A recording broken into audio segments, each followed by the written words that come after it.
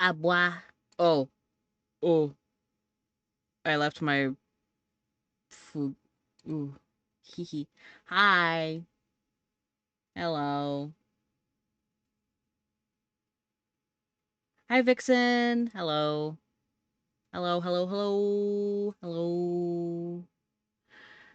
I'm using the beta tracking thingy that VTube Studio has. Hi. We got Miguki. Let me put my glasses on. Thank you, Miguki, for... Oh. Thank you, Miguki, for 4 months in a row. Hi, Galaxy. Thank you for getting first. And hi, Vixen. Hello. We're going to be playing 14. I do not like how the eye tracking is working right now, and Gigi sat on my fucking mouse.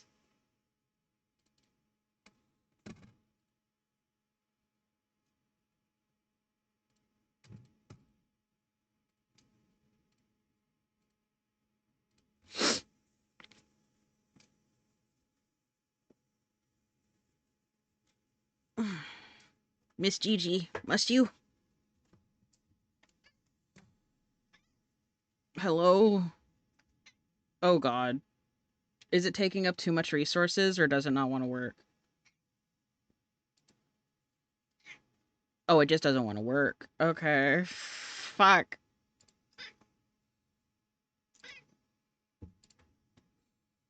Yeah? Casually tries the disconnected stairs. Shut the fuck up. Shut up.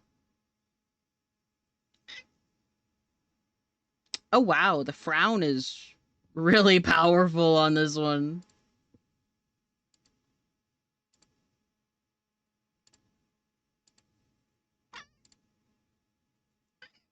Me.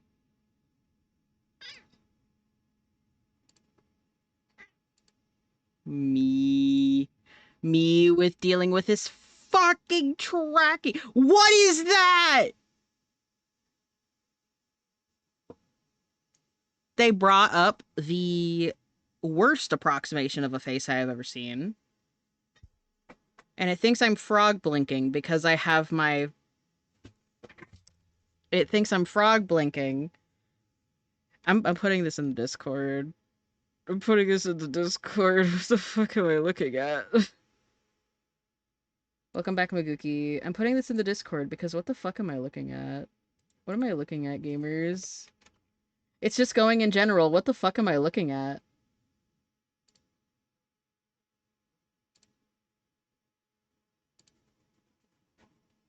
Staring into our souls? True.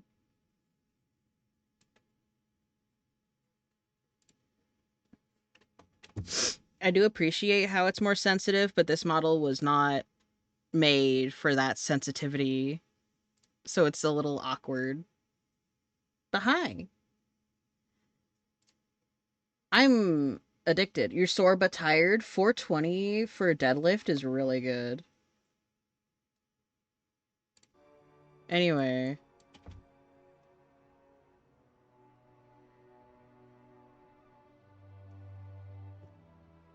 So we're almost there, guys. I'm almost there on everything being level 100.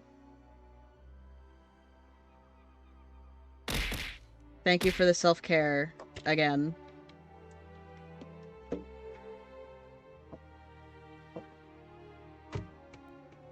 You'll go day 2 tomorrow? But that's still crazy. Also, don't be like this. Don't be like me. Do not be like me. Don't. I'm gonna see how this tracking works actually for one of the pre-made models that I have.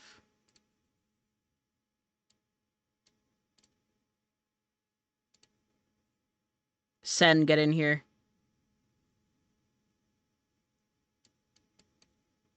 Hello.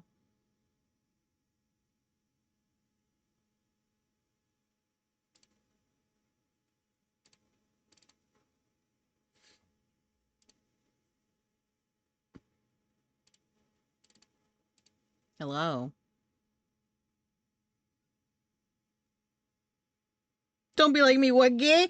No, don't be like me and get addicted to Final Fantasy XIV, unless you want to join the cult of Final Fantasy XIV, in which case. Also, I need to actually calibrate my mic on this fucking thing.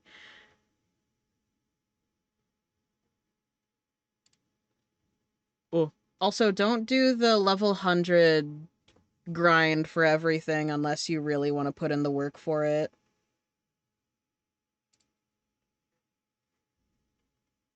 Like, I'm not even kidding.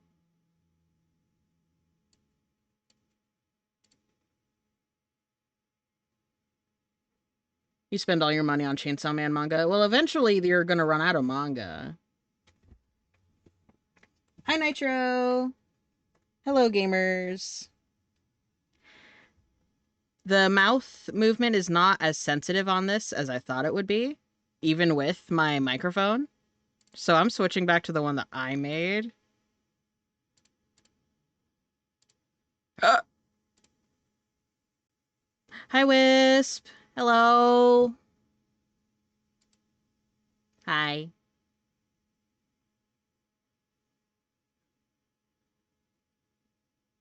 I'm cute? No, you. Anyway, don't be like me and getting everything to level 100. It is a pain. You now have a Sprout on Twitch? Oh yeah, they added like different badges and stuff. But anyway, I feel like I just got flashed.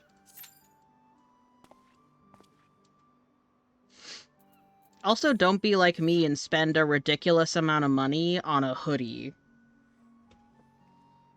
You've been so busy rebuilding your father's engine? No, you're fine. I get it. Life happens. Ugh. Speaking of life, I got money yesterday! Money. Keyboard and mouse pad, lol. Fair. Why don't you spend that money on me? Fully takes advantage of parasocial behavior. Spend the money on me.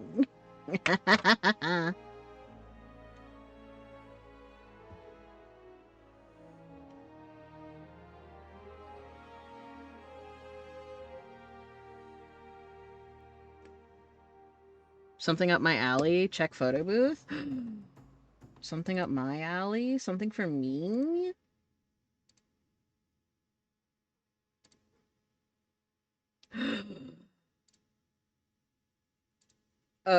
Oh my god, look, Ritura. That looks so cool! What the fuck? Wisp, you make cool shit.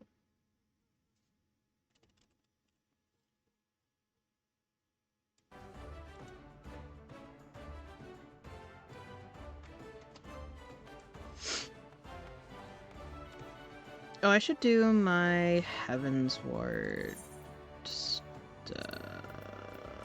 Not Idleshire. There we go. Crystals. I'm gonna bring up my PNG again. I don't like how my VTuber is looking right now.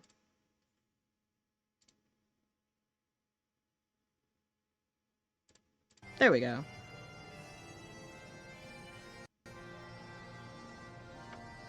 Do I mind having a yapper? Yeah, I don't mind having a yapper. Do it at a 350 farmer carry? Fuck yeah.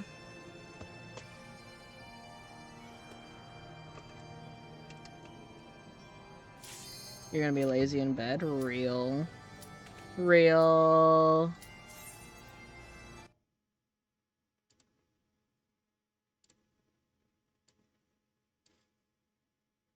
Meowdy, they can't hear you yet. Oh god, where am I? Delta escape. Fuck off.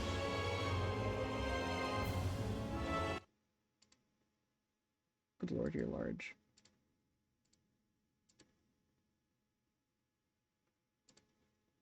Okay, now they can hear you. I don't want. Mary, hello. Puts you in my lap. Again. Gladly. Oh shit, we got people who cleared ultimates in here. You can tell by their weaponry. You're in a hotel with your mom. If you can't, like, have the proper privacy for it, you don't have to.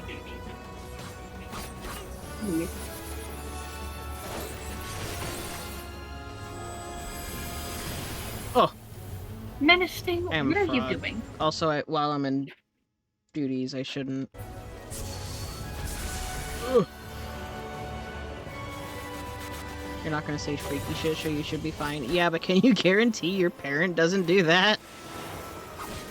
Or doesn't say, like, actual shit that can dox you?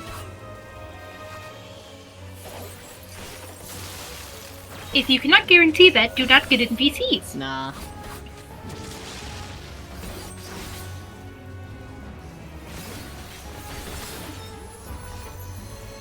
Your mom is a good person? Yeah, my mom is a good person too, but she's almost slipped up and said my actual name before on stream. But I already had my mic muted, so it didn't matter.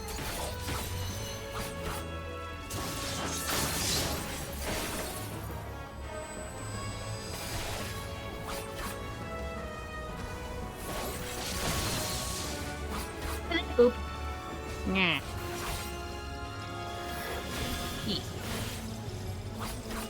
Oh, I should not be stood here. Ugh. You definitely should not be stood there. Had the marking on the ground and everything. I was just being stupid.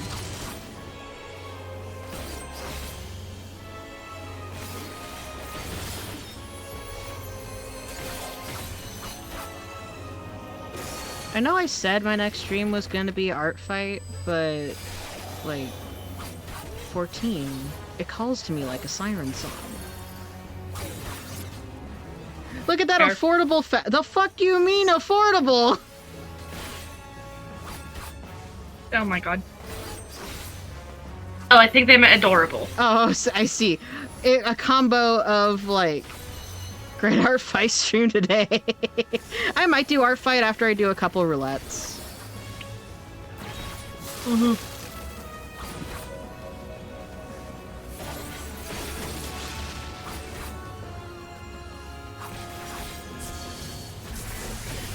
Honestly, doing art fight after a couple of roulettes seems good. Yes.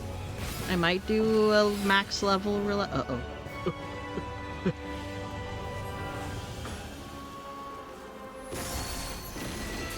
You good over there? I'm good. You think your mom thinks you're gay now? I mean... The affordable femboy. Bargain boy femboy. I am a fail boy, actually.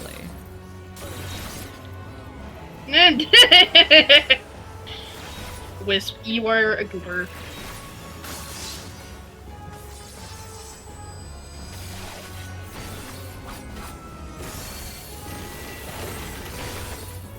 Also, you want to know the silly thing that I've done?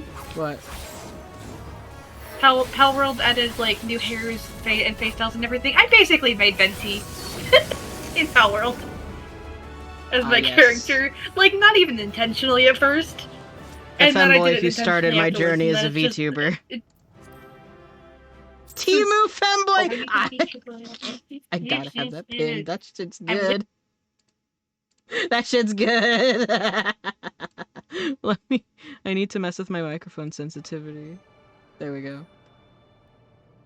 They get a fucking stroke? I mean, I wouldn't be surprised. Okay, next is Alliance Raids. And I'm on my fat fucking rat. Look at how cute she is. Look at how cute this rat is. Schrodinger's femboy. Stop.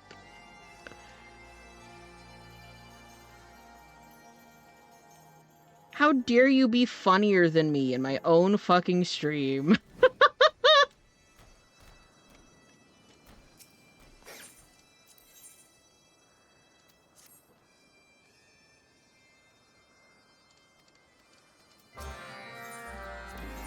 Schrodinger would hate me, I think.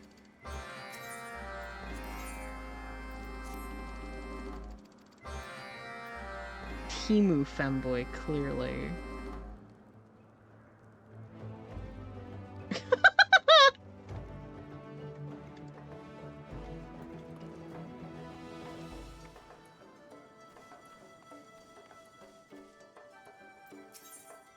Oh boy. Ugh.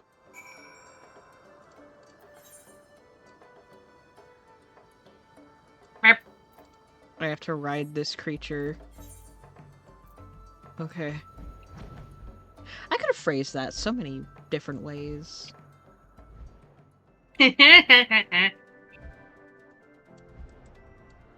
But also, like, look at the cunty way he sits.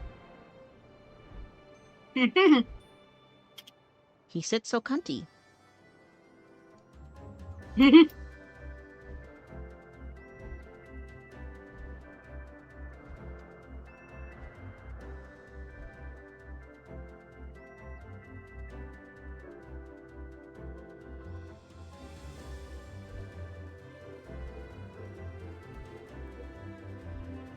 You know, I'm surprised they managed to make me not like the Flying Islands trope. Because I love Flying Islands. I love them so much. Somehow they made me not like this place. Oh! Fuck-ass bug!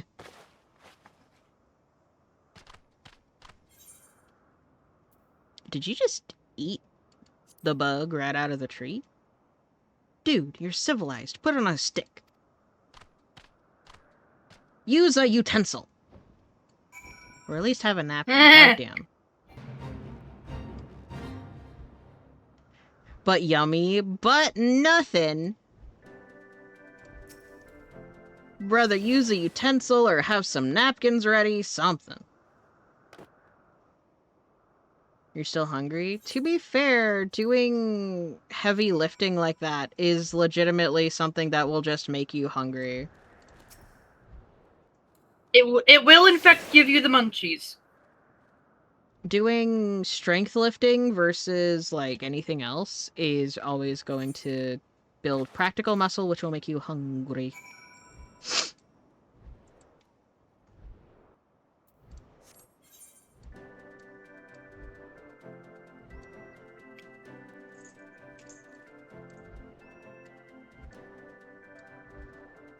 Oh, let me get onto one of my mounts.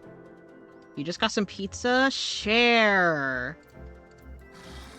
Please share. It has been good. I have been hanging out with my mom today and be doing Palo World together on a server that their friend runs.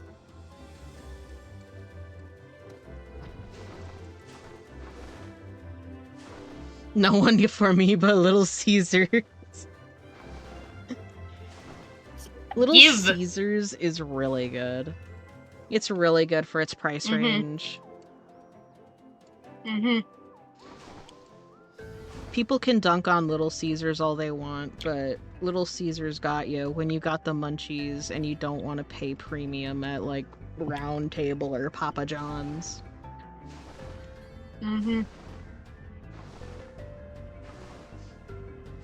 Fun fact, though, the reason that Little Caesars is able to run at, like, such a low cost, I believe it is because they're primarily a, like, food shipment business rather than, like, a pizza business. And also they min-max their stuff by having the items be, like,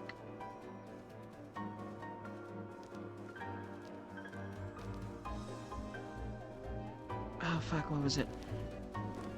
I lost my train of thought almost immediately. I hate my brain. I hate my brain. I hate my brain. My biomother does the same thing, and it's just like, rub the two goldfish together, get the thought back. Rub the two goldfish together. Apparently, it's like a reference or something. I have exactly one something goldfish, something and I maybe don't it understand. hits the corner sometimes, like the DVD logo. Like any TV logo to do with that. No, just the DVD logo. Goober. There's a chain in Canada that is similar called Pizza Pizza. Funny you say that. That's the slogan, or not the slogan, but like that's a little tagline for Little Caesars Pizza Pizza. Yes. Yep. So It's it the might pizza be pizza. the same parent company. Probably.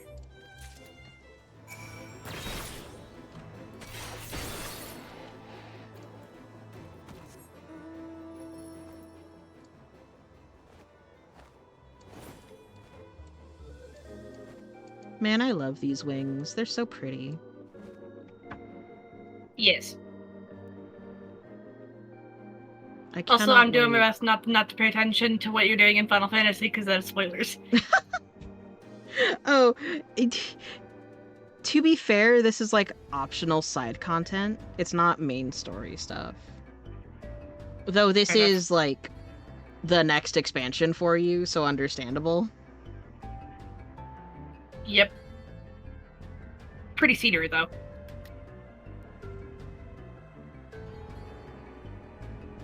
To be fair, I have hung out in more spoiler-filled areas, and you have forgotten, so...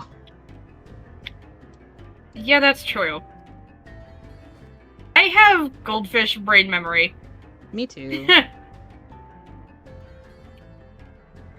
See, Maguki, I understand that, but also, given your environment, I cannot entirely trust that, like, either you won't get doxxed for your specific location, or what have you, because of what's going on.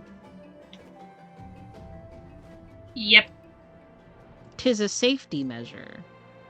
Because if anything happens while you're on my stream, I am held liable for it.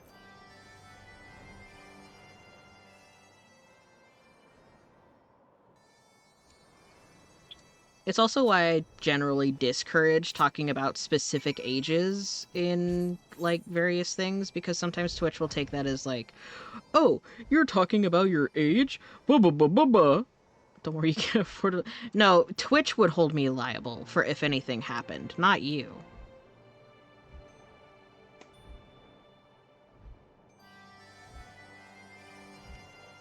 Twitch would get after my ass. Which is arguably worse.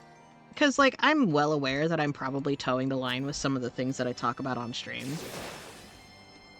But also, I'm a smaller creator. I don't blatantly get, like, across TOS or whatever. Like what? Like me randomly talking about kinks. For one. Huh. Yeah, every time you do that is very funny. Like my favorite factoid to bring up for people who think some kinks are weird, but others are not.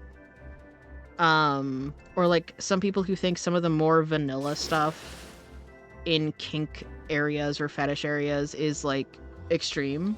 I'll have to be like, I mean, it's very easy to get a foot fetish. Because one, positive reinforcement will do anything to your brain.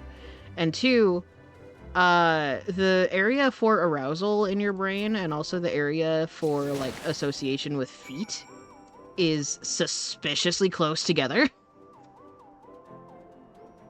Like the ethics of gooning to characters or VTubers, yeah. Like, here's my thing. I don't care if you goon to my character. I care if you goon to me. Those are two very different things. At least in my head. Wasn't that last stream's discussion? I think so? Something to that effect, Bold of probably. you to assume I remember anything that happened 5 minutes ago, let alone last stream. Lol. Okay, what did I come back to? Kink talk, apparently. Because I decided to go that route. Oh, for fuck's sake. Ugh, Alliance raids! Watch it be Crystal Tower! It's going to be, I feel it. You feel it in your bones? Yes. How dare you send me your fucking fursuit hand, you bitch!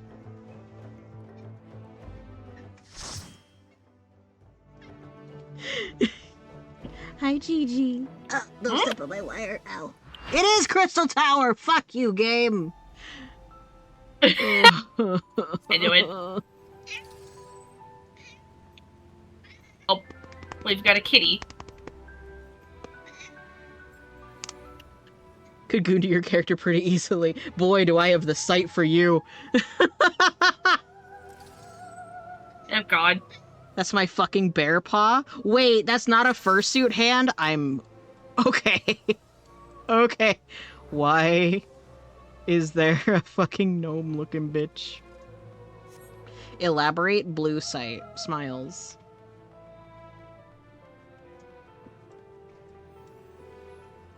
Blue sight. Smiles. Same username. No content yet. Can't be explicit about Soon to it. be, hopefully. Because it's against... Yeah. Oh god, we had weaklings! People left! You don't got a fursuit? Well, see, now your fursona has to be a bear. Though mine is a lion, because I am a lazy bitch. Fair. And lions have a tendency to sleep for most of the fucking day and only get up when their friends or family are threatened. Me coded for real, for real. Or if they're trying to go after a meal, specifically. True. What do you mean your blue side is normal? Oh, not blue sky. The other one.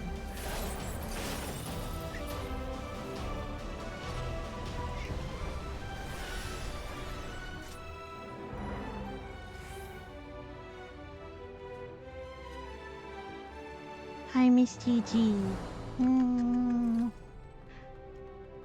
Did I forget to turn off my ASMR triggers? I think I did. Oops. Yes, you did. Gigi, no. No. No. You're not standing on my little platform that I have for my stuff. I appreciate you wanting to be near me all the time, but that is not where you sit.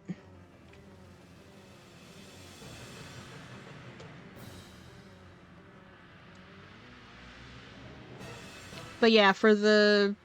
I'm probably gonna make an opt-in role. In the Discord for people to look at. And I might change the rules a little bit. Because I am king! I make the rules! Lol. And also, if it's an opt-in role, you don't have to engage with it, and you don't have to be uncomfortable about it. Yep.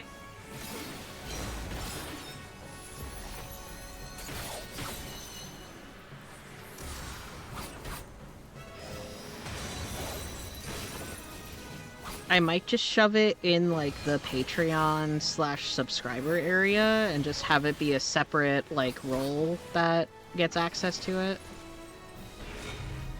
Makes sense. Changing the rules on my watch, how dare. You are my guard! I make the rules!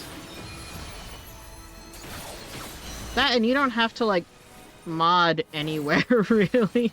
The only modding I have you do, at best, is, hey, can you kick this bitch for me?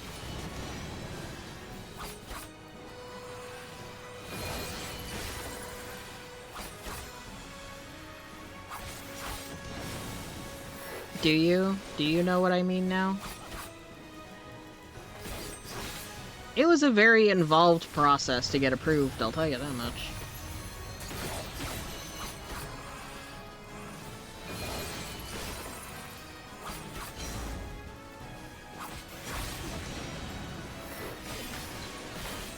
And I believe before I can get payouts from them, I have to submit a specific tax form. Which is easy, because I haven't earned anything yet this fiscal year.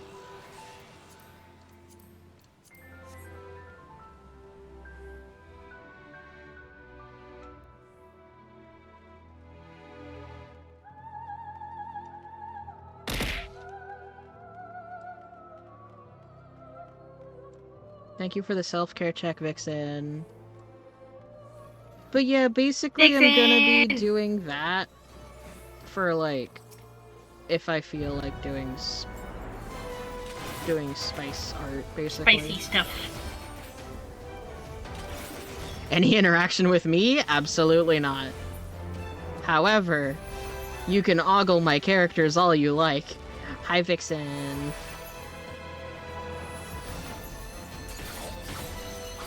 Did flashbang not work? Not as far as I'm aware. That sucks. You may have still had it turned on. It might be Mix It Up that's having an issue. Possibly. Oh, it is Mix It Up having an issue because I never launched the fucking program. That's why my first didn't get a thing. That's why I didn't get a freaking blind box when I did first earlier. Looks like it's all mixed up. I will kill you. I will kill you where you stand. Sorry. Oh my god. Hold on. Overlay. Where is it? Where's Mix It Up?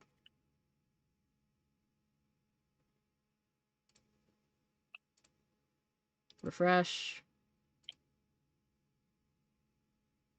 You want a refund? Oh wait, you can do that yourself. Fair. How I love that I tab back in and they're already at Amon. Dude! Wait for me, I got little legs, I say as I'm not playing a Lalafell.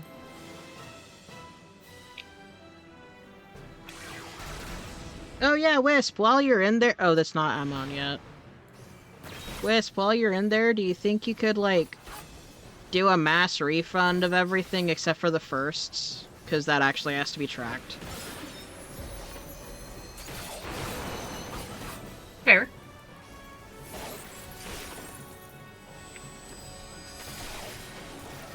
There's a bunny girl that just has her cheeks out, and honestly, good for her.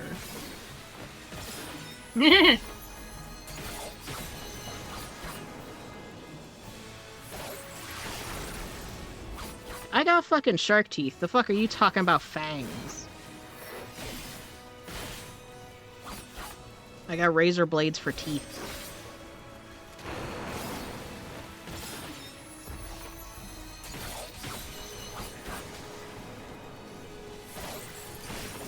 But also I'm made of, like, mostly ectoplasm.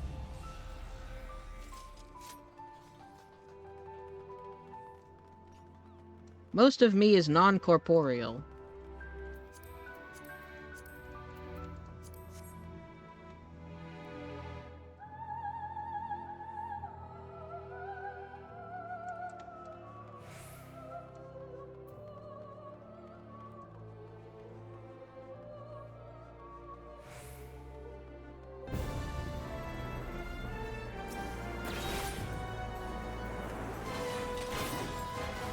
Is it your mom? Is that who is incorporeal? Is it your mother?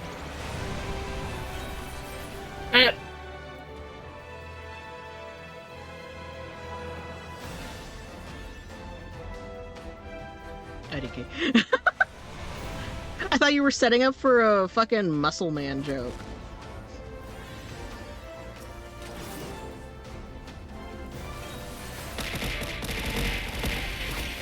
I see the mass refund is going through.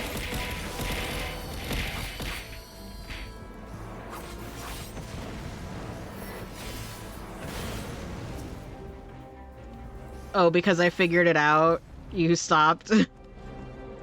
Mound of items. Yep. Also, while we're just walking in this, I would like to remind my more fortunate people that I have thrown smiles. I really want to upgrade my fucking Clip Studio license. Sorry, what's this about corporeal? More fortunate souls. Yes, the more fortunate ghosties among us who have excess income. Or should I say disposable income? You have a lot more spending money than most of us. All my fellas? You have a lot more spending money than most of us. Oh. Oh no, mix it up. Not mix it up. The throwing system does just throw shit. Thank you for getting your daily check-in, Nitro.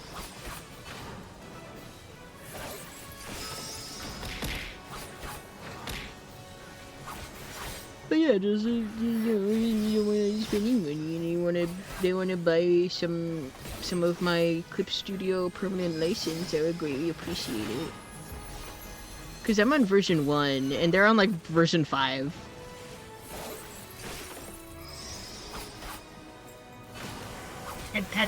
Can do more if you know how to work it. Really? So if you know how to work your tits, you can do really good with them? Professor, you walked right into that one, I'm gonna be honest. We can also make it rain. I'm well aware.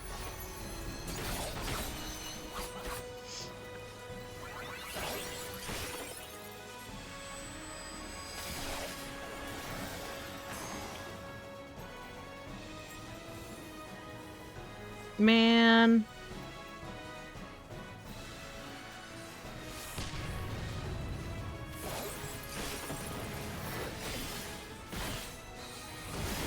You're... Whose tits control the weather? Bruh.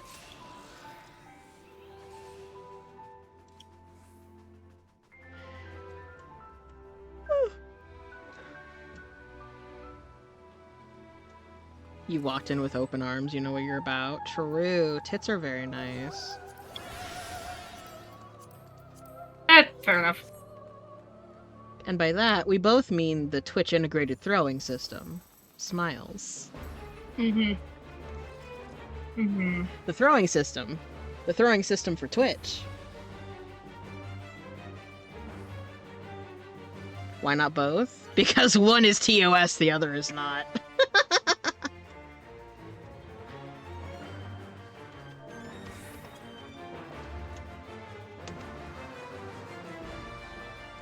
Look at this fucking jacked dude. Wait! It's Warboy! Oh my god. I always see him randomly in roulettes and shit. Oh my god, it's Warboy!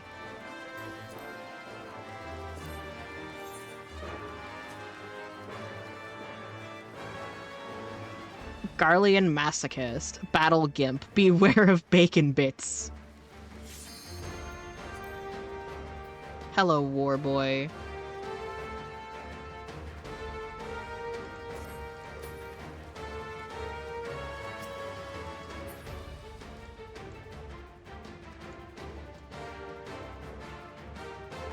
Fembro's a term?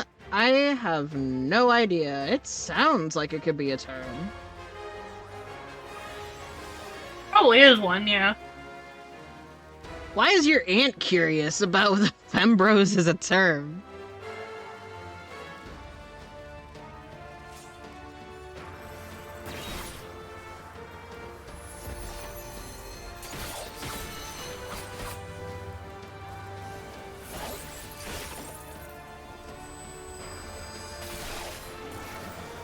You're just chatting with your Fembros! That's funny, actually. Is that what we call a group of femboys now, the Fembros? Probably.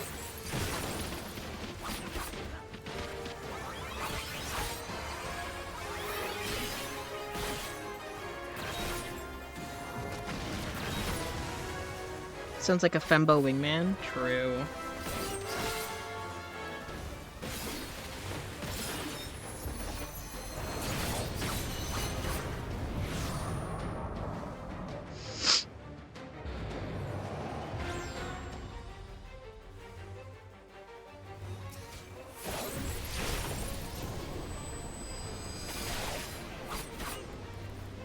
The Fembros unite!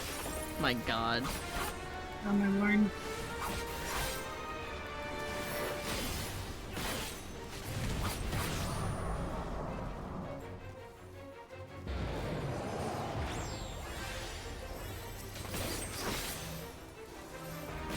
This is the worst example of how to deal with a multi-stack. No, really, because you really shouldn't be treating multi-stacks like this. You should be doing them like light parties. Or I guess in this case, full That's fair. parties. But it should be one party per stack, not everyone get in the middle. Yeah.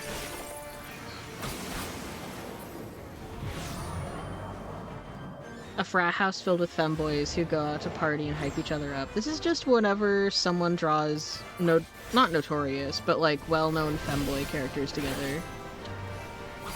The only difference is instead of them going out for like alcohol, is that it's gonna be like white monster. Yeah.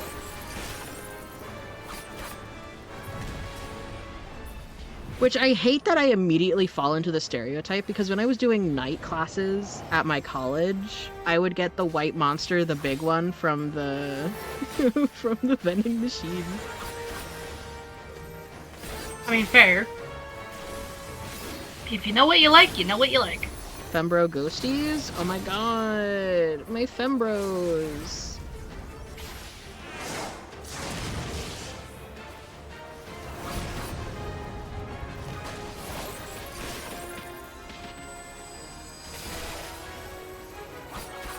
Smash on a White Claw, true.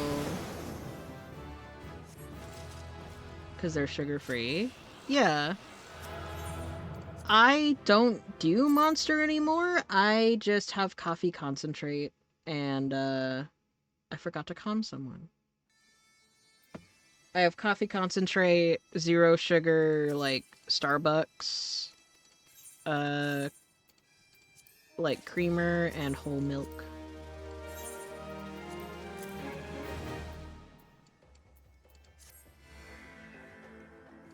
Three cases of Monster a day. Do they have a new heart now?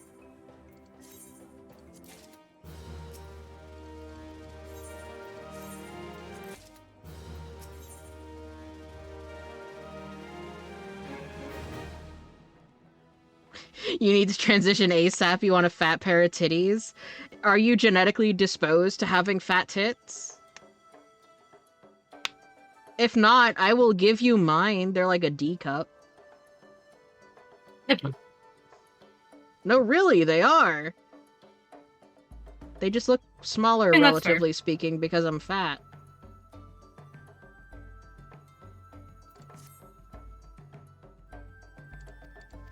I do not care about y'all's lore. I just want the dance. That's the only reason why I'm here, is I want that fucking dance.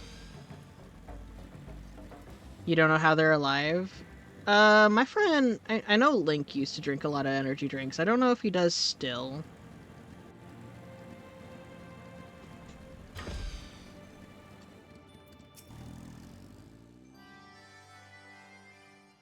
I think the sad thing is I could take or leave having my tits. I just wish I could walk around without a shirt and not have it be a thing. Yeah.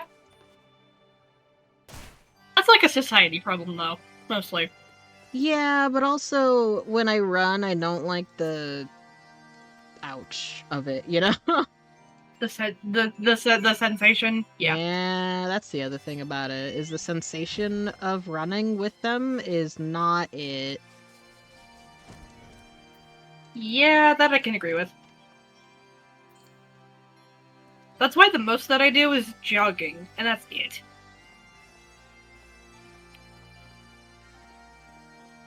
The second or third individual with D-cup breasts who's offered them to me. I mean, if you want them. I will also give up my uterus to anyone who wants it, but since I've been on testosterone while having said uterus, I don't think it will work anymore, but y'all can have it. For your weird science experiments or some shit, I don't care. Fair enough. I mean, not like I'm using it. Yeah, not like you're gonna use it ever. All the more power to people who decide to have their own biological children. That sounds like hell. Yeah. It's actual body horror, I think. Mm-hmm. Message removed by a moderator. I still need the rest of the kitten caboodle for that, so no thanks.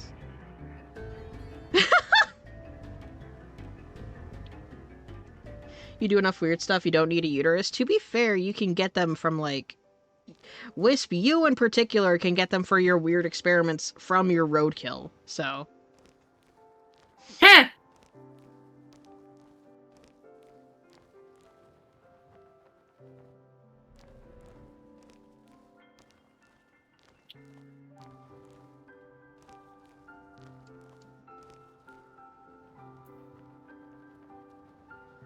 Also, I'm pretty sure I'm infertile now. Which is, Probably. like, a happy bonus from being on testosterone for a couple years.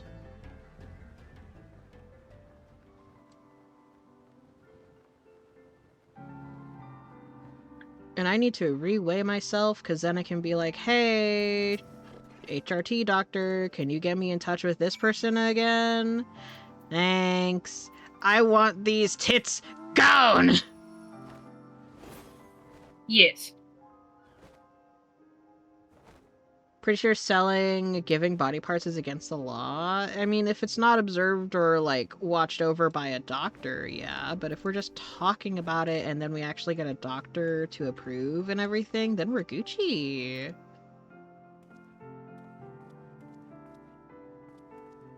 Back alley doctor!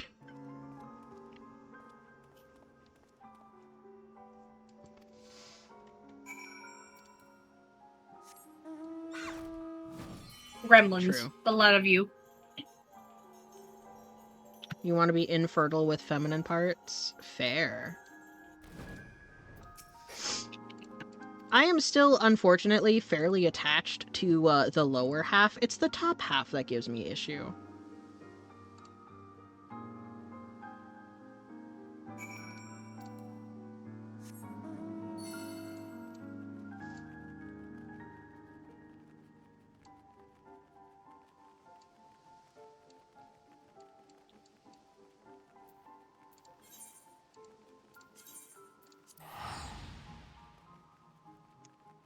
Look at us, it's who we are.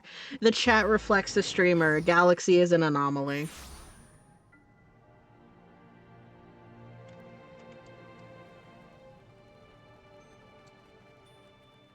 Technically, I'm not an anomaly in this regard because I'm gender fluid, but like... I meant the degen part. Yeah, the degen part, I am an anomaly. Became more tame over the years. No, you had the right spelling of tame to begin with, Professor.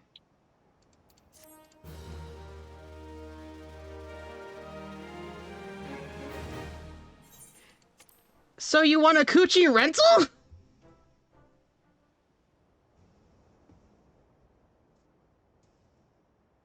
Like... You want to rent to own coochie? Rent a box! You want to use my parts a few times and determine if they're good enough to keep. That's what you said, Nitro. Also, I got a new dance now.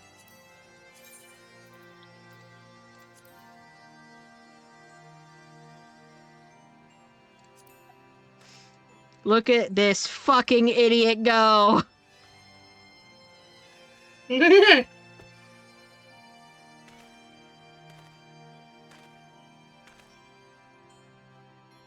No, they were asking about the return policy. True.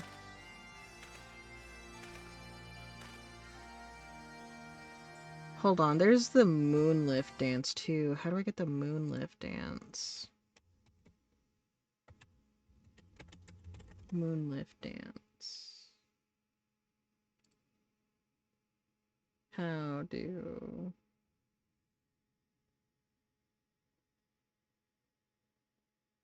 Oh, I have to deal with the Voth. Fuck off. No.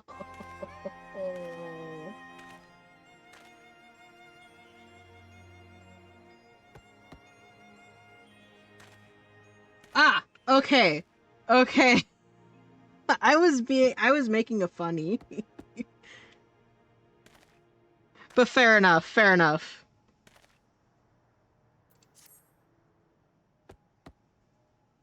Also, on femme bodies, this is very less exaggerated, which is so sad.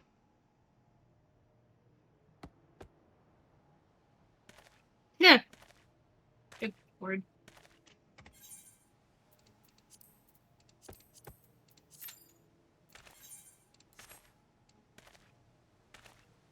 I have to get blood sworn with all of the fucking tribes. Kill me.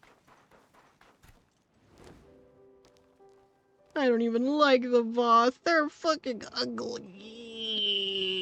Oh, I don't like bugs.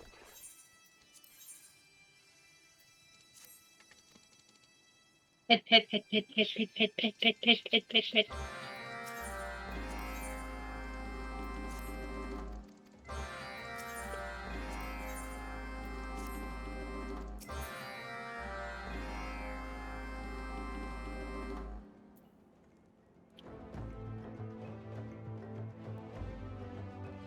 The thought y'all can get FOMO from that is eye-opening.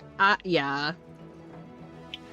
Like, not gonna lie, I kind of have FOMO of not wanting bottom surgery, but also kind of wanting it.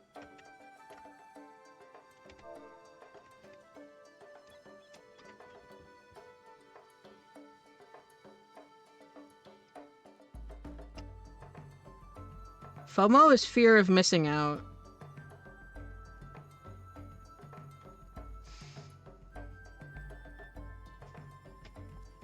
Basically just a shorthand acronym.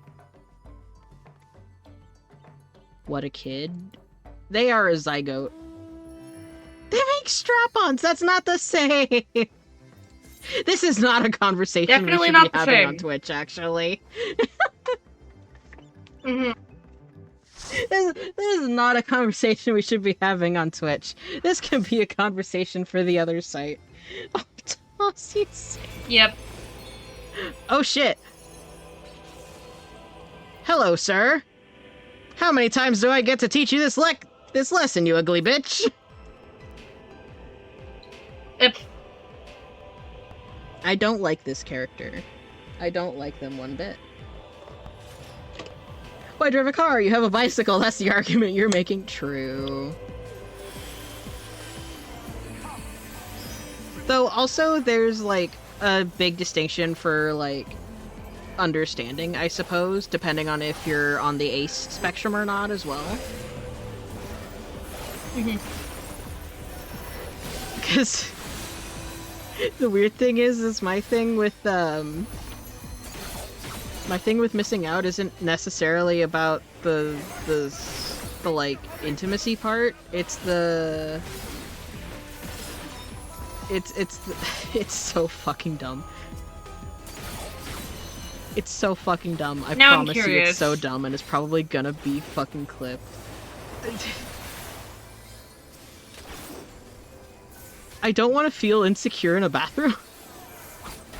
In a male bathroom. So I want to be able to go standing. That's fair.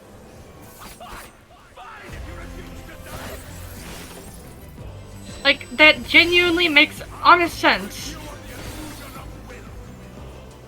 It's a weird niche kinda gender dysphoria, I think.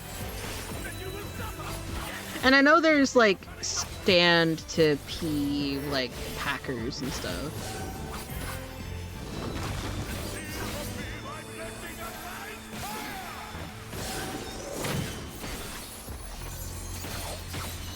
I don't want to be looked at weird for going to sit to piss, man. I still haven't gone into a male bathroom in public, honestly. I've been so scared.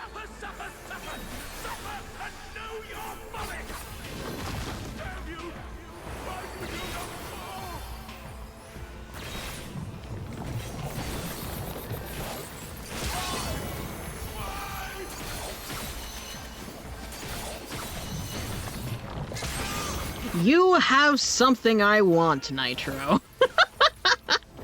Could we... We don't care. No one will ask. You say that.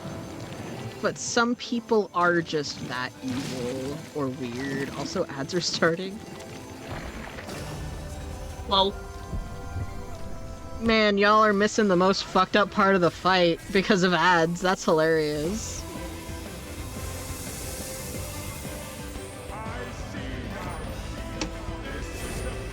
Imagine getting ads during the degenerate talk. Damn, true.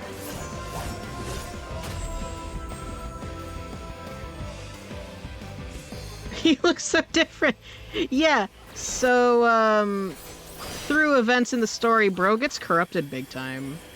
And for some reason, they made him hot.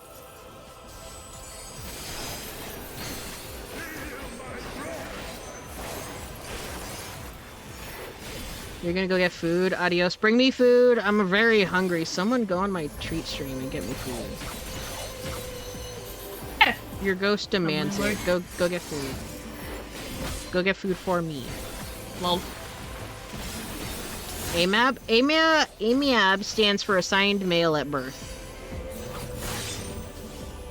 Yeah. Same vibes as AFAB, but the opposite way.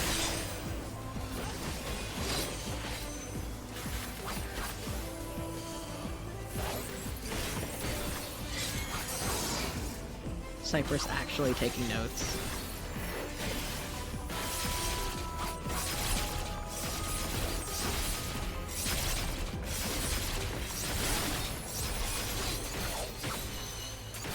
Hi, Gigi. Hi, my baby.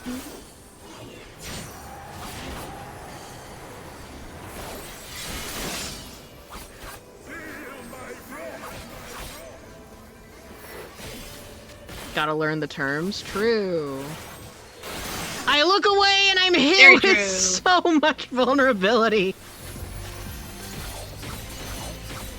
Lol.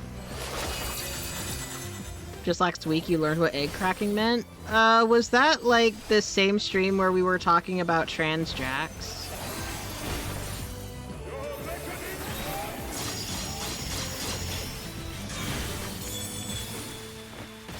I think I was not here for that conversation, so that's interesting. It's when I was doing my live reaction to the last episode of Digital Circus. Yes, I was definitely not here for that because I didn't really get myself spoiled.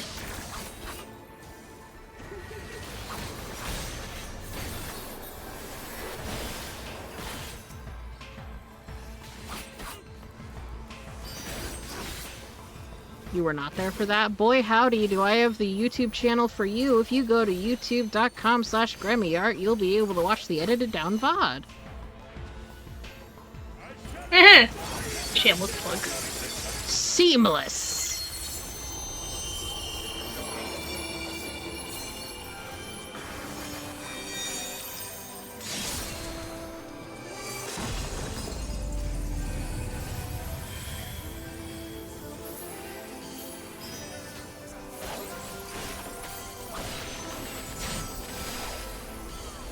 Thank you, Wisp. My strongest soldier.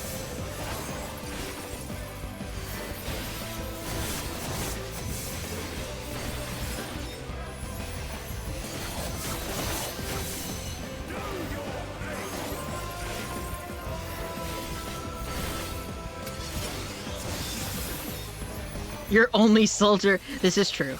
Well, the bots count. Kind of.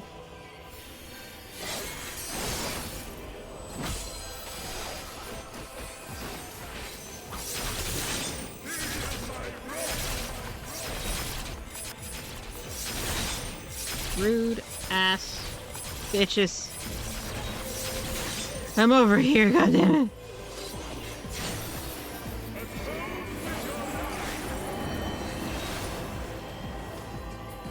Don't count boys, they dumb. True, I am dumb. Makes me something called a chaser? No, a chaser is someone who actively seeks out trans people to date because it's their fetish.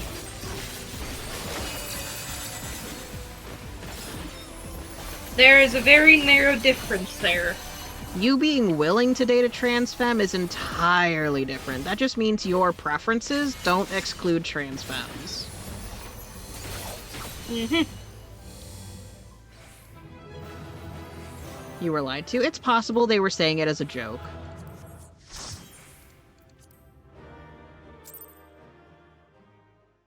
It's possible they were saying it as a funny haha.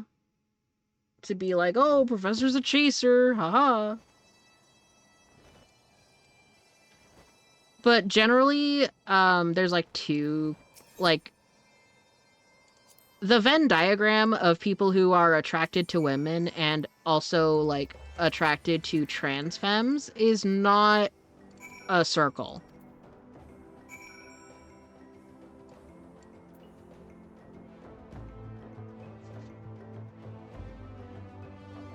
You've ended up preferring trans femme?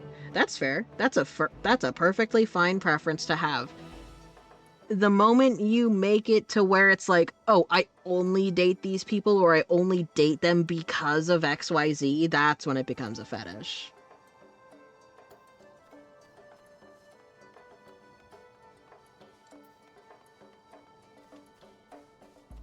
Like, there are people who will only, there are people who will, I shit you not, will only date, like, fat people because they have a feeder fetish. And for those who don't know what that is, be grateful. I unfortunately know what that is, due to a friend mentioning that one of my exes was like that. So, great fun. Evil. Absolutely evil.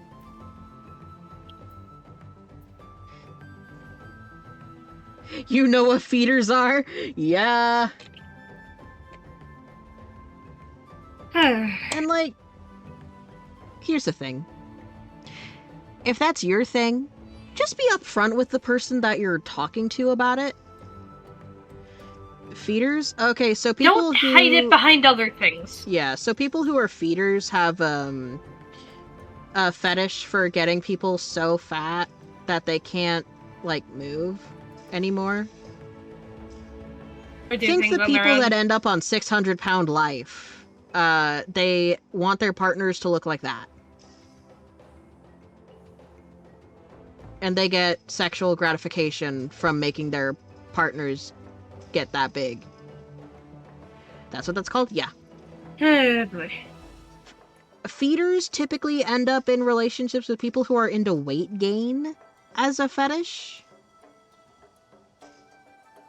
Which, like, if it's two consenting adults doing that, I don't give a shit. I really don't. But if somebody's hiding that fact and is just doing it on purpose behind the back, then that's where it gets sketchy.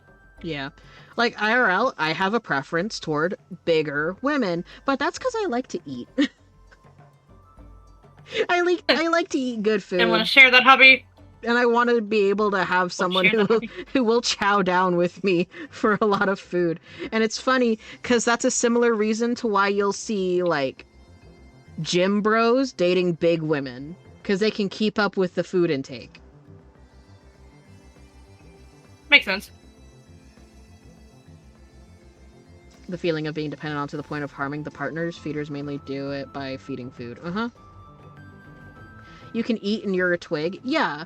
And, like, I understand there are people who have metabolisms that are, like, the devil, and I'm jealous of you. I want to be thinner.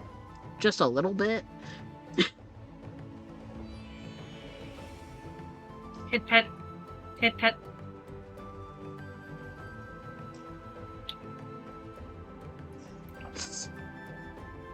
But yeah.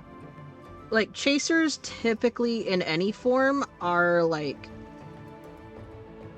the kind of people who hide their preferences from someone to then enter a relationship. So, like, taking Cypress as the example, because that's how this was brought up. Like, say Cypress has a thing for trans women. Not a problem. The moment Cypress starts dating trans women and hiding that fact is why it's gonna be an issue. Thank you for the Nutella. Yum, yum, yum.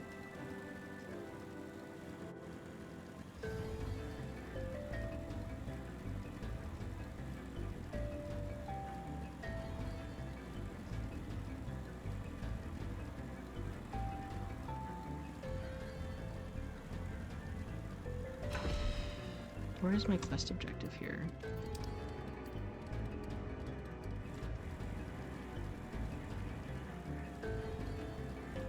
I should queue for dungeons as well.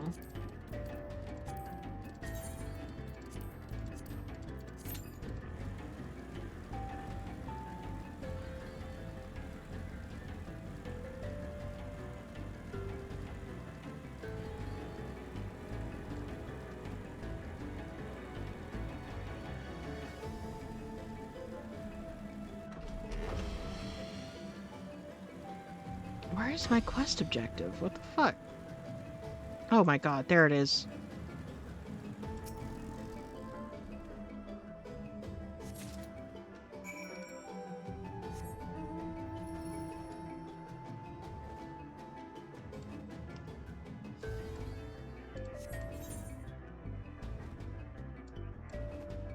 I love having so many yellow quests still on my fucking board. I hate them so much. You've had a lot of good friendships with trans people? Yeah. I mean, there's bad eggs in every community, so I'm not entirely surprised that some trans people will just be ass.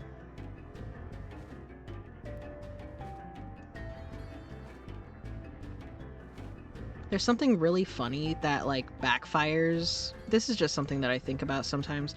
There's something really funny that backfires whenever legislation tries to be like, oh yeah, you have to use the bathroom that, like, matches your like, assigned sex, right? There are some trans men out there who you would not know. You would not know. They got full beard, they're fucking jacked. You would not know. It would force them into the women's restroom. And then that'd make women feel unsafe. Mm-hmm. Which would cause the opposite thing that they want. Mm-hmm.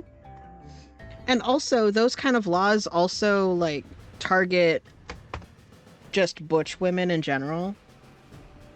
Not even butch, just, like, I guess tomboys or masculine women. Butch is more of a lesbian term. Yeah. Oh, that's a cute hairstyle. Oh, never mind. I like the back, I don't like the front.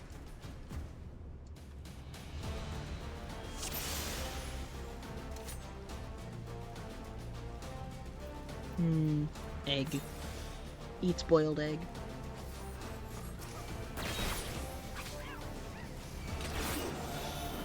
Oh, tank did not have their stance on for a second there.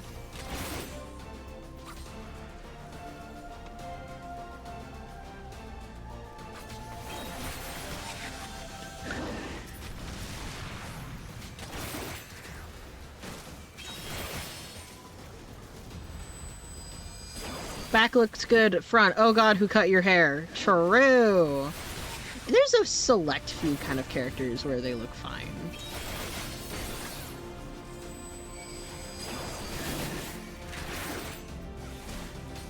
Yeah, there's shit heels in every fucking community, honestly.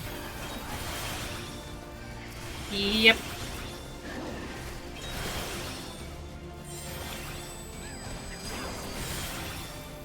Yeah.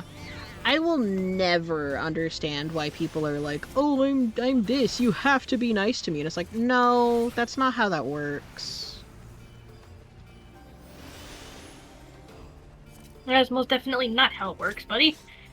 Because here's the thing, if you're trans and a shit person, I will respect your pronouns, I don't respect you. Fair. I will be dissing you correctly. And that might make it hurt more. Because I do not ascribe to the, oh, if they're being a bad person, we don't have to respect their pronouns. Because then it's like, no, that just leaves the door open for anyone to just kind of make that argument. And no. That'd be like if someone doesn't like me for XYZ reason and just being like, I don't have to use your preferred pronouns.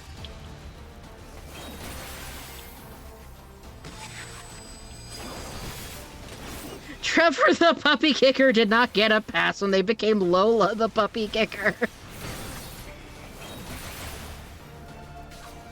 Yep, that's about the gist of that. Don't even use the correct pronouns. There are niche circumstances where I understand, honestly. Yeah.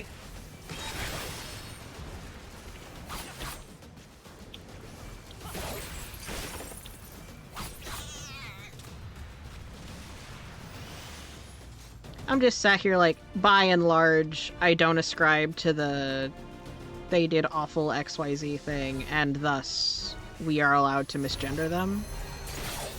But that's a me thing. Yep. In this essay, we will discuss why Jax is still not a good person.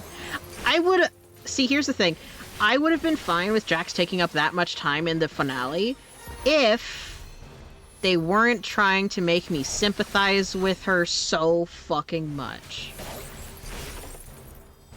Why are they trying to make me sympathize with her? And also, why did they give her the... Frankly, narratively, it's a reward of being dead. Because then she doesn't have to deal socially with her actions. She doesn't have to deal with the fallout of what she's done.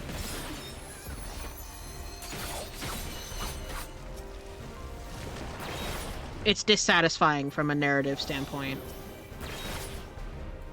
Fair. Because, like, you can have it be, oh yeah, the natural consequences for XYZ was to die. But it's also, like, narratively that doesn't satisfy the need or want for justice, you know? Or at least retribution.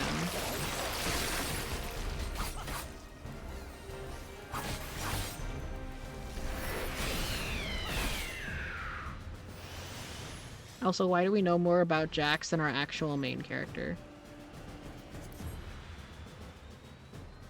That's my other gripe. Justice will never be there, no. That's fair.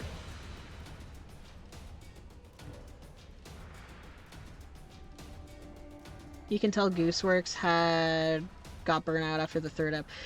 True, the fandom was rather ravenous. Goose like Jax? Yeah, but at that point, just rewrite the show to center on Jax. Like, rewrite from the beginning.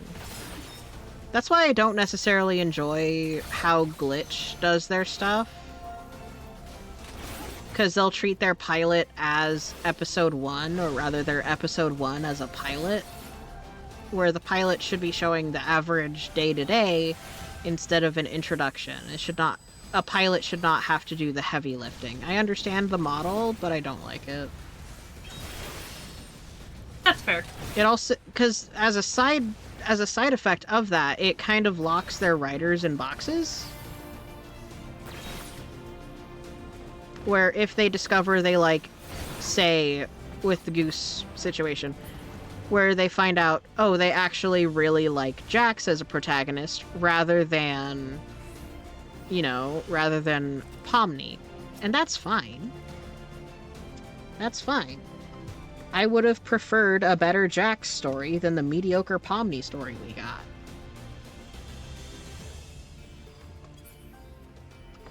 Because why? Tell me why.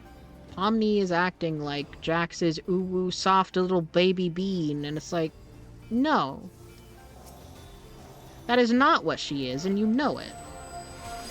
Just ordered your food? Order me food! Here's my treat stream. SMH treat stream.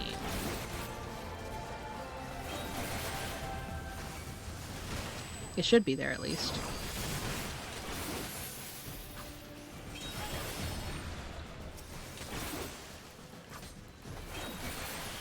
Also, I'm sad because they didn't get... Should've brought my headphones! You came back not having me in headphones, you dumb bitch! Ay.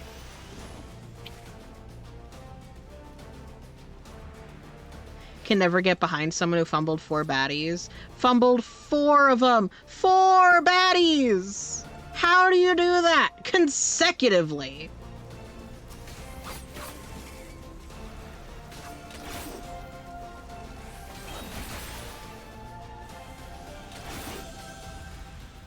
Yeah, bottom of the Twitch page. Yeah, it is at the bottom of the Twitch page, or it's like... Or it's like the command. But I don't know if the command works.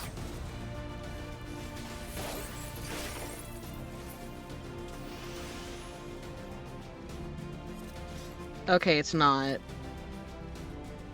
Okay, the commands aren't working. You can just scroll down to the bottom if you have money. Smiles.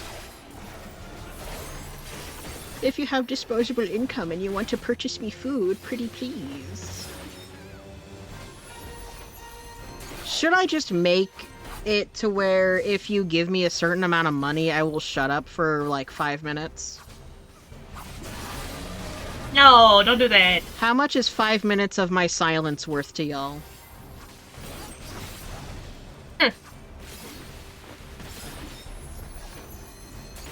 I will decide if it's worth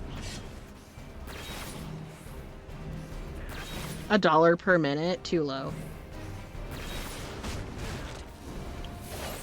You got 52 cents. This bitch hates me.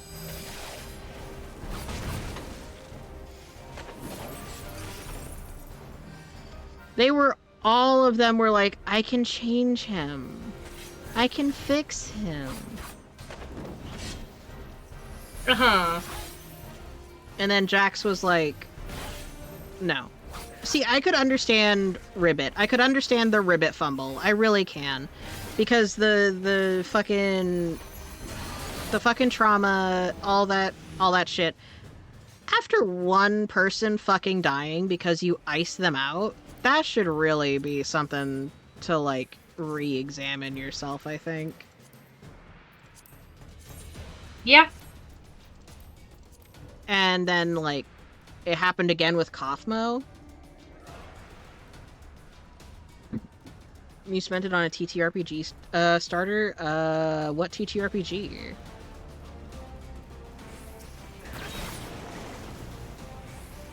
Curiosity. Also, if I charged 5 million to fucking get 5 minutes of silence out of me, someone would do that and then immediately refund it. Oh my god.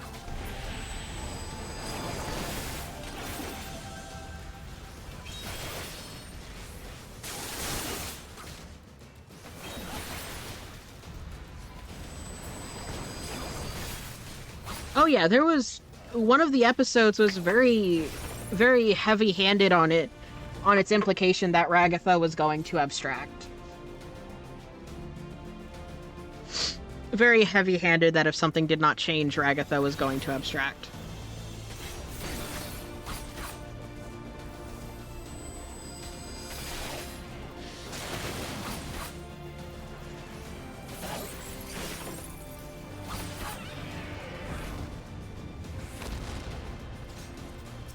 Another thing?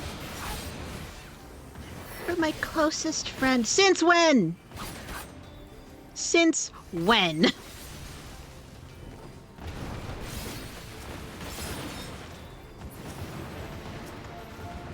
Pomni girl, you have been up Jax's ass the entire fucking show.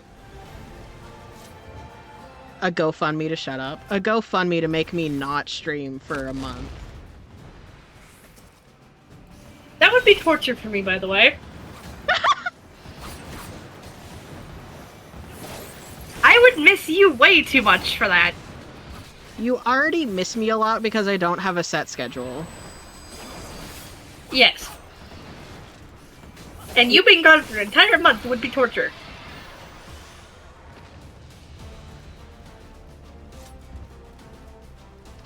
I realize I never... entirely unrelated. I realize I never submitted my attack with the fucking big-ass legs. Oops. Oopsie doopsie.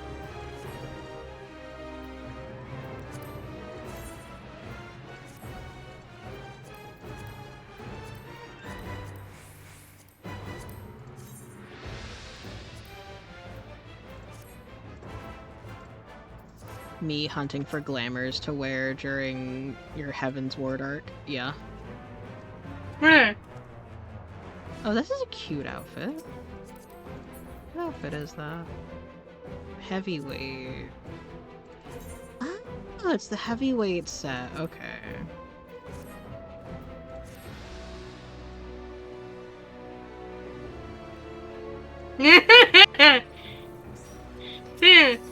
Galaxy just like, oh, minion.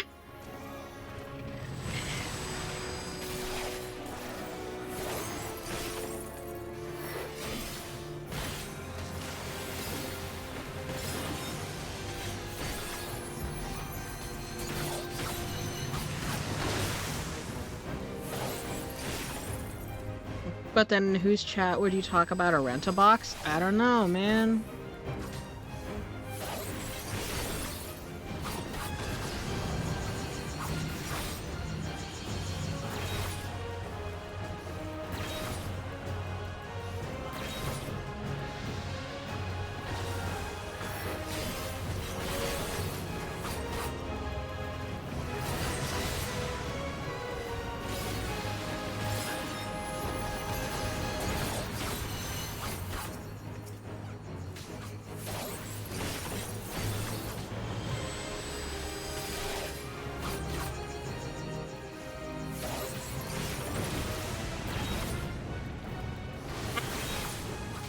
I'm having an issue with my Hell World, apparently. It's deciding it wants to kick me out of the server half the time, and I'm just like, ah!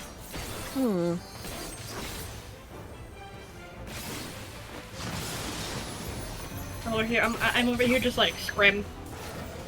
You're just like, oh, minion. Lol. Also, because currently Yoshi my P biome is in... at like level 40-ish in there, and I'm trying to catch up to her. I have no frame of reference, but I assume they're getting ahead of you.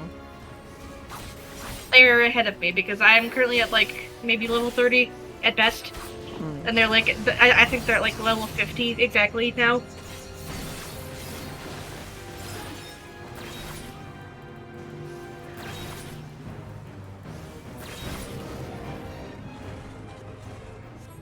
But what was that you were fixing to talk about? Yoshi P? Yoshi P is evil and hates me because the fucking Berlin Fan Fest starts at 1 a.m.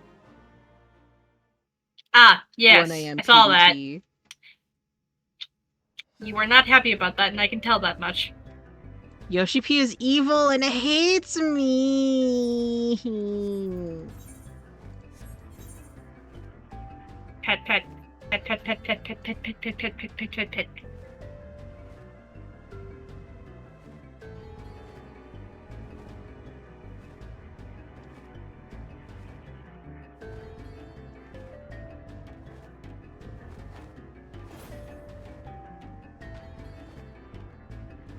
Where are the Vanu dancers I'm supposed to overwhelm? Oh, there's one.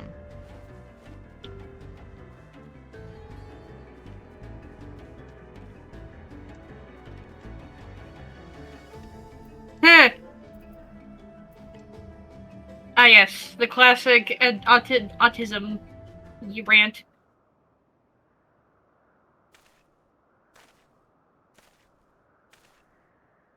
I adore autism, just hyper focus. It's so good. Hyper focus rants. The tism is tisming! Yes.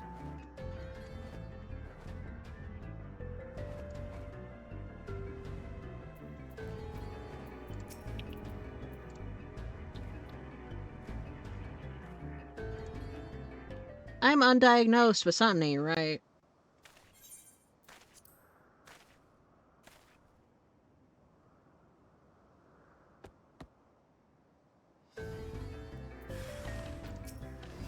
They didn't like that I could dance better than them, so they must die.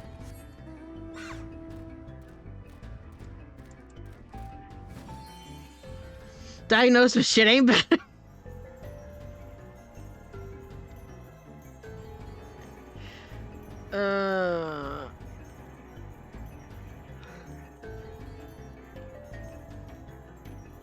It's so funny that they're just like, why do we have so many cases of autism? It's almost like all of the people that we sent out to war were the people who were mentally well. Smiles. And when they die in war, they are removed from the gene pool. And they don't come back? You're not neurotypical, I would not like you nearly as much as if you were. I'm diagnosed with ADHD from a young age because I presented like a little boy does and get really distracting in class. Yeah, no, I did not until I was like I did not get called out on my ADHD until I was like 10 or more. And then my autism happened in the last year or two. The autism was a sneak attack. No, the autism was not a sneak attack, funnily enough. I had suspected it for years, and nobody believed me. And then all of a sudden... I convinced my parents to let me get an autism check, and, well... An autism check? You mean the evaluation? Yes. The evaluation just being like, hey, do I have autism or no? And turns out, yes. Yes, I did. Severely. I had one friend say that they are formally diagnosed and I present more symptoms than they do. Oh, God.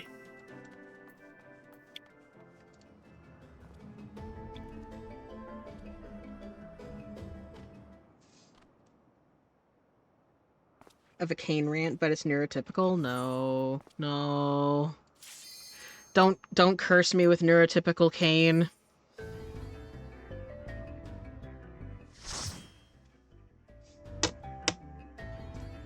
I also found my fidget spinner.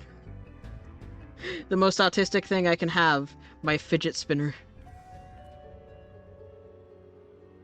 You know, the funniest thing is my bio mom's roommate, and also me and my little sister's uncle, by technical terms, because family. He actually gave me one of those like fidget toys that's like the little like plastic noodle strings strung together in a circle. Yeah. That moves. Yeah, I got one of those as a gift from the college that they all work at. Is it nice? It's very nice. I enjoy it very much. I play with it very often. Because I need something to keep my hands busy, otherwise I will have a fit sometimes. That's why I like having my crochet stuff. Because it keeps my hands busy. That's also one of the reasons why I have a copious amount of gum with me half the time, is because I need to keep my mouth busy, otherwise I will yap constantly. Well, then again, I do it anyways, but still. I would annoy my mother to death if I didn't have gum half the time. Fun fact, I used to yap so fucking much as a kid that my mom had to hide some of our actual, like, information from me, because I would just tell strangers. Ay. Little Grammy, I swear. Baby Grammy was a menace. Yes. Welcome back, Maguki. Did you get me food? I will not let this bit die. I'm hungry. Someone buy me food. I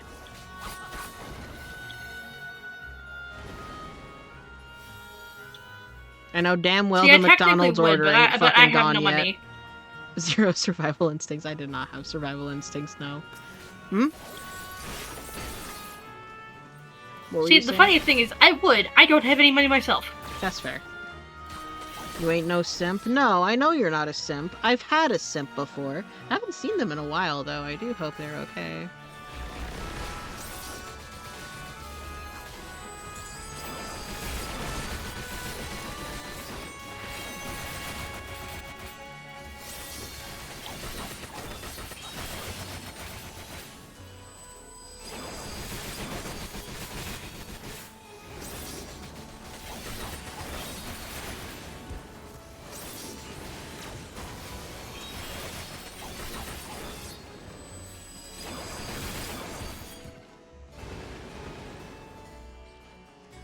Though, I only call them a simp because they bought something sus off of my throne once.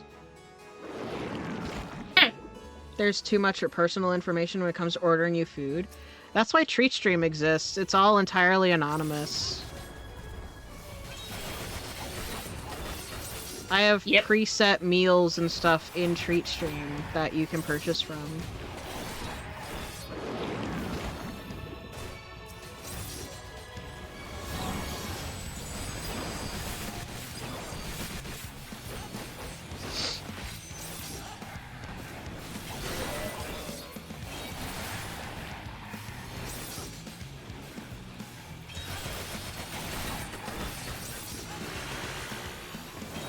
TreatStream is basically the throne of food.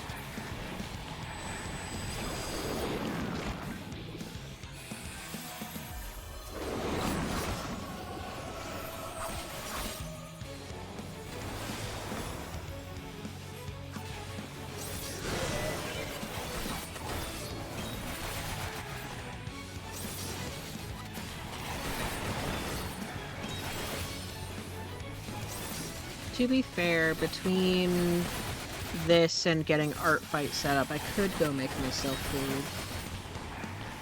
I could make a sandwich. Yeah. Could make a yummy sandwich. I just got lunch meat too. Ooh. Yeah, I just had a bunch of my groceries delivered. I just ate the cost of delivery.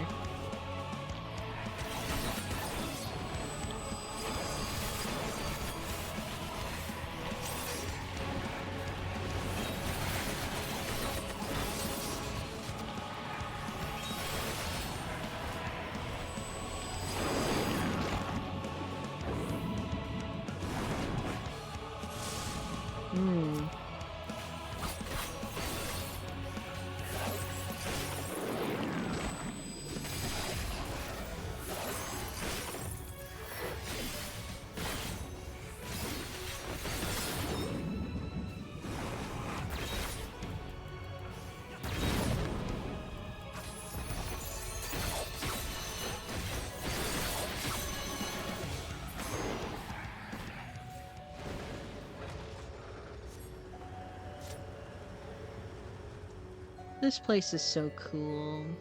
This is an Endwalker zone, so I don't think... There's a whole lot of context for this that you'd be missing too, but this place looks so cool. Fair. Probably not gonna recognize it later anyways, so oh well. Yeah, Endwalker zones are so pretty. They did so well with Endwalker zones. Oh, that and Endwalker isn't even part of your free trial, so you'd have to pay money to get to it. Yet. One fear after Evercold, they're just like, Endwalker is part of the free trial now! Uh-huh. That's what I'm hoping for. You're just hoping to keep that fucking sprout on your head forever, aren't you? Lol. I was so sad when I lost my sprout. I finished Endwalker and I'm just like, what do you mean you took away my sprout? Now people will think I know what I'm doing. I mean, to be completely fair, I don't think it's gonna go away anytime soon. Yeah, true. Our pace is a little abysmal for getting you through the story. Yeah, our pace is abysmal, and also we haven't like, gotten to you're do having anything fun together with in, it, so- in the last couple weeks. Yes. Now you're. Oh my god. After this dungeon, I'll post the link, or at least, like, get the command working.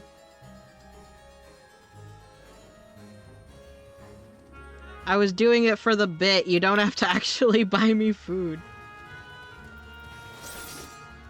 I mean, if they're gonna do it, you don't have to stop them now. No, I'm not gonna stop them.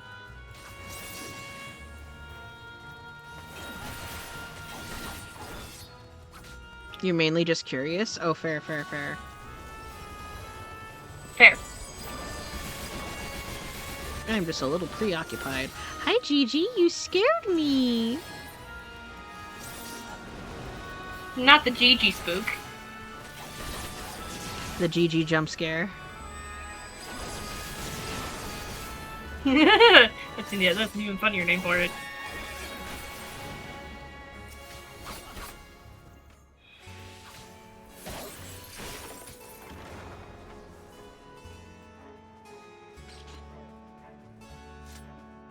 I love how I called this stream Living Nerd Emoji Leveling. It's purely because I'm playing as a samurai right now. Well, Is a samurai main not just a living nerd emoji? I mean, you're technically not wrong, but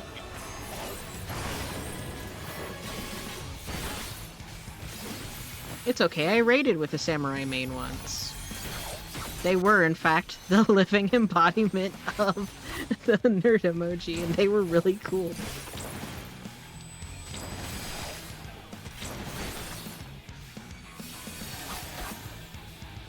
I hear Gigi being like, right. She's like, father. I crave attention, father.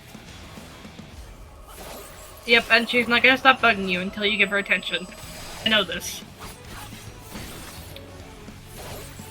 I know this because my biomom's wife's cat Hades does that to her all the time. He and the other cat in the house, Tigger, are old men. Hi, Miss Ram. Are you just a big baby? She's very much just a big baby.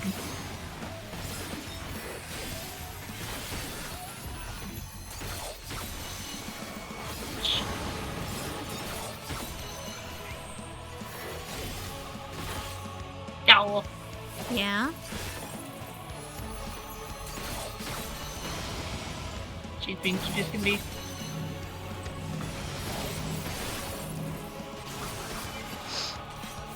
Are you being a big baby?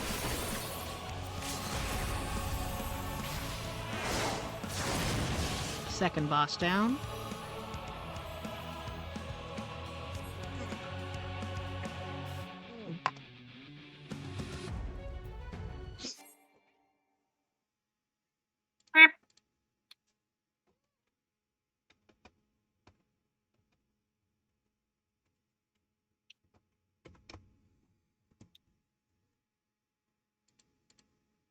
Log in with Twitch.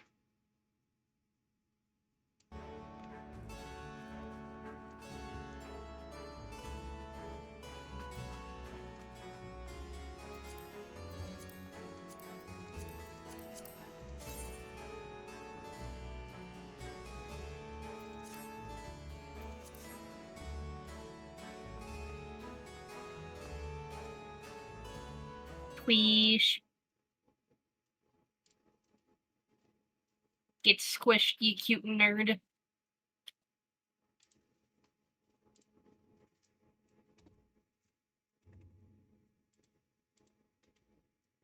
Okay, there's my treat stream. You think your mom thinks you're bi now? I mean... That's not the worst assumption she could have. To be fair, my mom thought I was, like, a butch lesbian for a while. Yeah. Which isn't necessarily far off. Are you not? Are you Oh my not God. bi?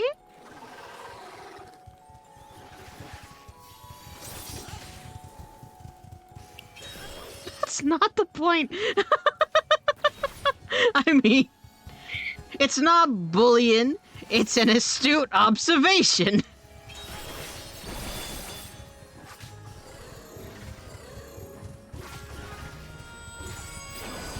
I hate to tell you this, Maguki, sometimes the closet is made out of glass.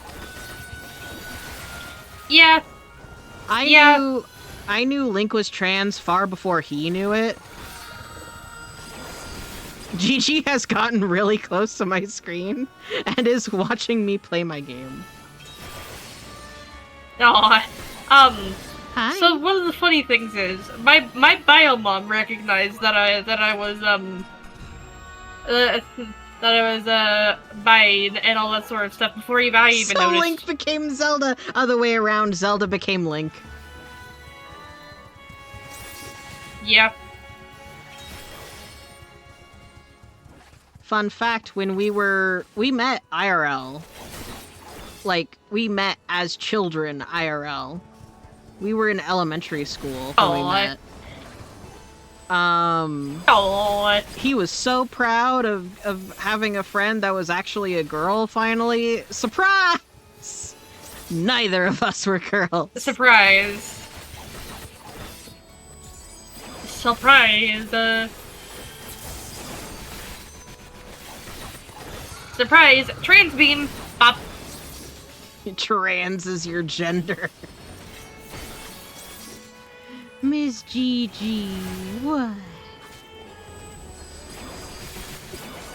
So the closet might still be wooden? No. Sometimes Definitely the most not, traditionally redneck folks are actually the biggest gay bitches I've ever seen. Uh-huh. See, you wouldn't know from looking at me, but I'm a Texan, and so, yeah.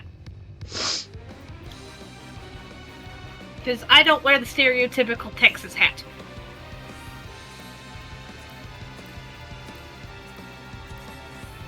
Which I think we all know what that hat is by now. Red? The red one? Hmm? The red one? No, I was talking about a cowboy hat. Ah, okay.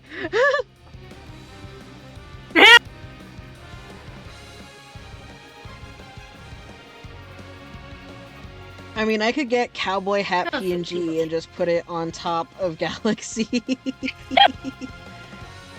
Oh my god. Ay, ay, ay.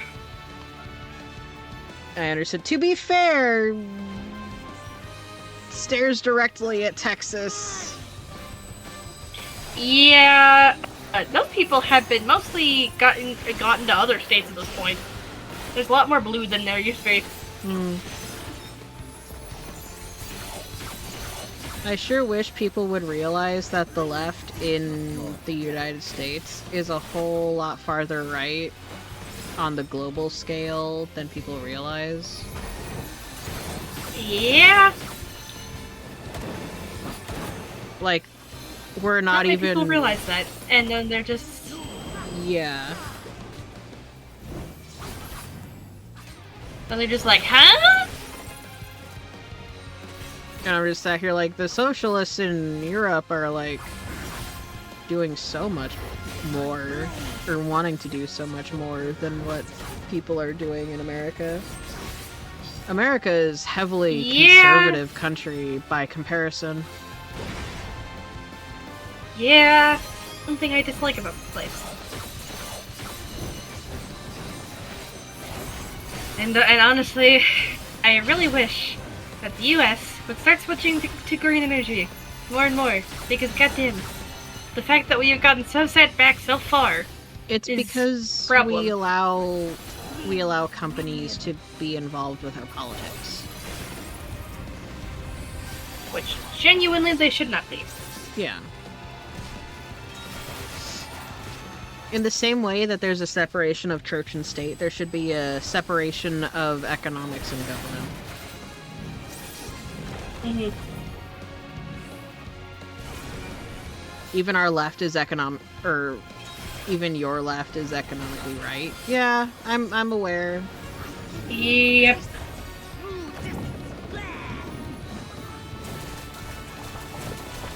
The only reason I have a habit of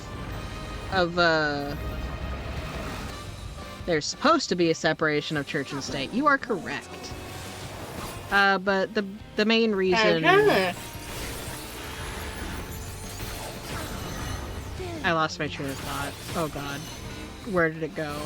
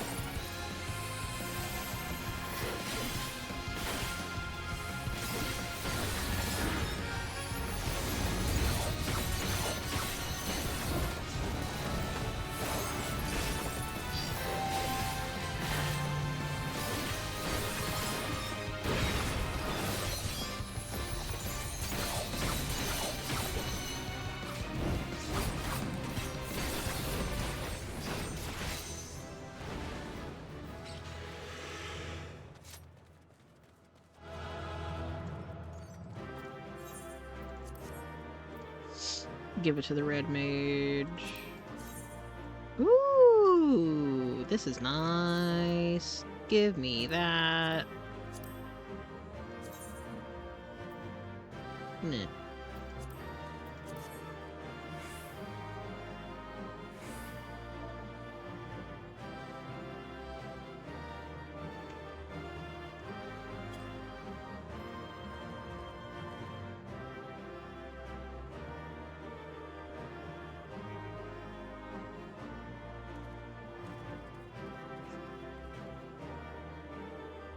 Yeah.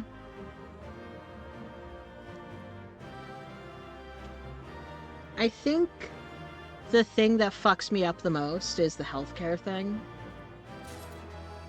Yeah, absolutely.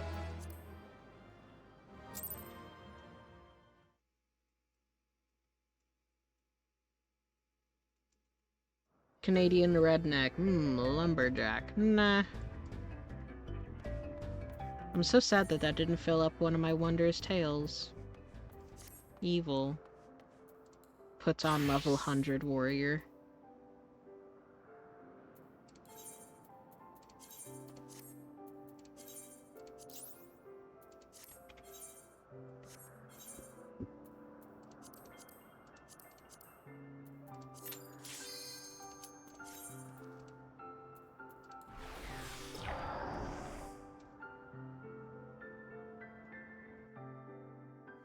Oh, I know what I was talking about.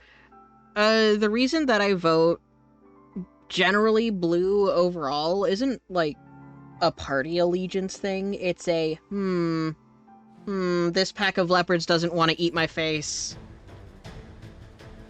Mm-hmm.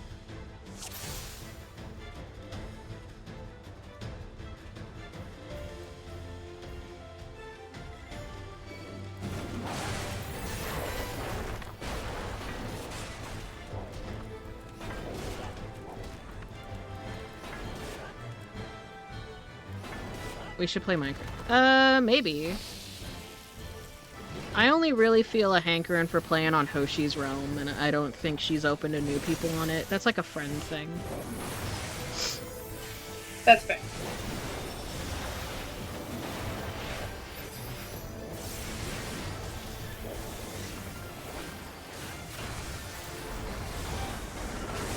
And outside of that, I want to do, like, hardcore Minecraft stuff. Yeah. Because I really want to actually get an established hardcore world going. But I'm Yeah. so fucking ass at hardcore that I keep dying within like 5 days. Mm-hmm.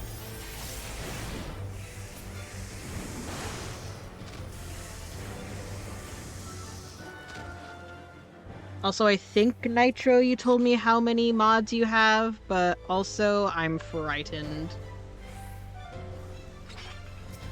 Fair enough.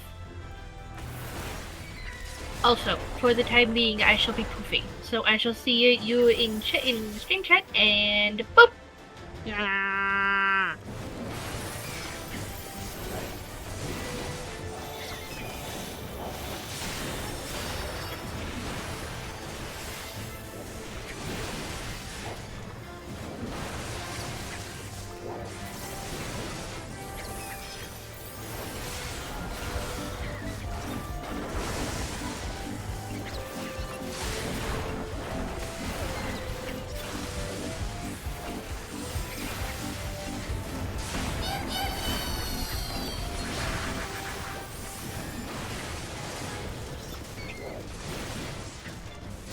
I'm suddenly very overstimulated.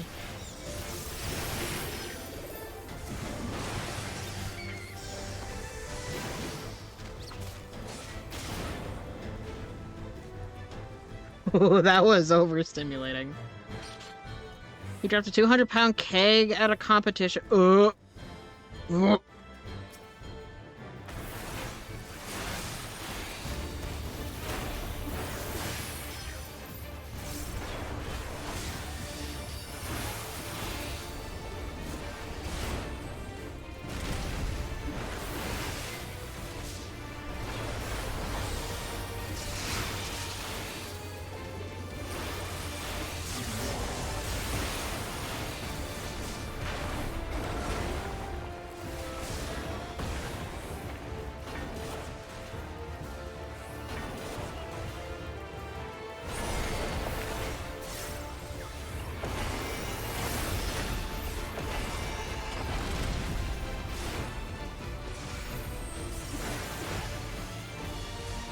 I love tank busters. Yum, yum, yum.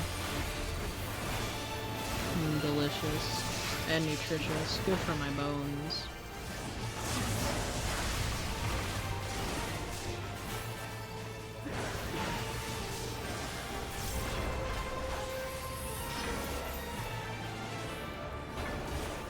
Doing max level content at this point is just enrichment in my enclosure.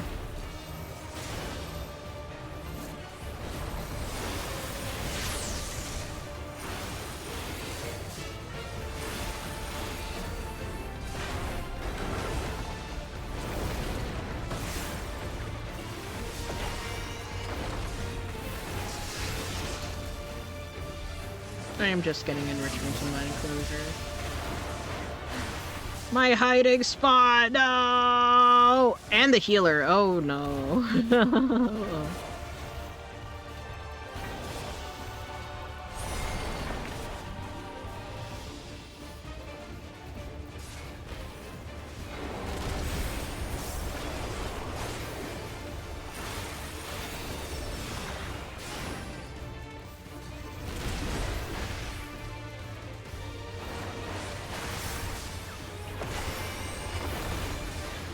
I cannot say anything.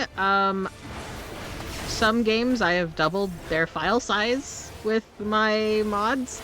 Also, we got an ad break coming in a minute.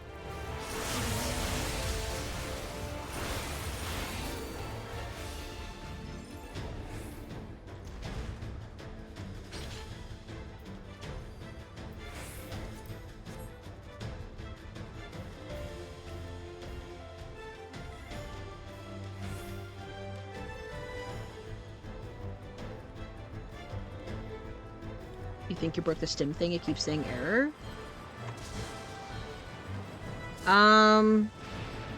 It might need a cooldown. If you're on mobile, you might have to refresh.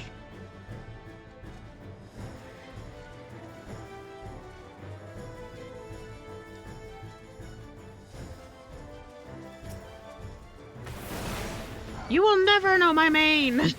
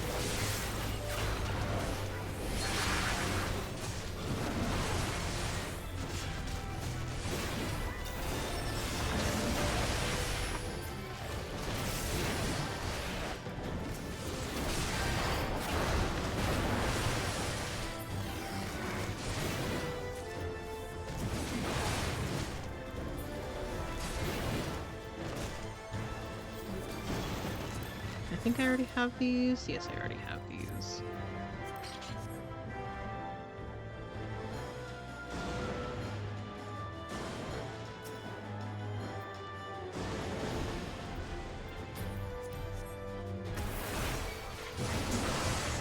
Put it in a box. Lure it to my house and put it on my cock, my cock, my cock, my cock, my cock, my cock, my cock. Cheesy on my peenie and some sauce on my balls.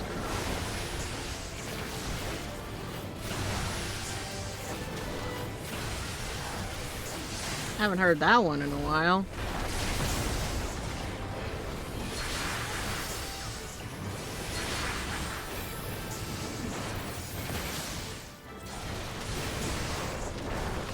Don't forget I got some weird shit in here.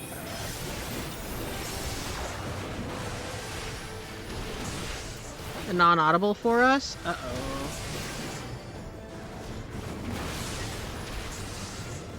I'll fix it in a minute.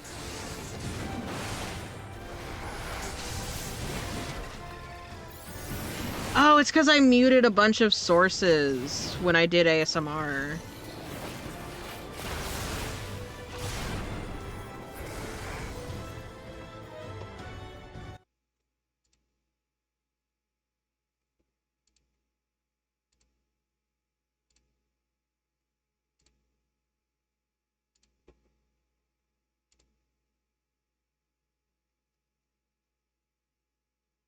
Okay, there we go.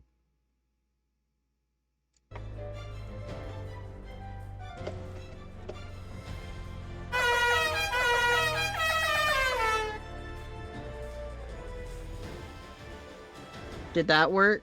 Could y'all hear that?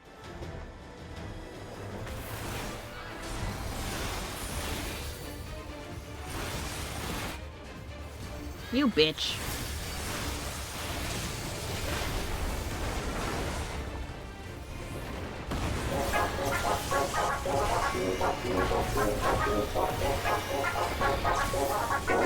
Thank you for the head pats.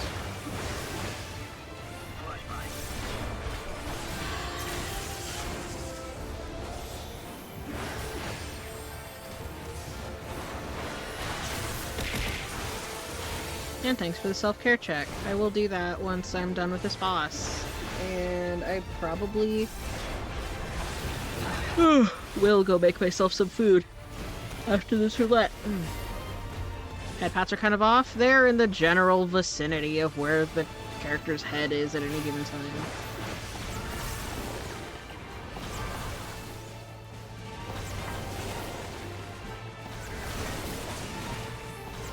I got run over by a horse.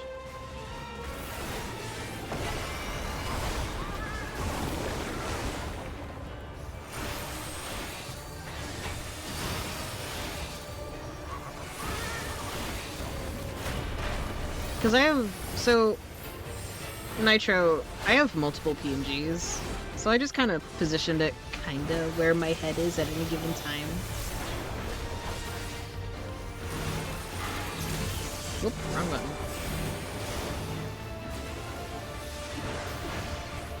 What do you mean our healer died?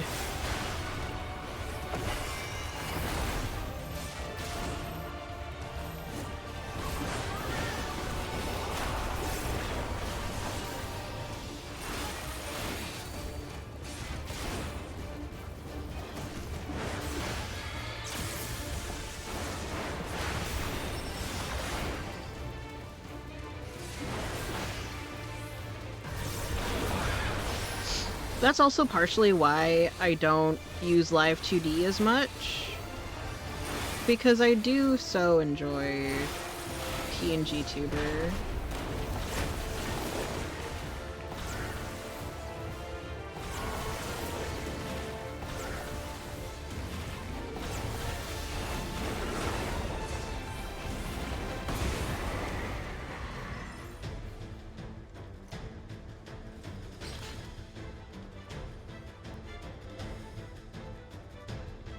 And dress her in 4-inch heels? That's so real.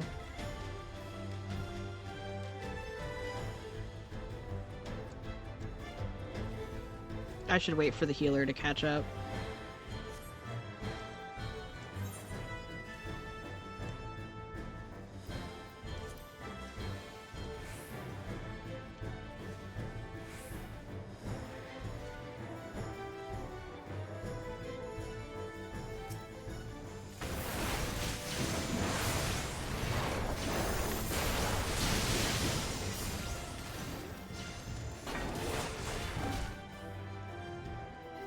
So tall could be taller. I love tall women. Hi, Wolf. After we're done with this roulette, I'm actually going to be taking a break to get food. Because I'm hungry. 6'3" without the heels. Ugh.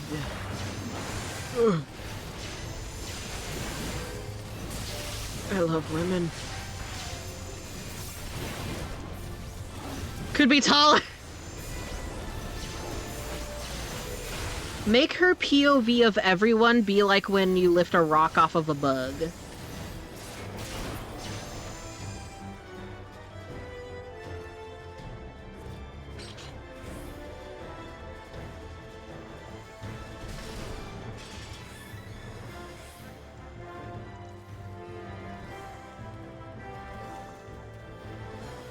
Again, make her POV that of when you lift a rock off of a bug.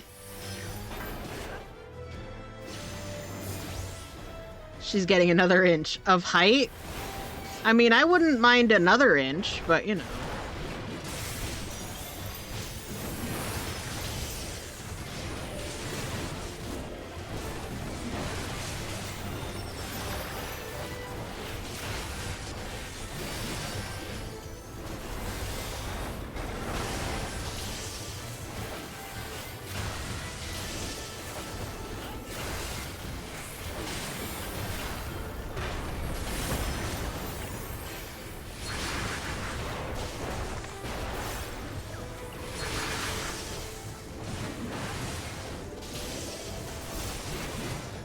I need to have a soundboard that's like a censored sound effect. That way I can just spam it if I'm gonna, if I want to imply some real out-of-pocket shit. Yay! 7-stream streak! Yeah!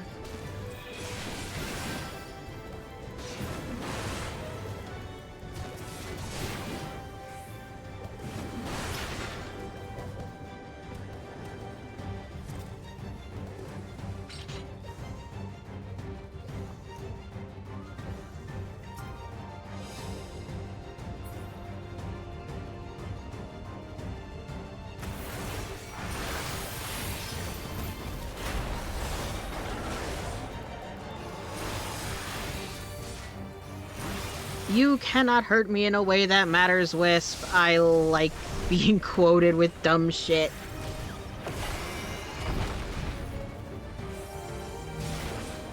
It's content.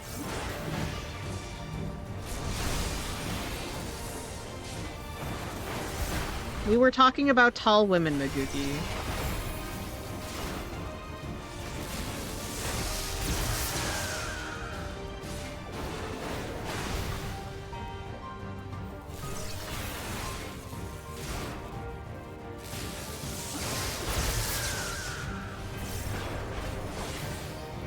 Or were you? See, I was implying that if she was trans. But, you know.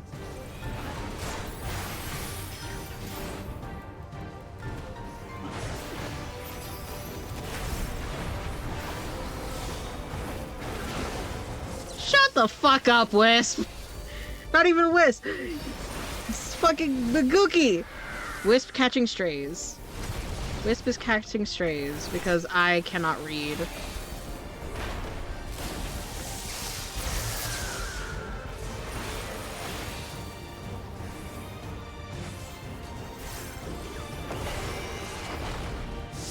Wisp.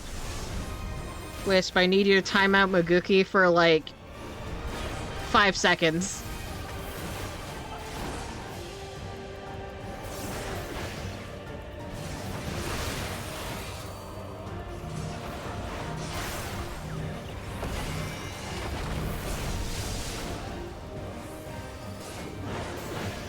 It's okay, it was a joke.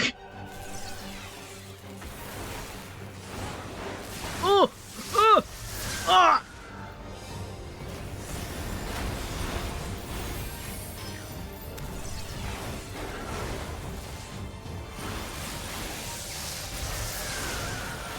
Do you need to put maybe 600 seconds?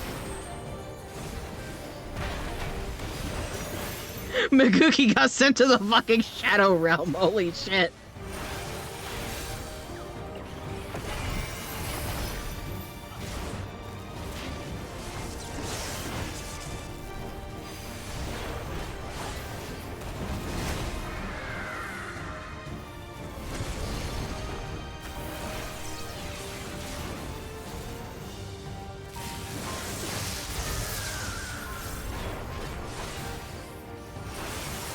No, I'm not into the daddy thing.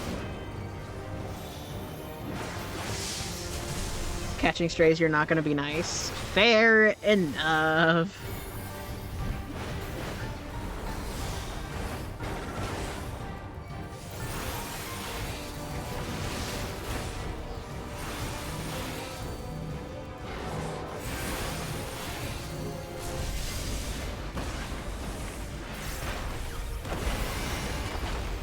That, and this may be the wrong venue for it.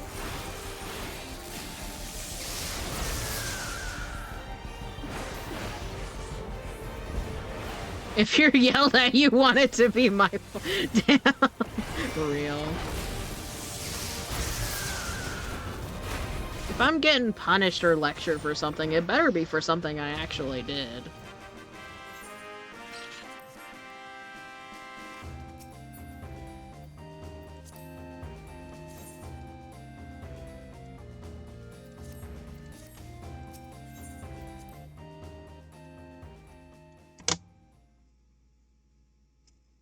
Okay, let me quickly make treat stream command.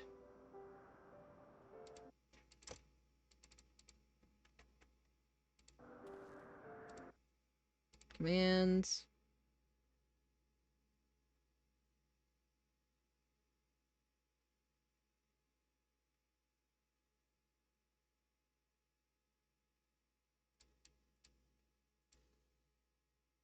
New command. Name treat stream.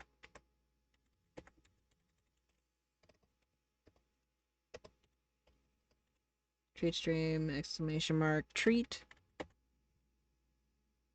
Action. Chat message.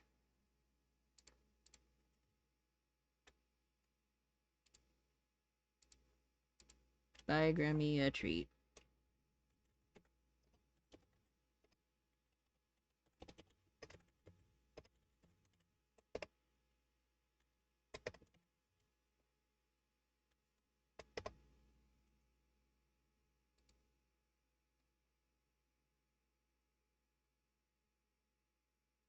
And now we run the command. Run command.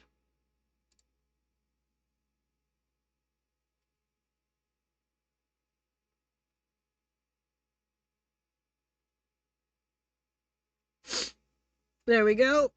Now y'all have the link to buy me food.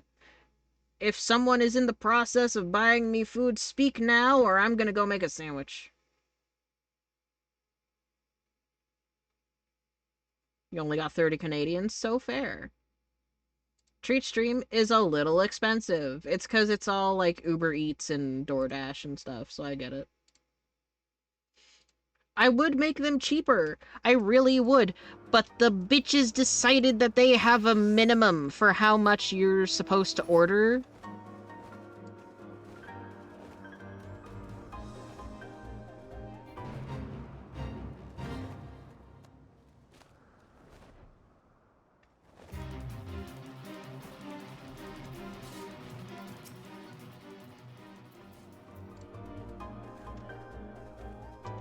They decided to make a minimum. Which is like, huh? Question mark? Where's the other dancer? Where are the other whores? Where are the whores? Where are the hoes?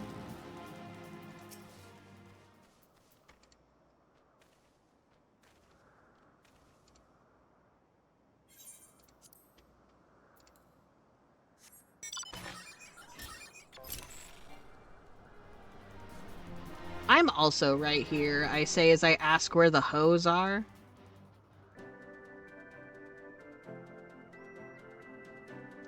the smelling salts are foul. I mean, they're supposed to be, aren't they?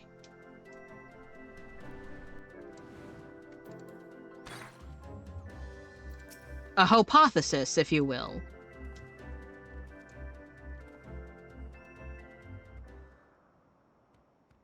You could taste them. Oh.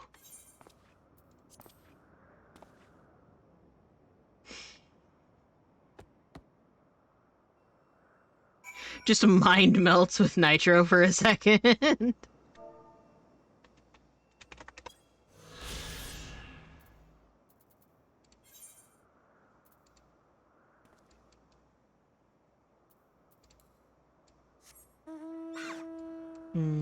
Rat. This is why I come back, because I know the niche memes you use.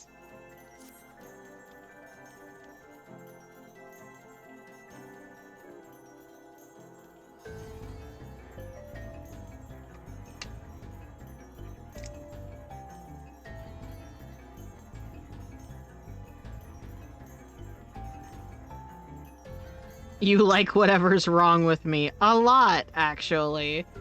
It's possible I also have CPTSD, which, for those who don't know, it's a form of post-traumatic stress that occurs from multiple but smaller like traumas.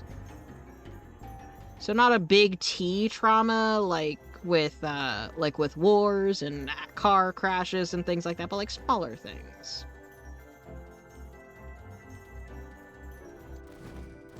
But a lot of its presentation also overlaps with fucking autism, so who knows?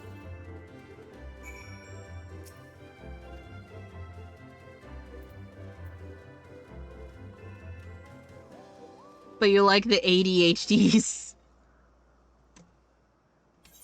I moved around a lot as a kid. You were looking forward to chatting? I mean, it's a safety thing, dude.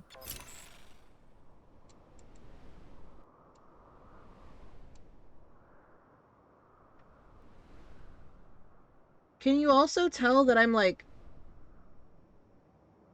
barely medicated? Speaking of which, I should take these.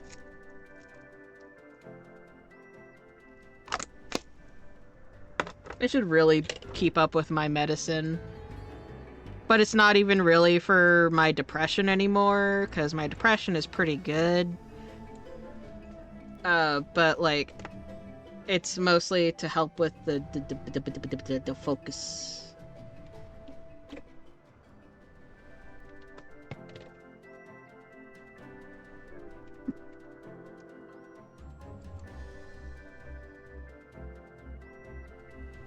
You like raw dogging ADHD? I mean, the one time I was medicated as a child, they put me on Adderall.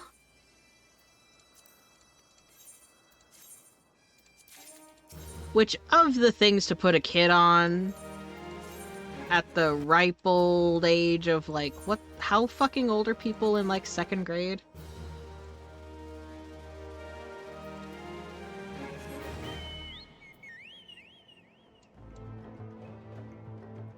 Yeah, I was put on a microdose of cocaine. I was put on a microdose of cocaine at the ripe old age of, like, at best 8. Because I was so disruptive.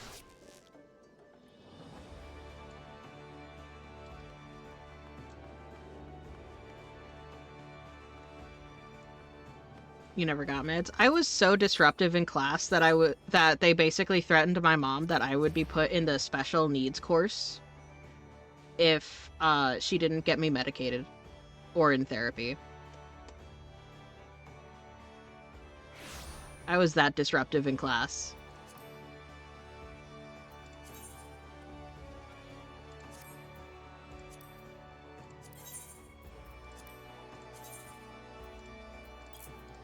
Do not look at the absolute state of my chocobo saddlebag.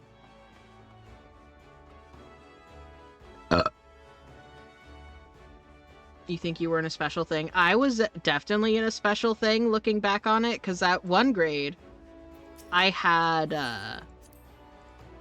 I was dragged away, like, once a period in, like, elementary school. I was dragged away once a period, and they had me play with this lady. She was very nice, very sweet. I realize now that they were assessing me.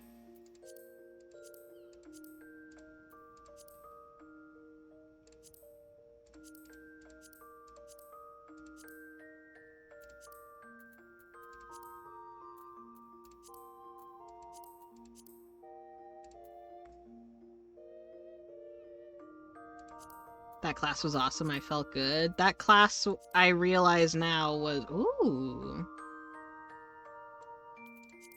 was them assessing me for the tism. Wait, this is kind of hot. Wait. Wait. Wait. Oh, hold. We need equally feral boots.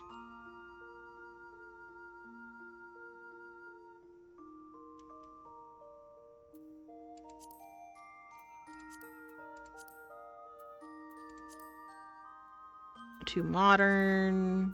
Eh.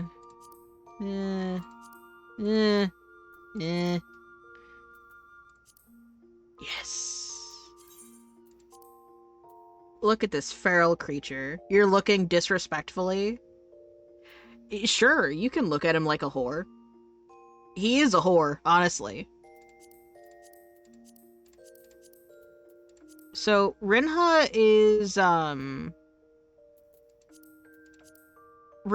is polyamorous. Polyamorous gay man.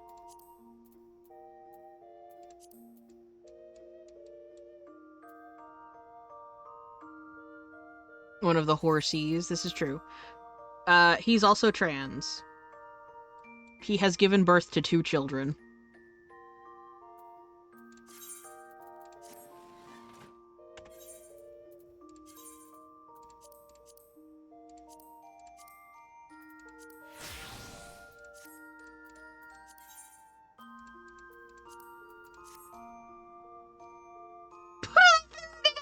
Wild shit to say!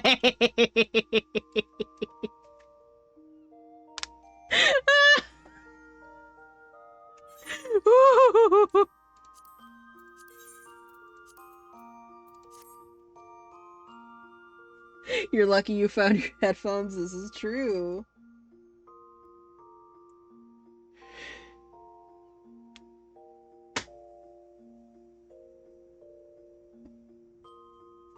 The fun part is that he doesn't technically look like this. You'll see more of him once I actually get to drawing.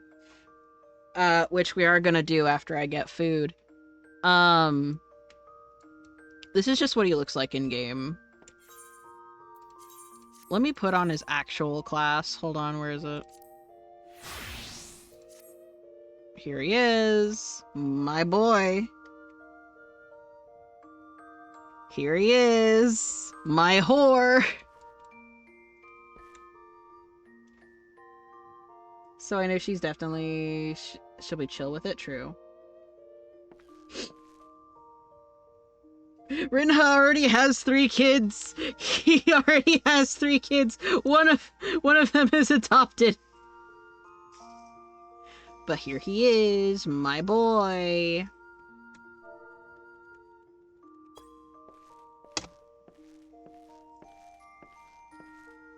He actually has 2 canon looks. One of them, he's a redhead.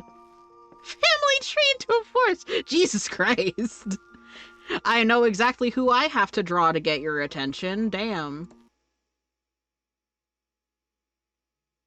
We're gonna be abandoning 14. Because we're gonna be drawing next. And since I'll be drawing, I can get y'all's fucking little freaks up.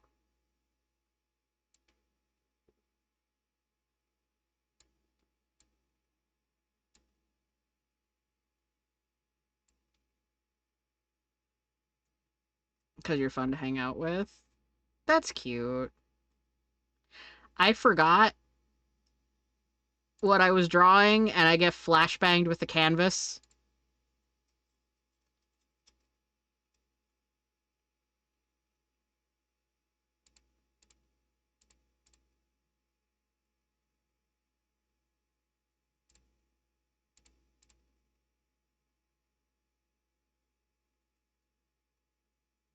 A, way too young. B, you're married. That's fair.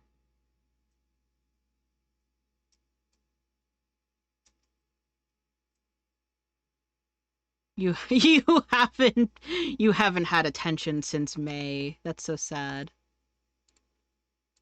Look at my creech.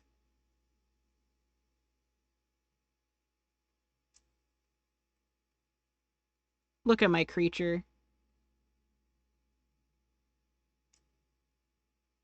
This is his reference sheet.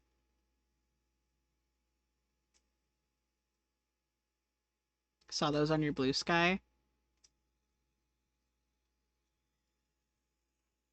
Yeah. You're welcome, Grem. For what? Let me get your creatures, and then I will go and get food.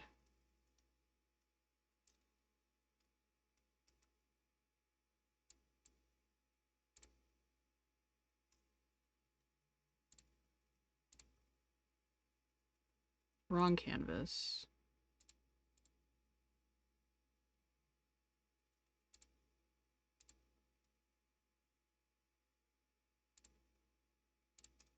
There we go. Connect. Connecting. There's your little freaks. They're free.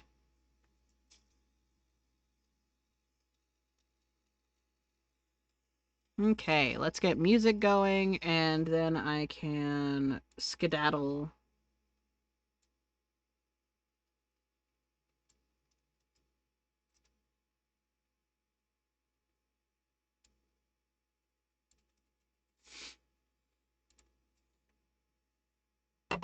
Oh my god.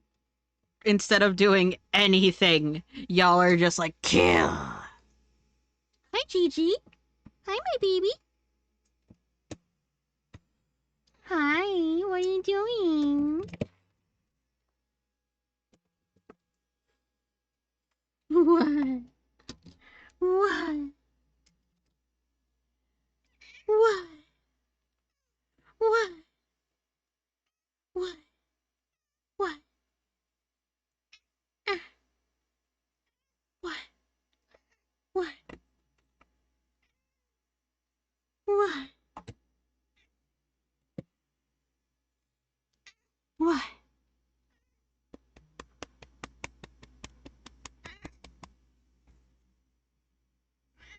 Yeah?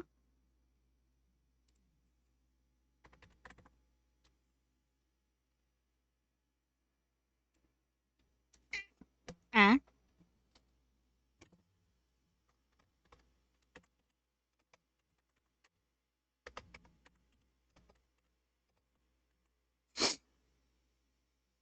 Yeah? Yeah? Getting food. I'll be back.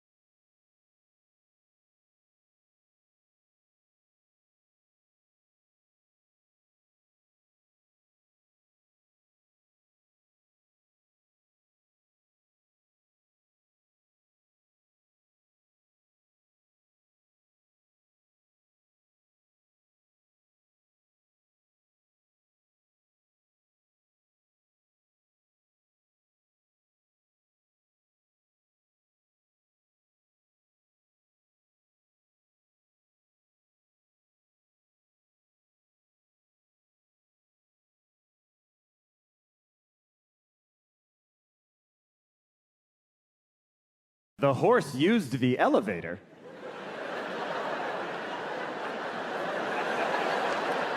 I didn't know he knew how to do that.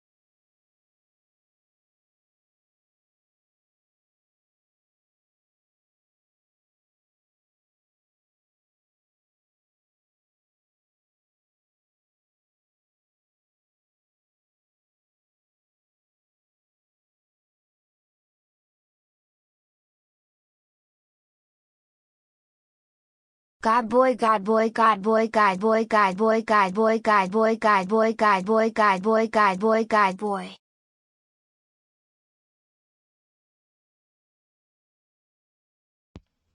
Hey, I'm back.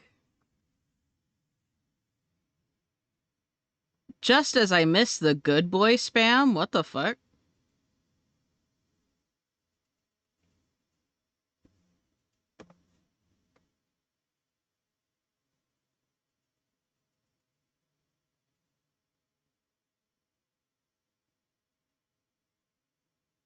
God boy.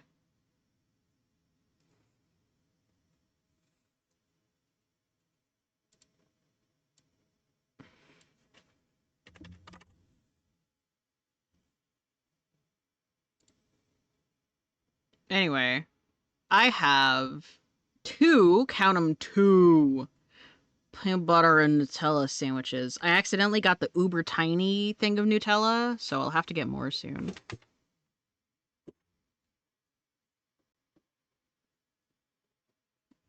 I also have a soda. Hold on. Hold on. Nice.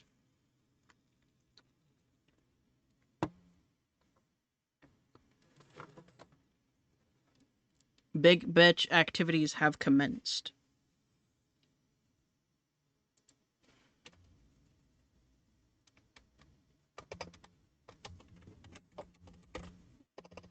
Fight.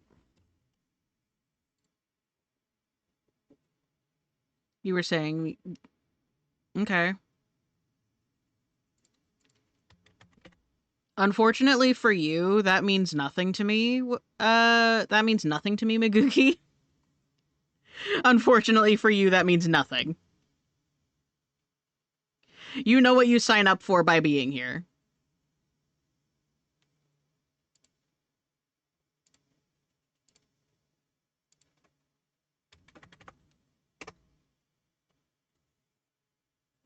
Fair? Yeah, why do I have a notification? Hmm.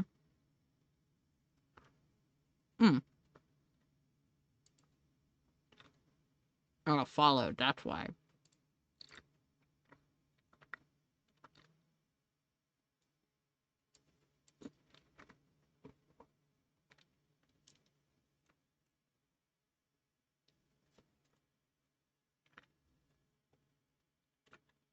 Hmm.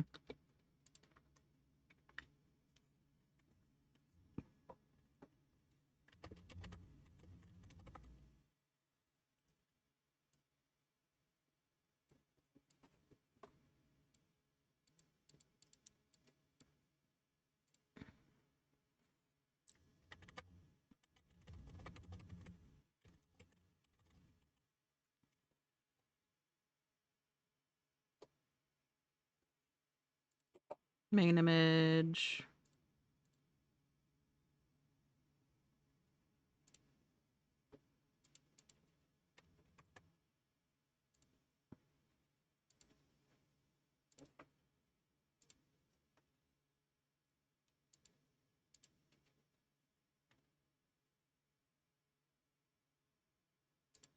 Drawing. Let me open up this fucking file so I can judge if it's good or not.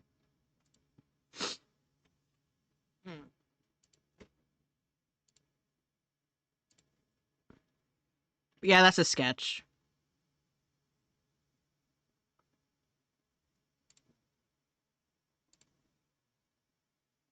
Clean color, minimal shading, no background. It's not polished nor animated.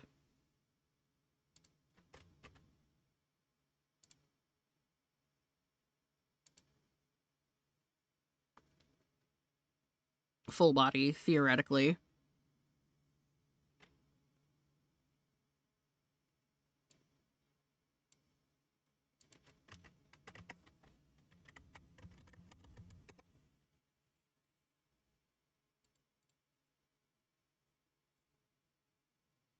Do not smash the frog!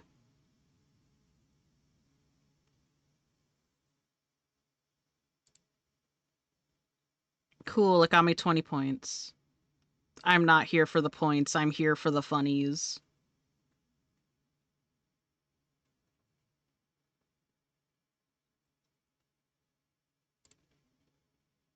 Okay, let's look through my bookmarks to see if there's anyone fun.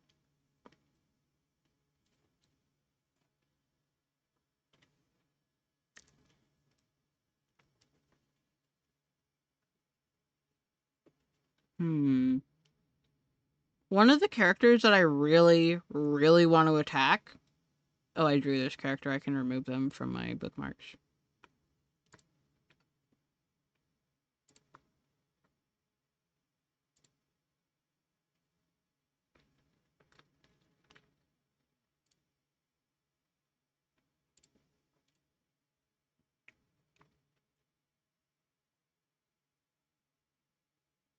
I'm sad because one of the characters I really want to draw is a cute pink bunny. You gotta sleep. Good night. Oh, one of the characters I wanted to attack finally picked a side.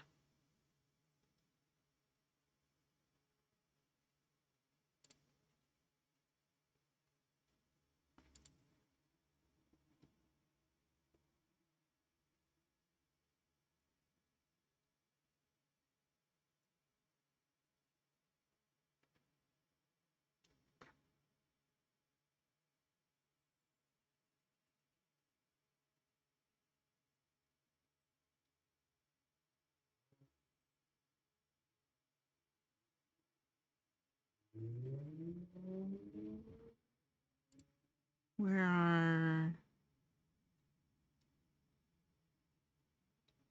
I feel like I've drawn that character already. It's okay to say we should hang out. Ooh. Ooh, can I draw this character?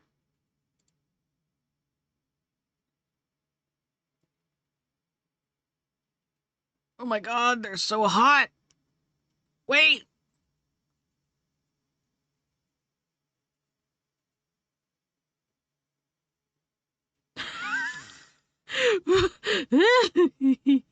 I need y'all to see this fucking reference sheet. Hold on. Wait. This reference sheet is so funny. Wait. Bro's using the hedgehog as a sensor.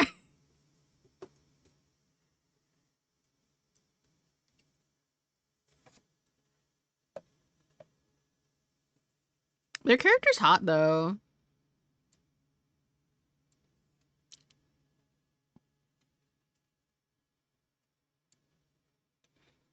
Look at him. I love him.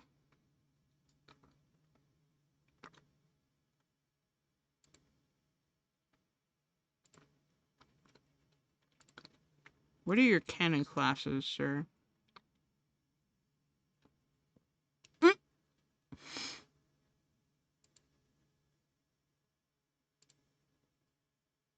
They have outfit. They have outfits. They have outfits. They have outfits. Oh! Oh! The titties are out. I'm normal about this character. I'm so normal.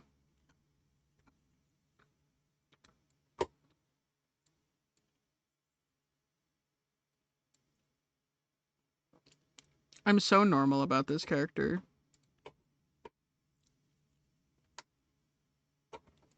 He says convincing no one, not even himself.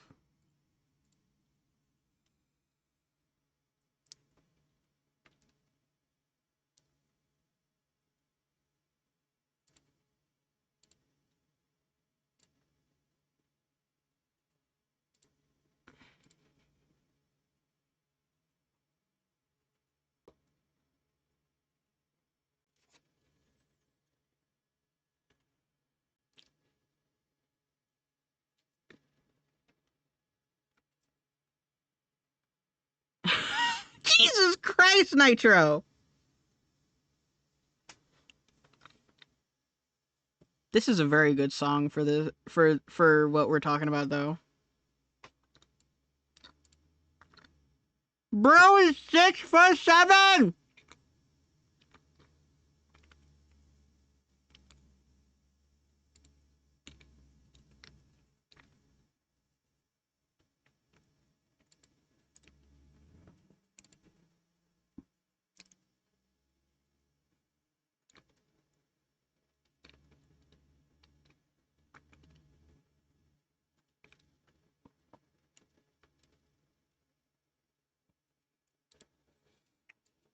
Look at this art they got of him. This isn't like an attack on Art Fight. This is just art that they have of him. He's so pretty.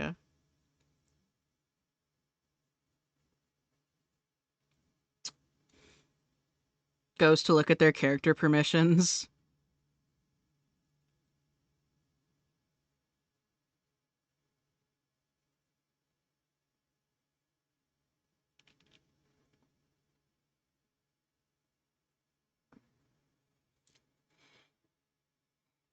Hmm.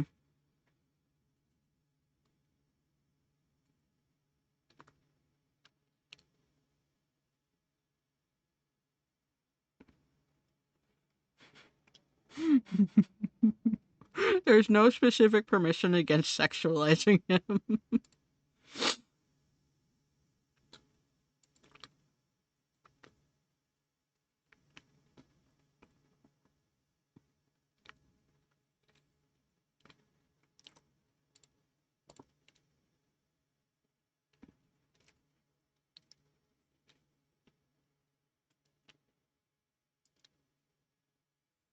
What are his connections?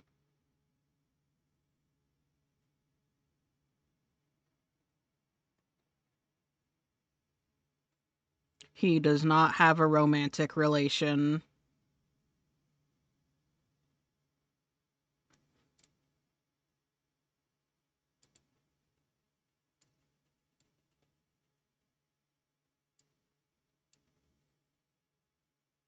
I've got another song to queue up.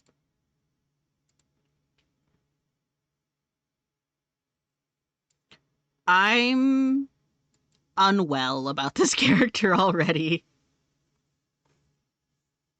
I'm unwell about him.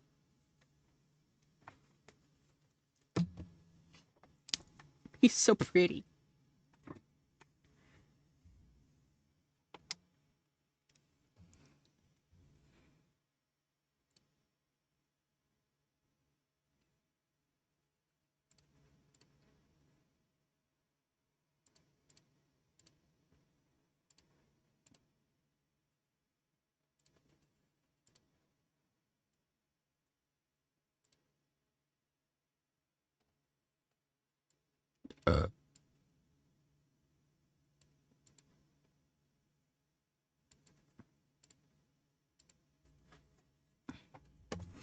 Let's draw him flexing.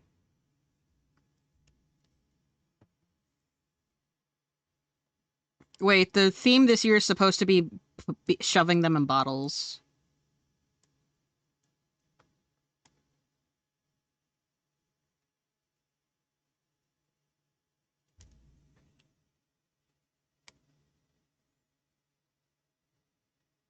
Fuck it, I'm abandoning the theme. I have to go and edit my fucking page. Like, I lied.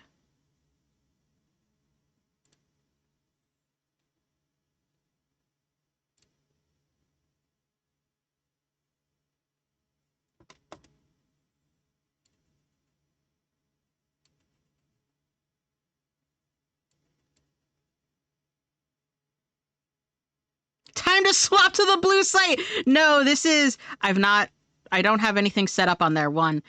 And two, that's explicitly against, art fight rules.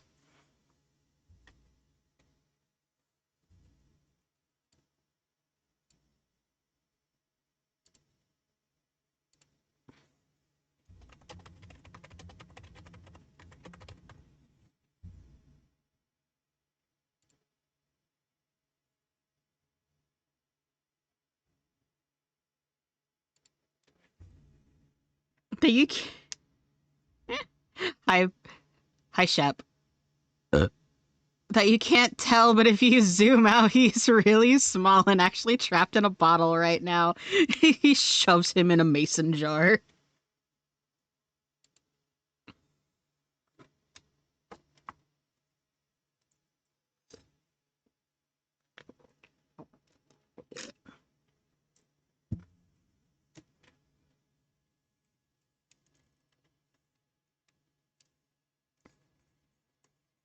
I need an excuse to render muscle anyway.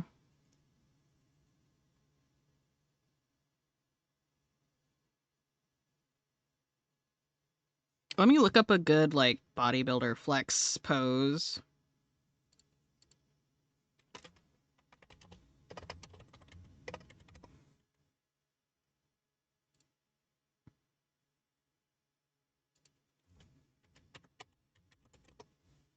Dynamic flex pose.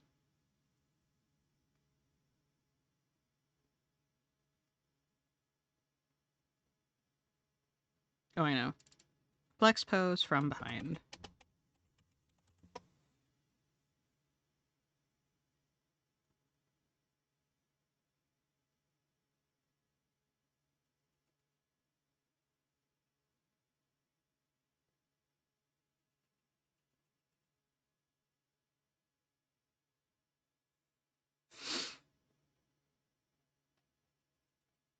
Ad break is starting soon.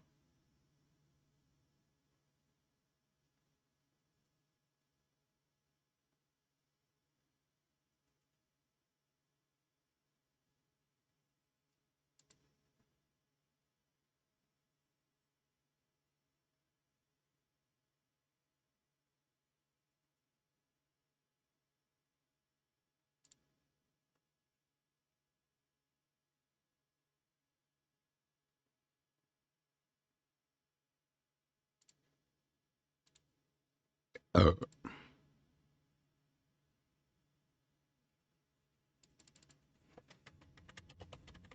Oh.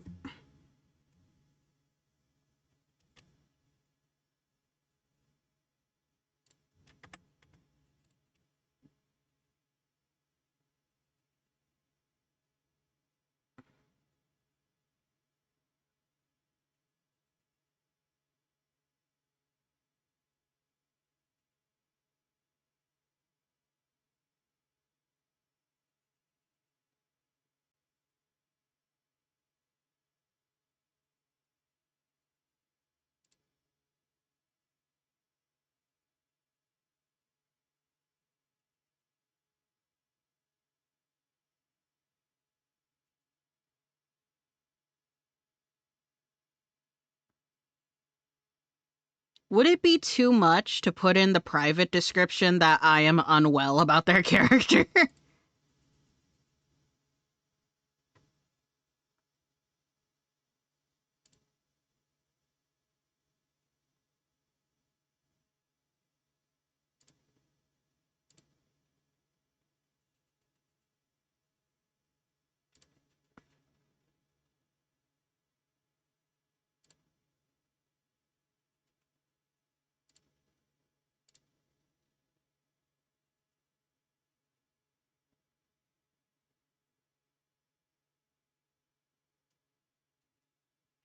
I hate that putting reference in front of the flex pose makes it to where it just gives me a lot of not photos.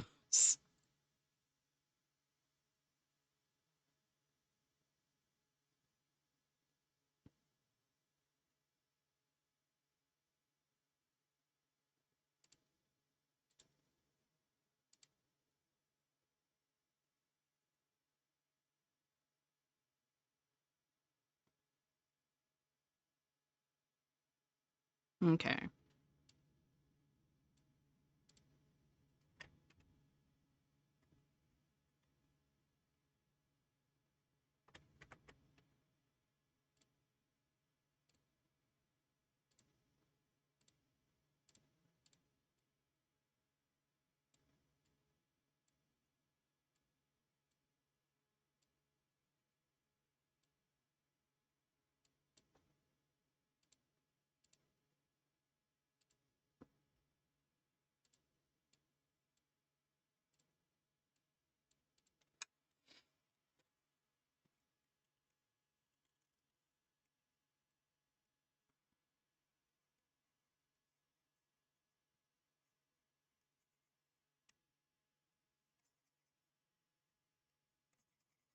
Okay, let's figure out the shape, actually.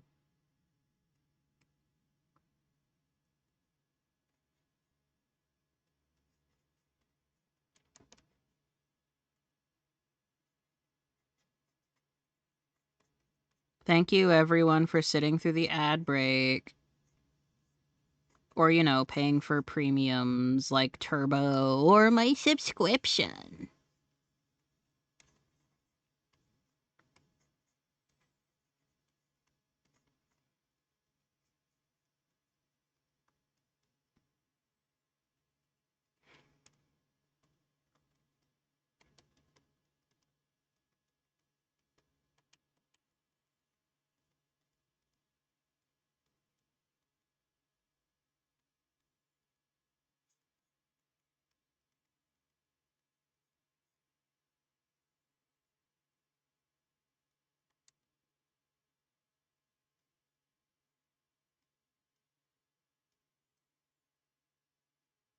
Okay.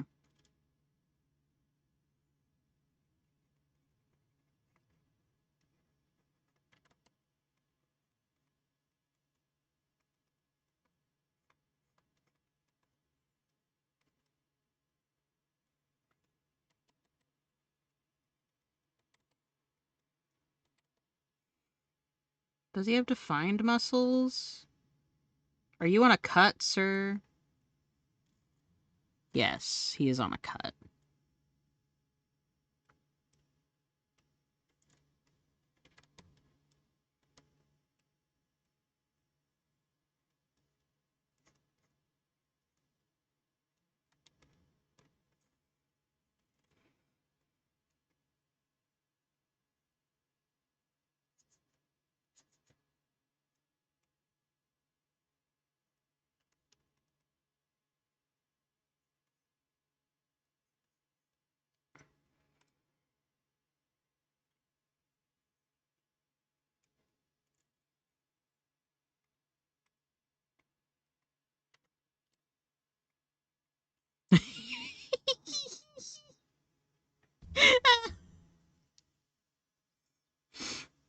Do you think this is how Toby Fox came up with Lesser Dog?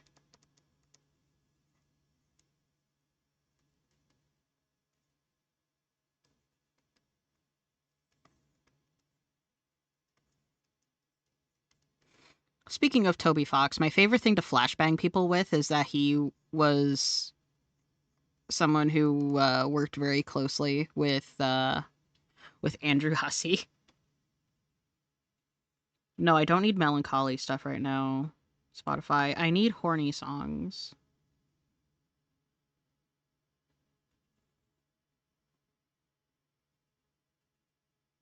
I need horny songs or like upbeat songs.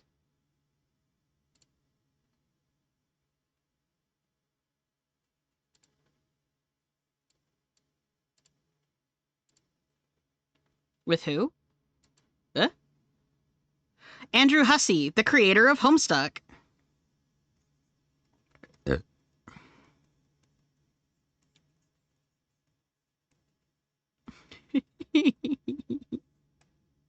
This is so stupid. Have I seen all the people being upset about Andrew Hussey being on Art Fight this year? They can suffer for all I care. It's so stupid. It's so stupid. Oh, he's taking away attacks from the other people. No, he's not. He really isn't. Hi, Gigi. That's another reason why I'm not dealing with my Homestuck OCs right now. I don't need to be noticed by Andrew Hussey. I do not need that in my life right now.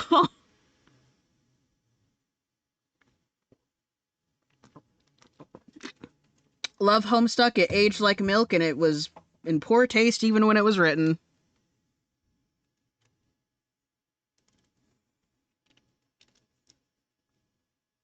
I hate how I'm only allowed to attack one person a year. Hi, Gigi. Also, look at this quick study I did to just get the muscles set up right. For this hot fucking character I found. Look at this hottie. Look at him. Oh, I'm down bad. I'm down horrendous, actually.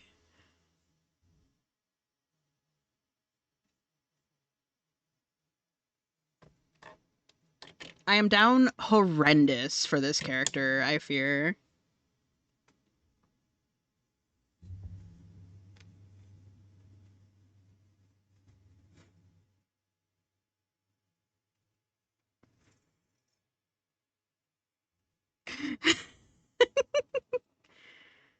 Let me get a bite. Wait. Wait, I know what we could do for the thumbnail. Wait, I know what we could do for the thumbnail.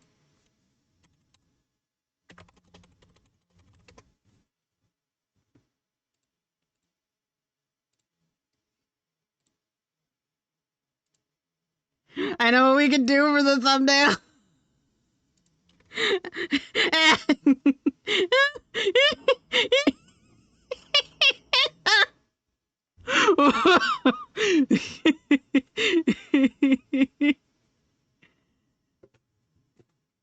Or I could just add it in the private description.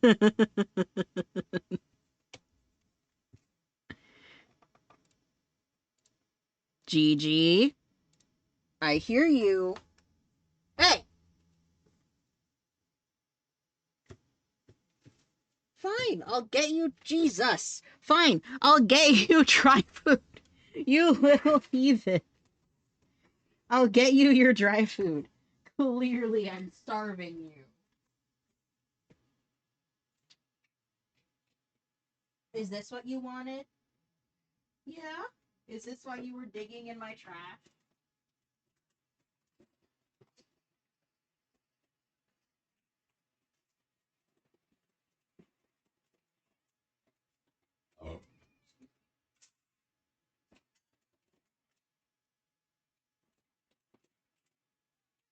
Is this why you were digging in my trash? Hmm? Yeah? Is this why you were digging? Hmm?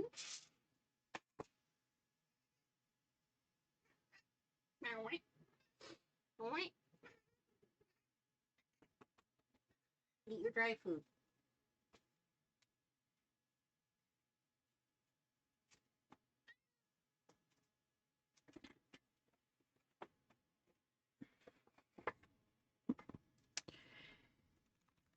She was being a big baby.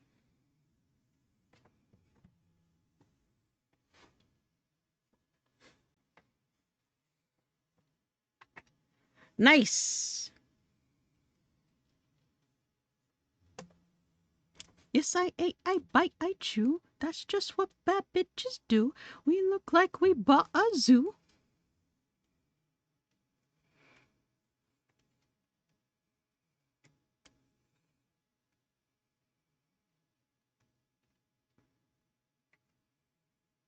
Okay, let's see if I got the shape right.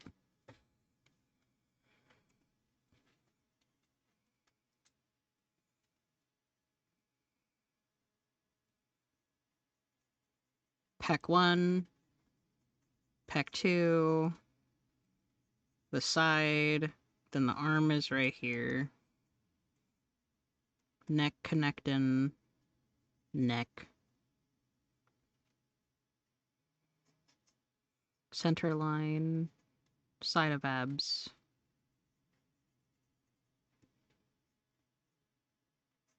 I don't need this song right now.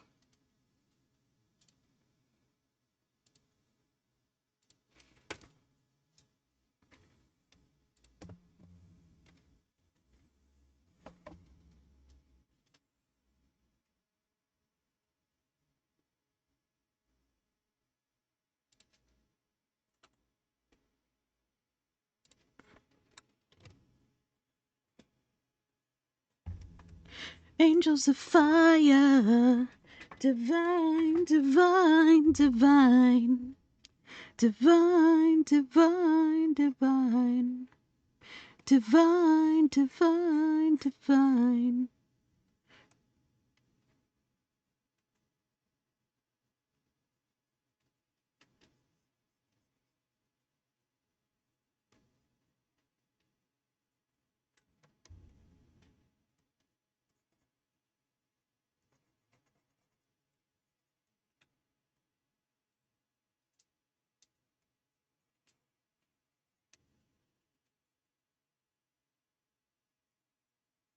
From heaven sent, yeah. Forever blessed, yeah, yeah. Angels of fire, divine, divine, divine.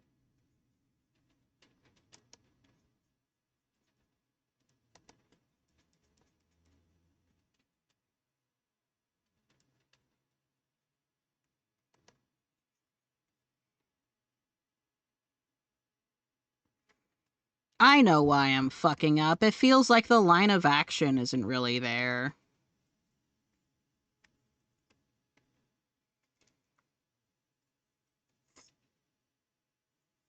Because with the flex, it feels like there's no line of action.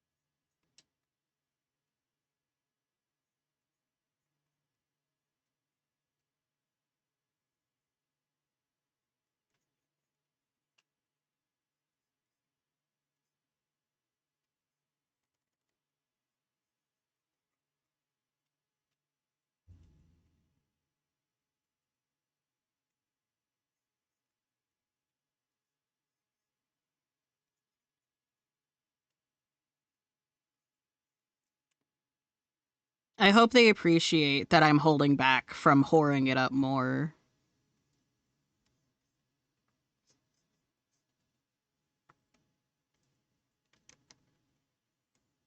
And by they, I mean the art fight mods.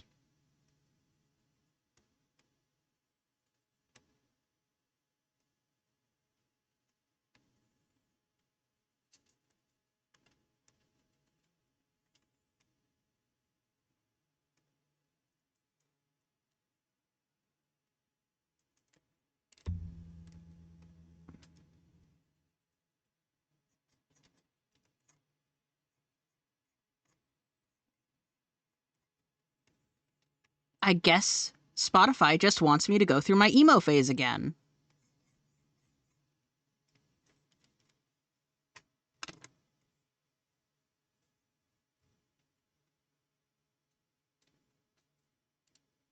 I'm just gonna straight up put on Ray Vaughn's playlist, which is what my character is called when he's not the Warrior of Light. It only has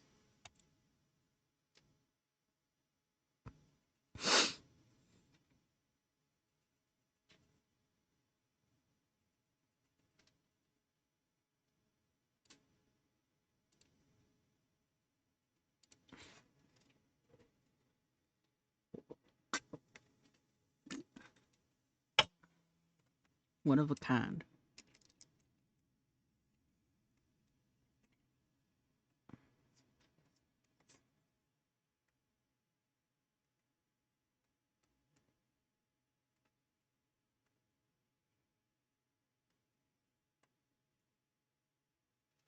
He's got the pointy face.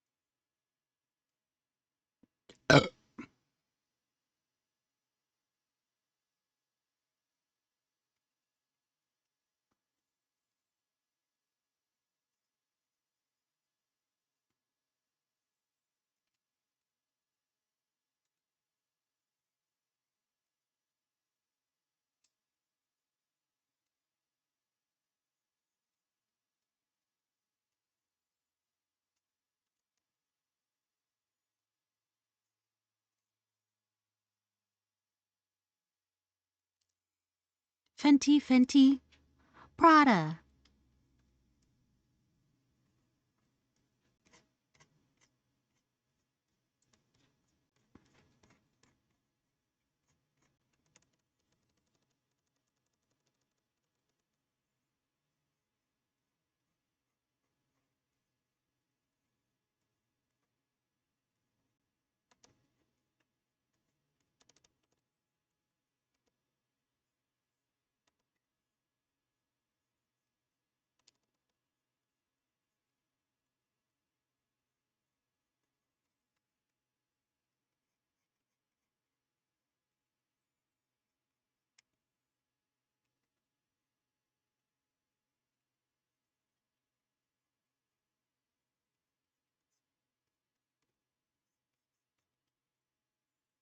I am unwell about this character.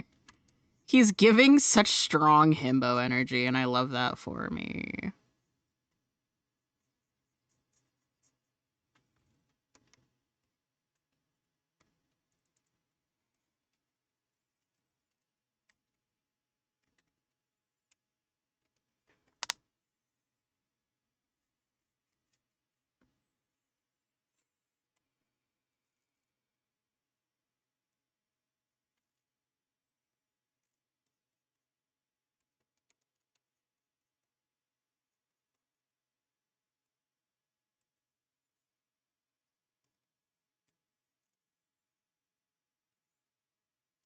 Isn't that big, but he'll fit. I mean, I feel like what I want to say will get me in trouble, so I will not.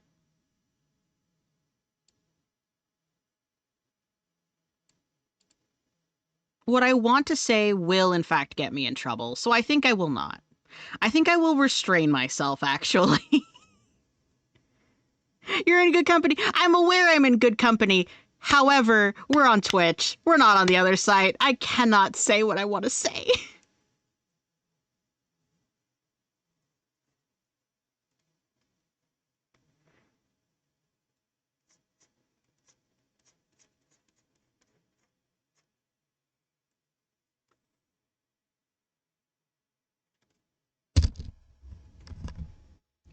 He'll fit when he's bent in half in my bed.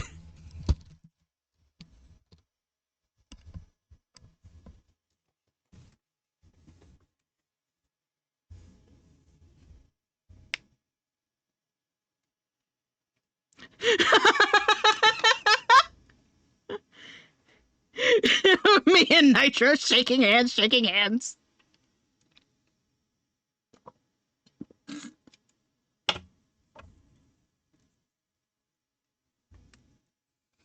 God, I haven't even taken an edible tonight, and I don't plan to.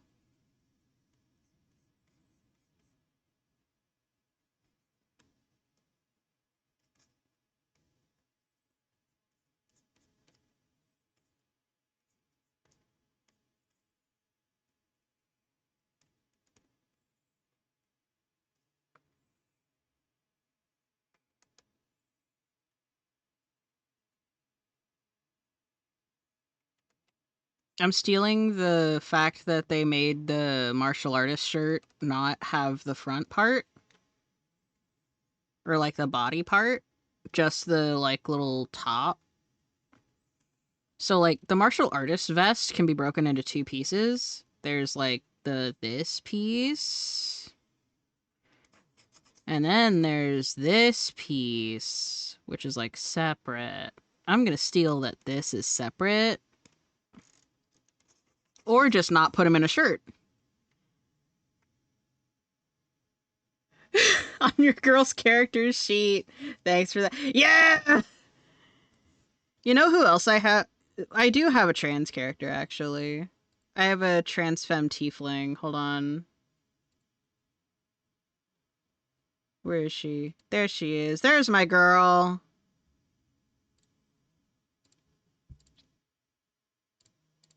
Her name is Kiki. I love her.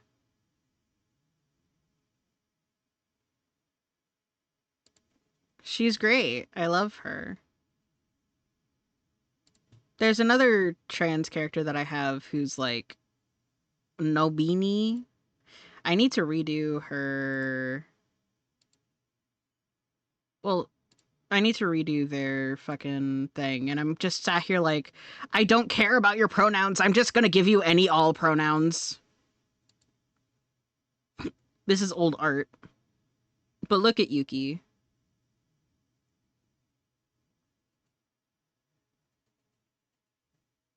Look at this creature. My Hero Academia OC. I was in the mines. I have a notification. Oh, I have a notification on Art Fight. Please tell me they're losing their mind.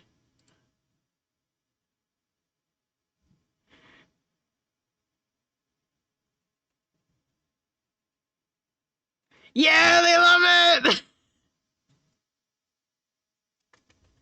They loved the art! This is wonderful. It made me genuinely giggle. Thank you very much. Yeah!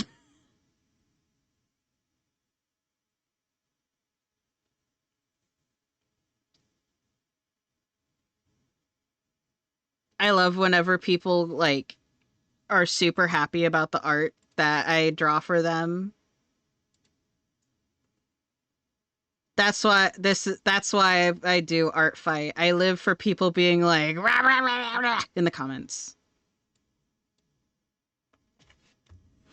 I live for people going feral for their own characters in the comments of the art that I've made.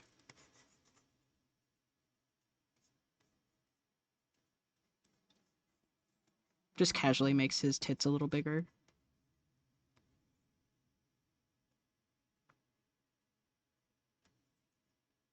Do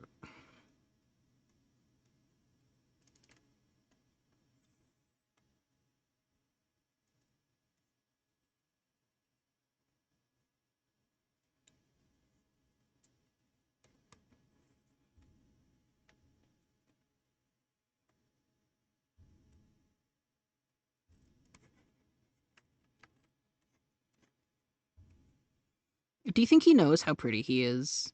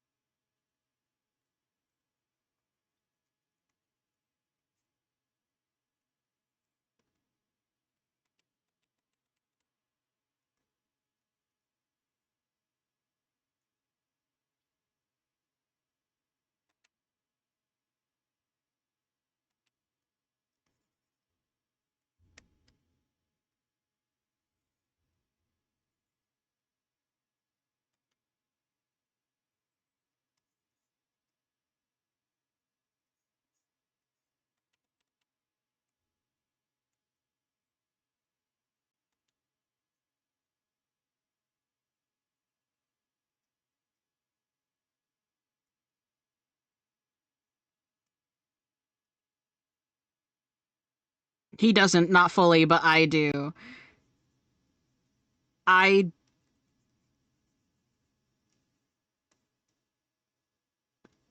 I need to make this archetype of a character.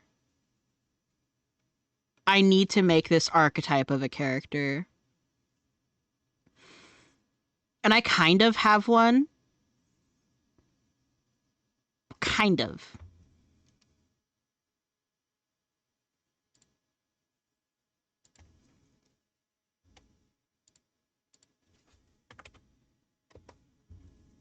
Uh, I have a pair of twins.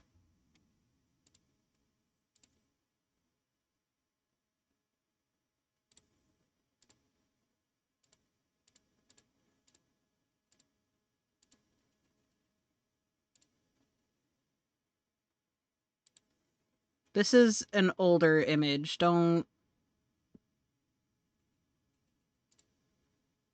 This is an older image of him. Don't take it as a current. He's kind of the same archetype.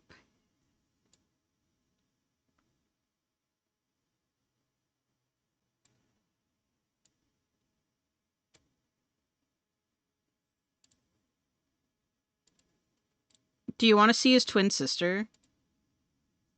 Who am I kidding? Of course you do. Of course you want to see his twin sister.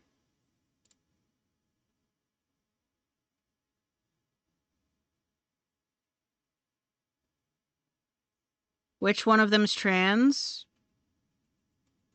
Uh, wouldn't you like to know? All I know is they both got big titties. Mind zooming in on her, please? Where? Like up here? Isn't she cute? She's got funny glasses.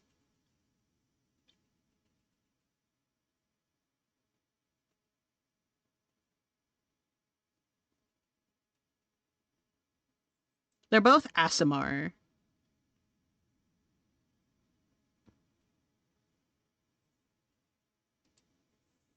So she's very much like the caster type, like archetype.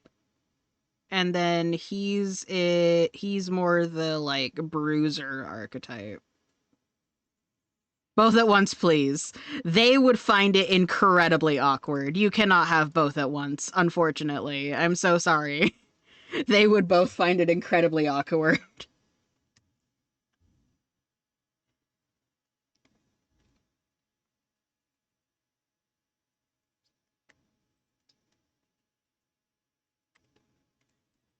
Sorry.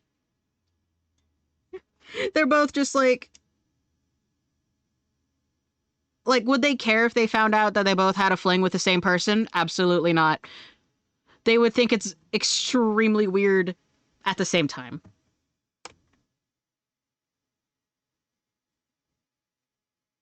For what are you, a Whoop. baby?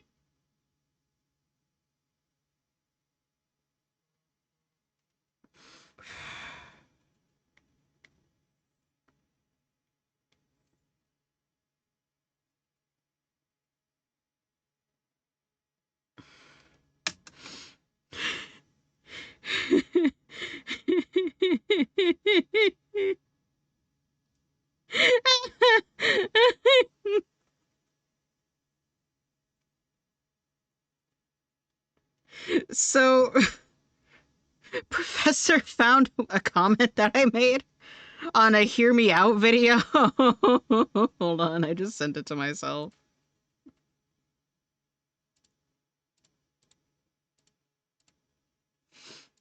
Professor commented on something that I put on a Hear Me Out video saying that if it's conventionally human and attractive, uh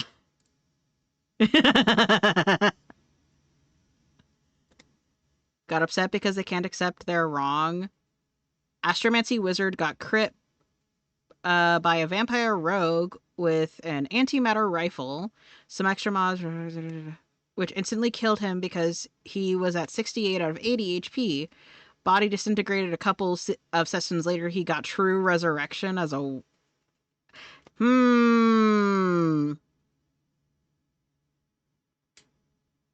That's weird.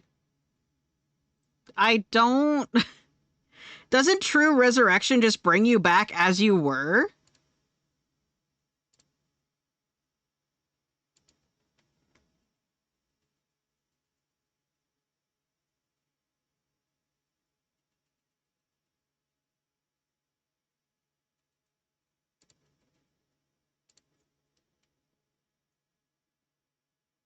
That was planned? Okay.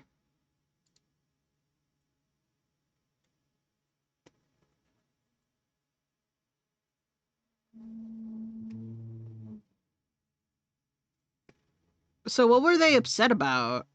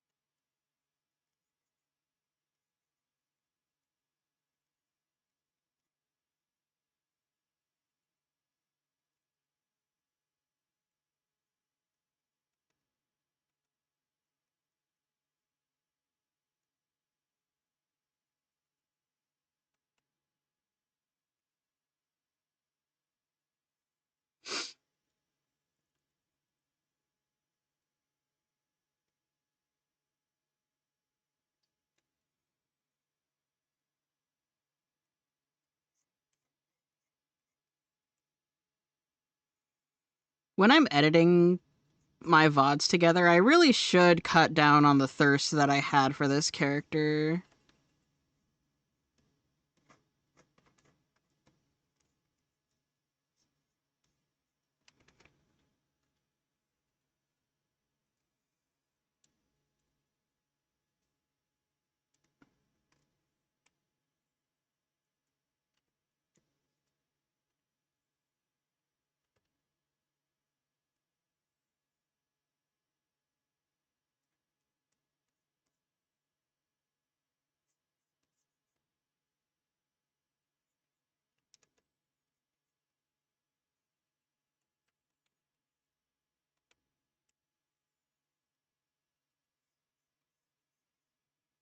The character happened a couple months ago, a few weeks ago. They got wind of the fact that a bunch of us had a group chat without them, and we happened. Oh.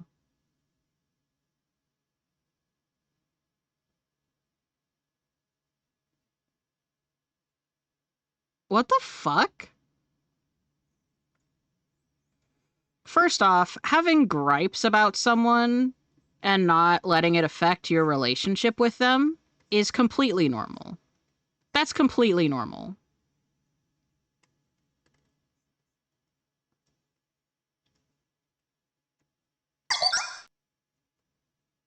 Uncle Iroh! Oh my god, he's alive! Thank you for the follow. Welcome, welcome.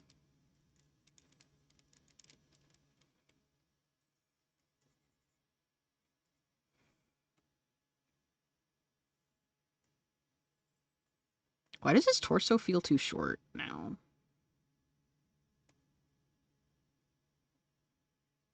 That you know me quite well. Suddenly feel a craving for tea? Same.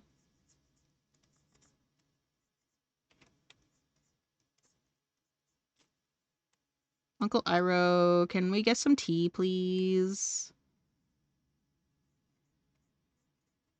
But yeah, having, like, gripes about a person is entirely normal.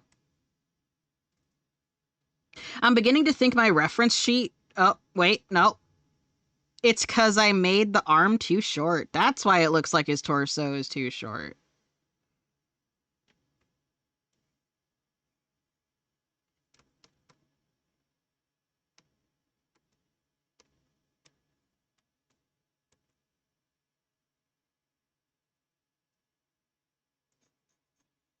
If you know who you're speaking to, an unhinged ghost who lives in your computer. The ghost in your machine, if you will. I do art, I game, and I'm very unhinged, clearly.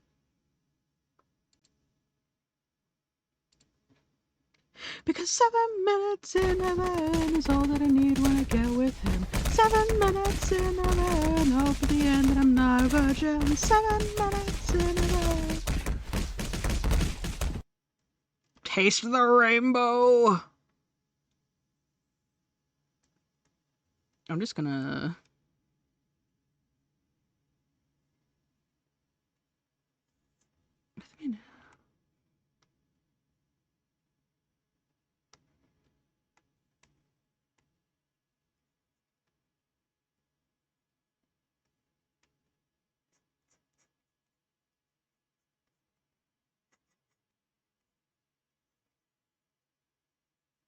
Okay, yeah, it is right. I'm just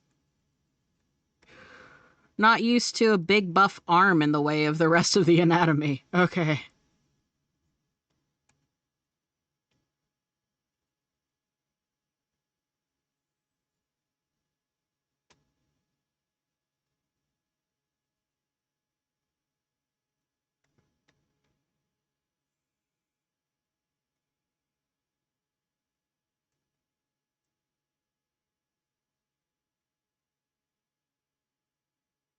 All that I need when I get with him. 7 minutes in a bed. At the end that I'm not a virgin. 7 minutes.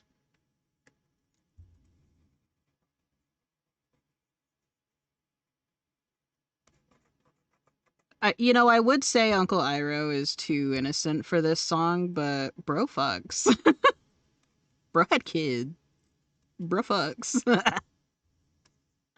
The character, not you, the chatter. I don't know you. I'm talking about the character.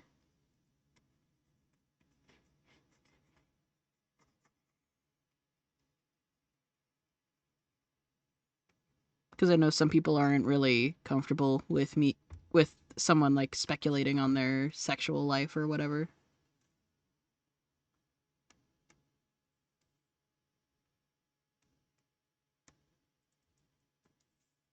Bro has crazy riz. In the show, unironically, Uncle Iroh is a baddie, and I don't want people to pretend otherwise.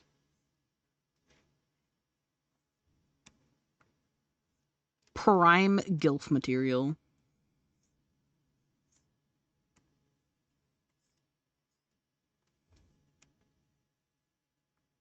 Rinha is a cutie. I am not drawing Rinha. This is someone else.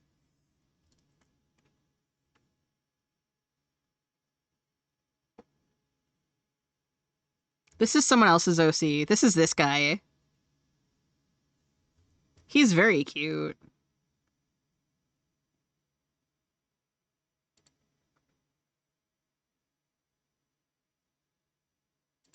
Rinha is not nearly this buff.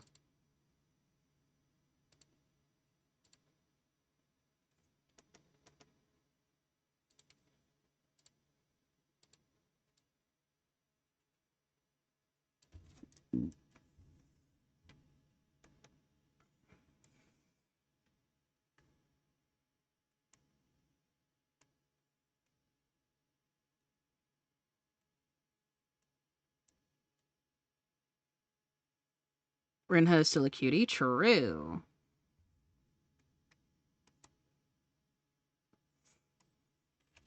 Back to the kitty, cause I got pretty. Can't stop looking at her face. Little does she know I'm a nasty dog.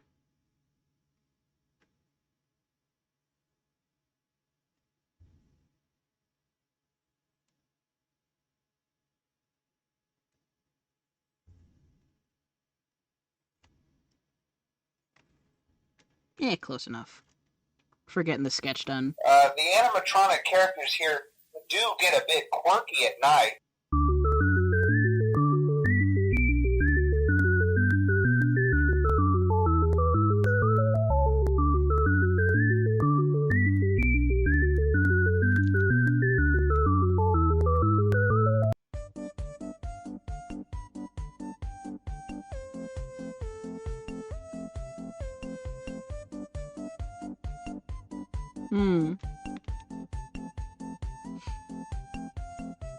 I'm not a huge fan of the therapist friends, I'm gonna be so real.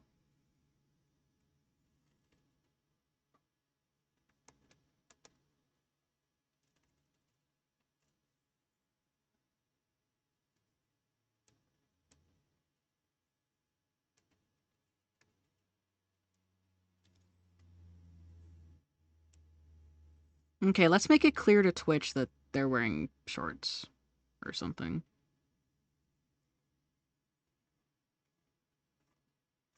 Because it also has to be within Artfight TOS anyway.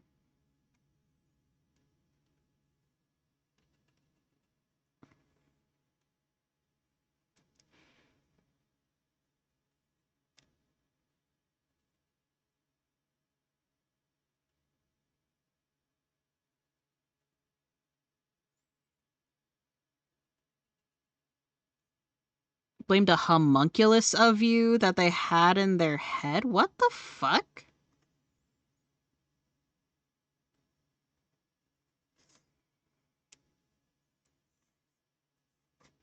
I hate people who refuse to take responsibility.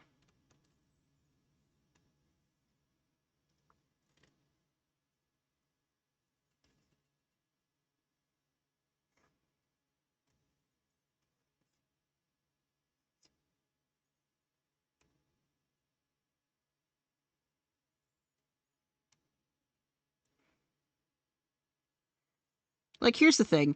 If you being around them was genuinely that distressing, they need therapy.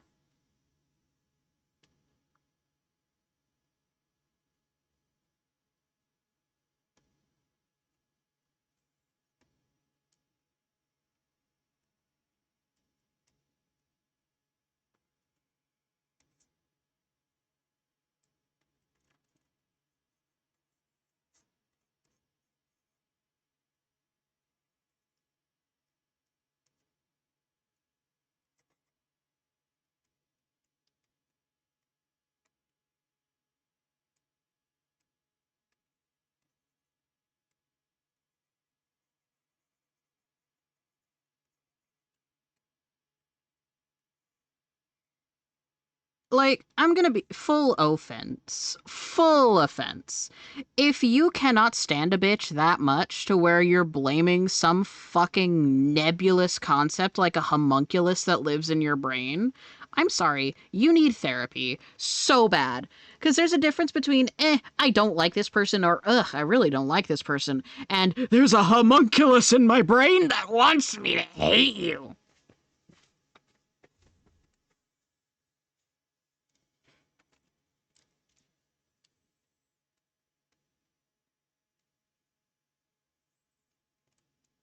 Okay, let's map out where the shadows are gonna be. Let's have the light source be like here-ish.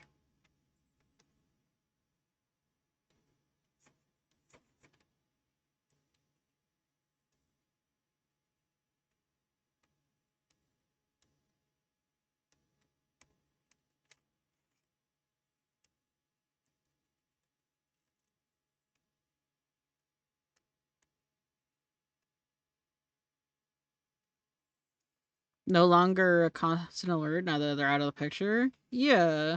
Simple pleasure of...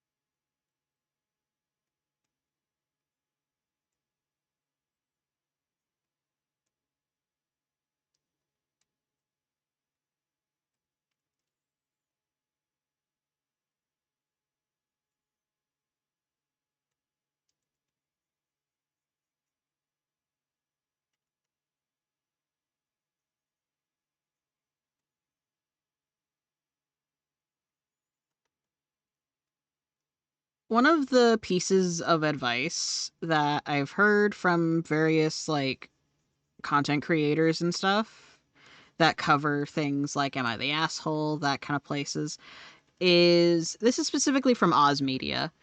Don't be around someone who you feel you have to hide your stuffed animals from.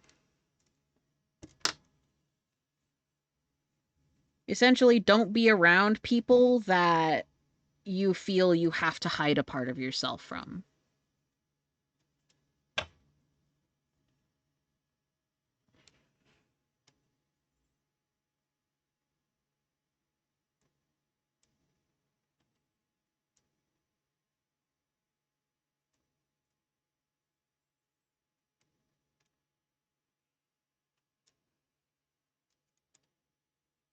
You heard them say that? Yeah. I don't know Oz's gender.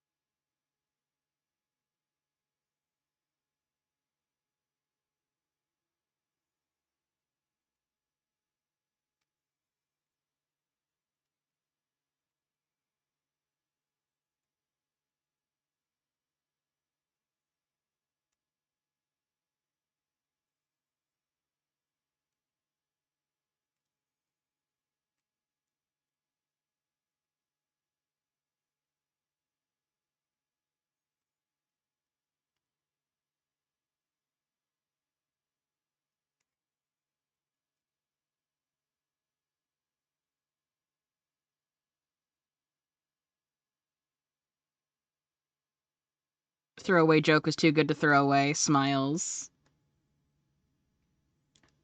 I'm so glad that I could get you to actually commit to the bit.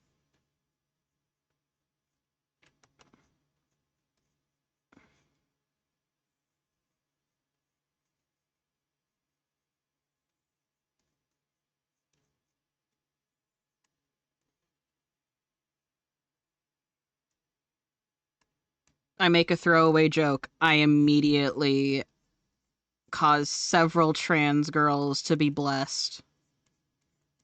Or cursed, depending on how they feel about it, I guess.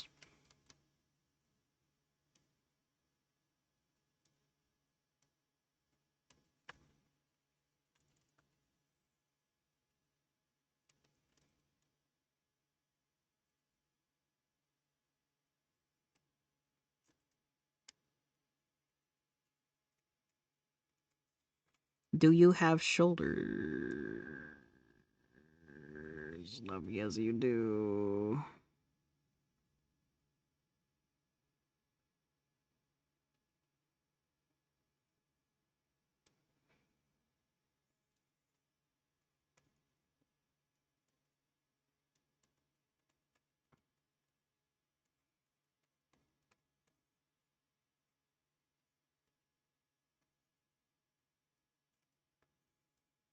By some miracle, he does not have scars on his face.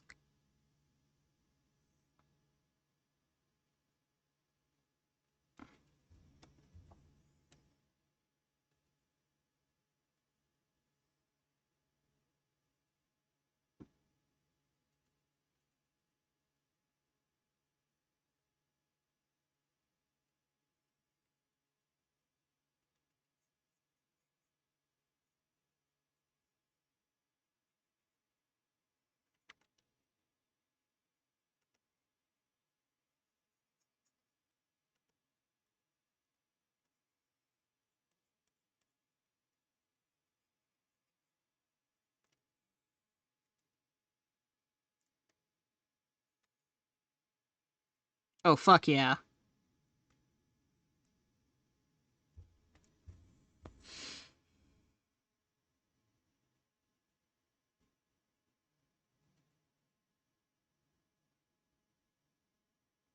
It's like the binder of holding.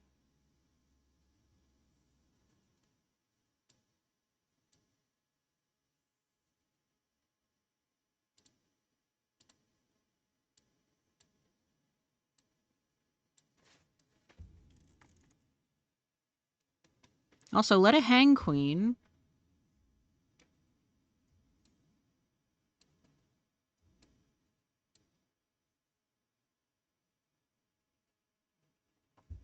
Think it'd be like licking marble? Probably.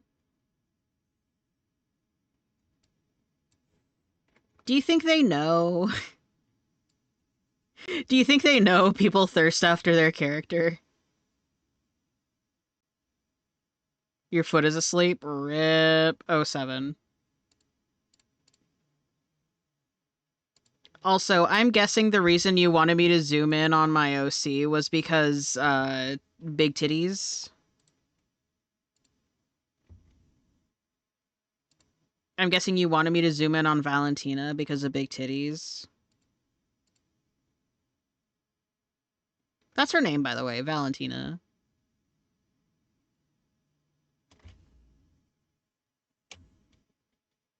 Was it because of her tits? Was it because of her rack?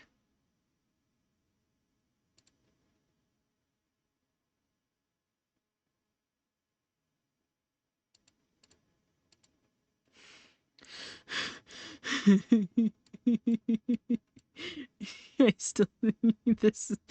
She's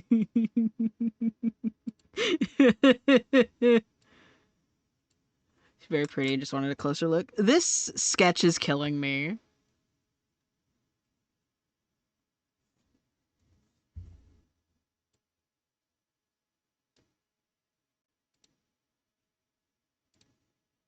I'm putting it in the general chat.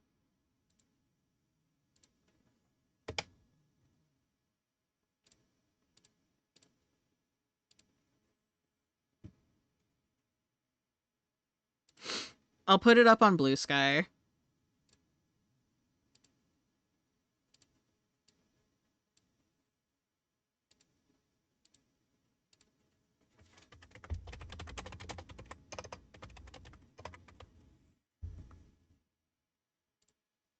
No tags, we die like men.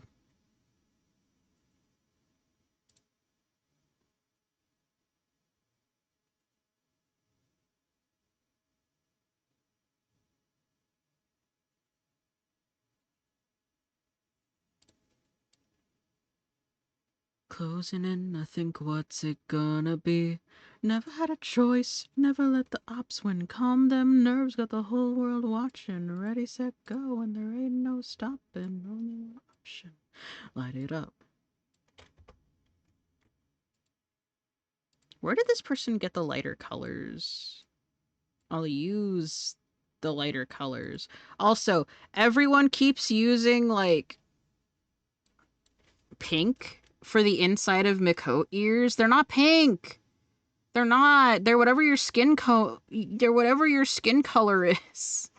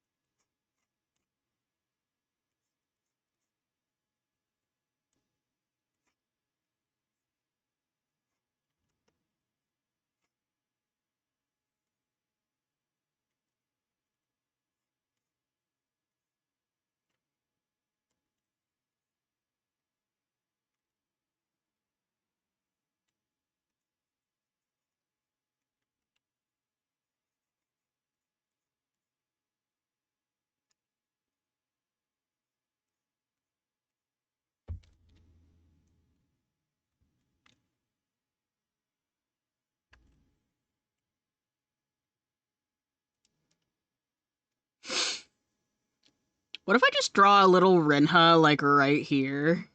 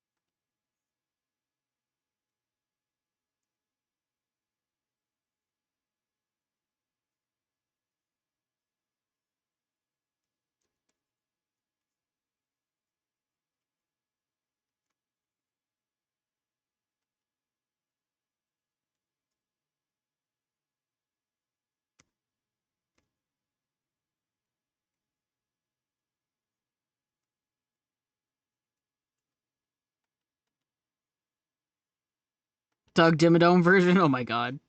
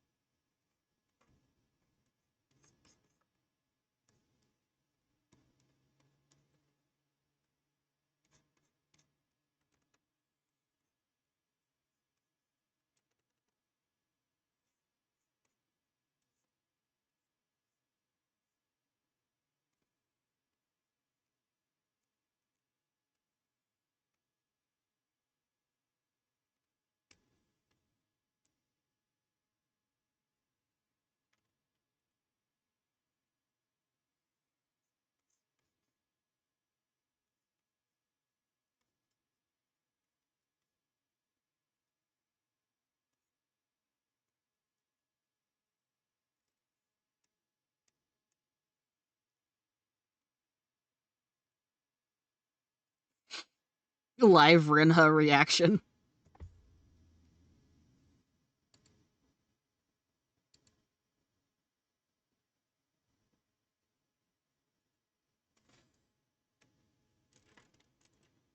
Well, technically Rex, because that's the version that I drew.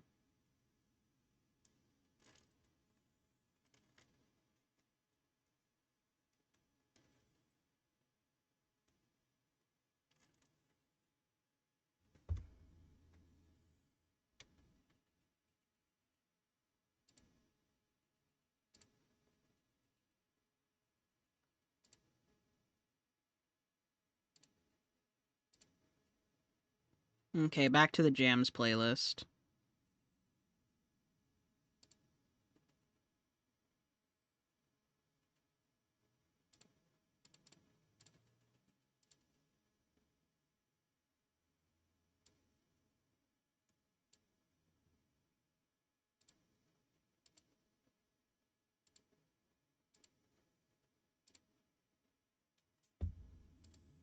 Should I try to do lineless? No, I want to just practice rendering the skin.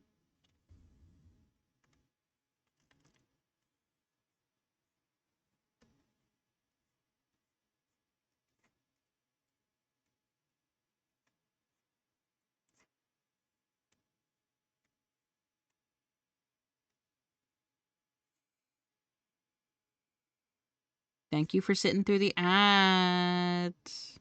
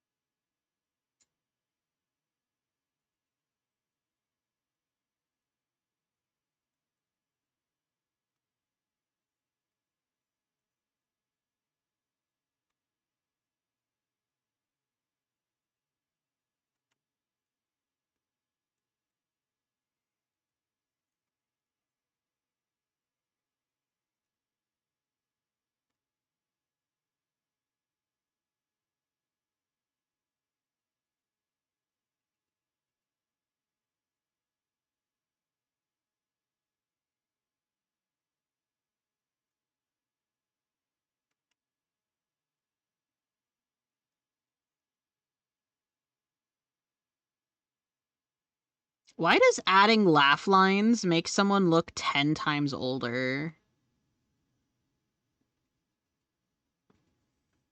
It's not even deep laugh lines.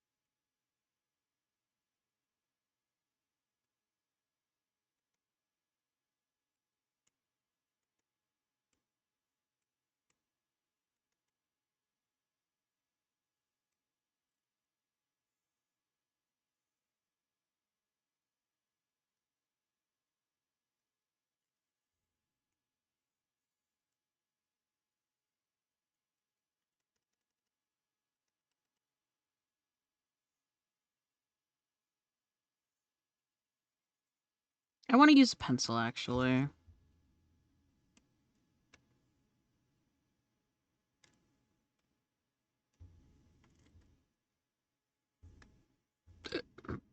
I go through phases where I like using pencils and stuff for line art instead. I just like how soft it is.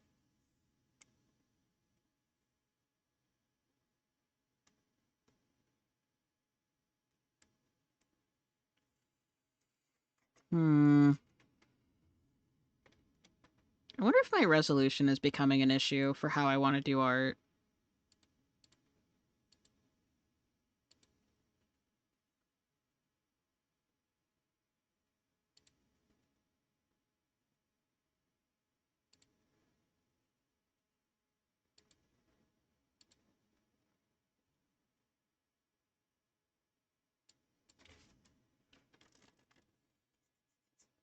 It definitely is becoming an issue for how I want to do things. Damn, okay.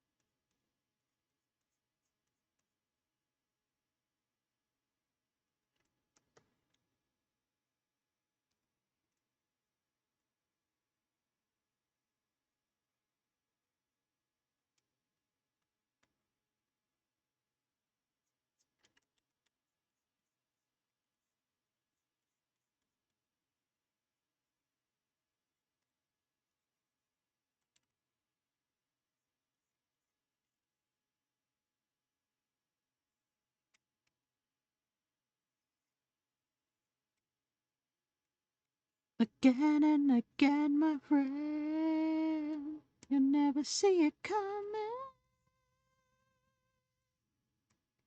That my mind is too fast for eyes.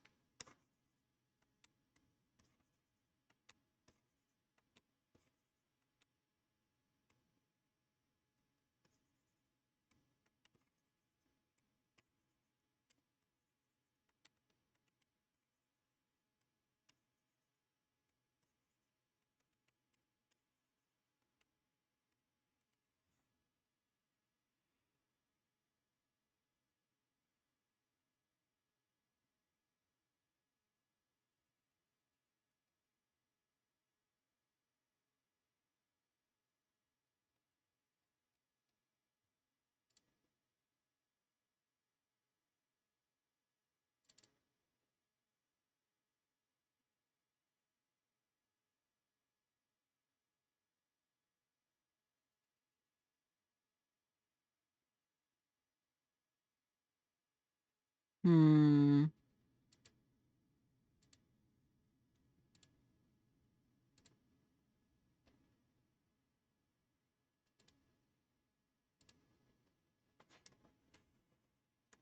Oh my god, it looks so much better at this resolution. What?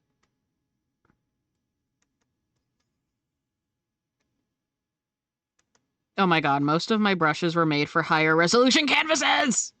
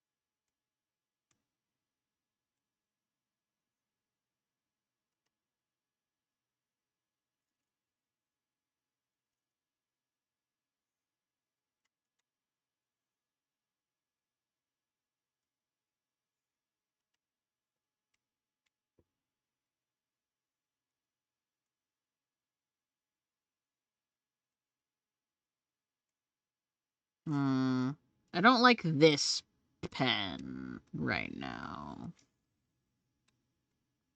Why am I fighting with myself on what pen to use?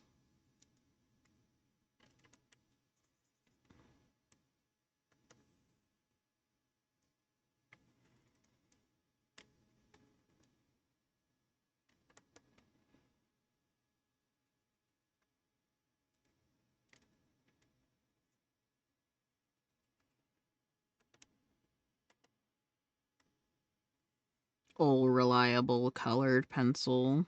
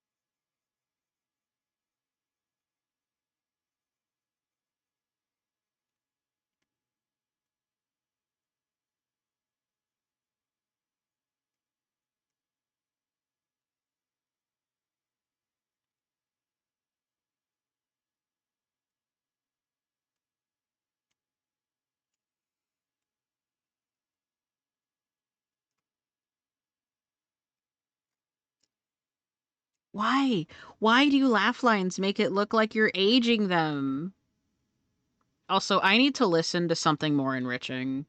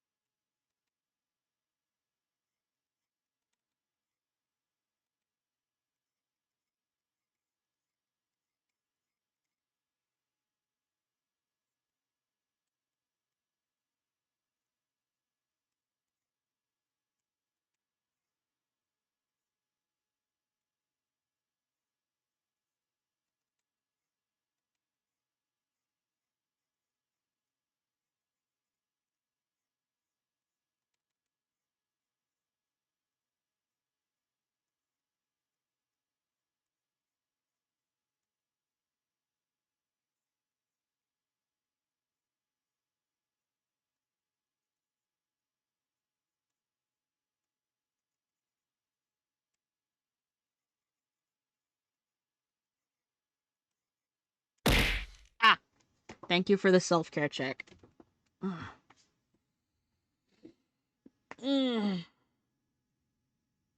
I was hunched over so far.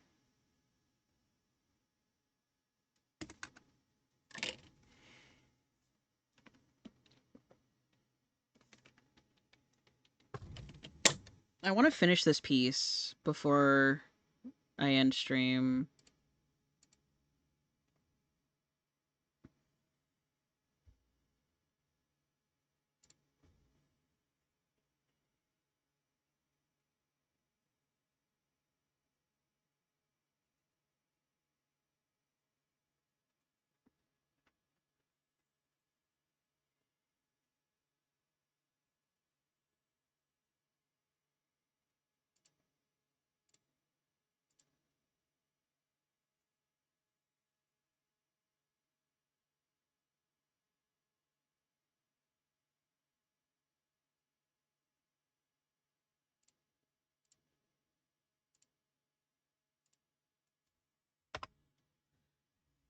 What if...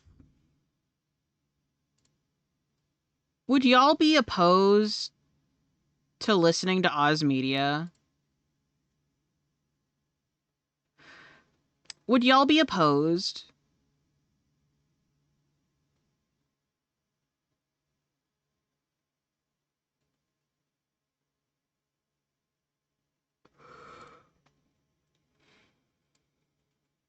I'm just gonna...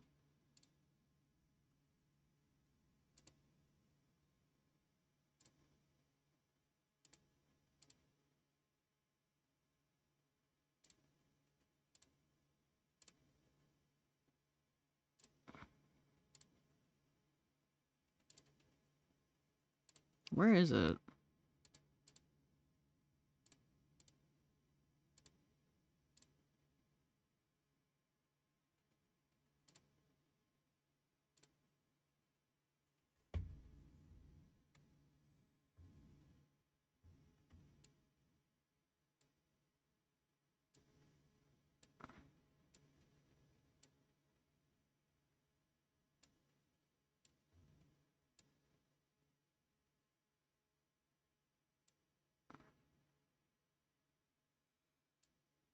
It'll just be behind me. In a little box. Just put it like right here. Chat vision up top. And I'll have it be from here.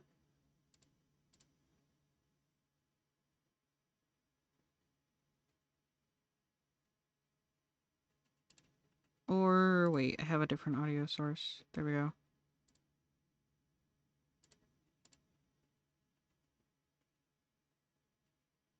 Gonna commute this. Okay. That should work.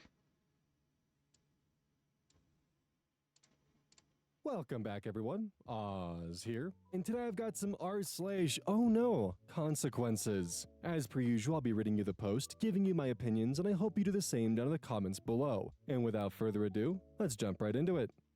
Cross posted from r/am I the asshole? Am I the asshole for walking out of a first date because he brought his mom? What? And she ordered for both of us? Huh? I, 26 female, recently went on a first date with a guy I met on Hinge. Let's call him Ben, 28 male. We agreed to meet at a night. Pause immediately. What do you mean? What do you mean he brought mommy to his first date? What?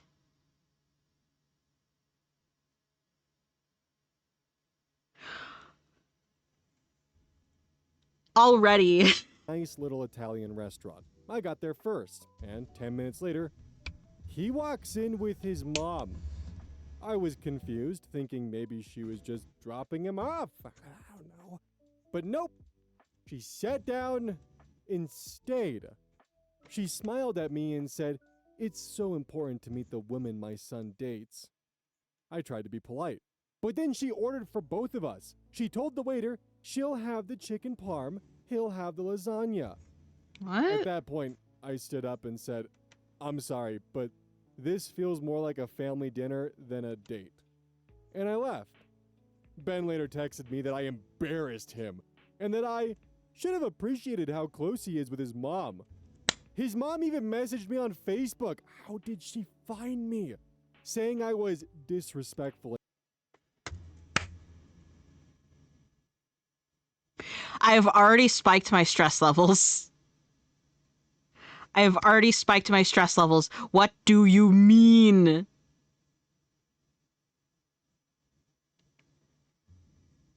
Oh! And immature. So Reddit, am I the asshole for walking out? This is a situation where if you continue to date this man, even married him, you would end up posting on one of the mother-in-law subreddits because of just how fucking horrible she is.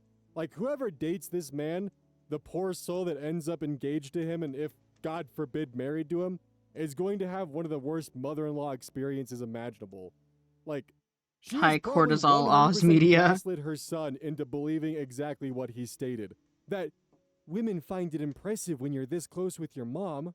Trust me, I'm a woman. I would know. So now he's probably going in there with confidence like, I brought my mom to the date, and she's gonna think it's so impressive that she's here and see how close we are. This is gonna be great. And now he's met with the reality check, and now the poor soul that dated him has to deal with his mom Facebook stalking her. Fucking yikes, dog. The consequences of this one is if you bring your mom to the date, you're not gonna get a date. Good God, my dude. And he's 28. Oh my God. Cross posted from r/am I the asshole. Am I the asshole for not forgiving my mom? I, 15 female, was home alone a few months ago, and my mom's bracelet she got from her late sister went missing. My mom accused me because we'd had an argument before this, and I couldn't prove her wrong. So she grounded me for a year, threw away clothes, books, birthday gifts, anything that wasn't an heirloom or necessary. All the chores went to me now. She broke me up with my boyfriend and texted all of my friends' moms to tell them to keep my friends away from me. She made me wear shorts at home so I couldn't steal anything and hide it on me. And I had to either leave the room or stare at the wall when the TV was on. This continued for 2 months. She found the bracelet under the couch. She'd left it on the coffee table and it fell off and rolled under. Why don't my kids talk to me? Why don't my kids talk to me anymore?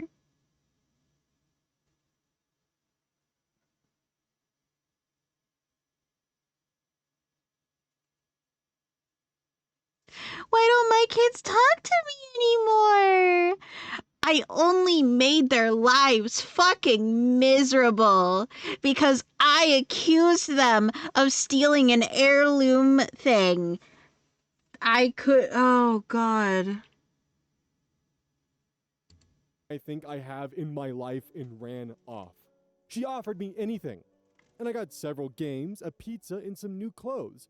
She asked if there was anything I else feel my she could blood do. pressure spiking to the And I fucking said, moon. Leave me alone until I turn 18 and leave forever. She begged me to forgive her, and I just said she's failed, and there's no use trying. She started crying really hard and kept saying please over and over. I just walked off and went to bed. My little brother comforted me a bit, but says mom feels really bad, and asked if it would be pleasant for either of us to live with.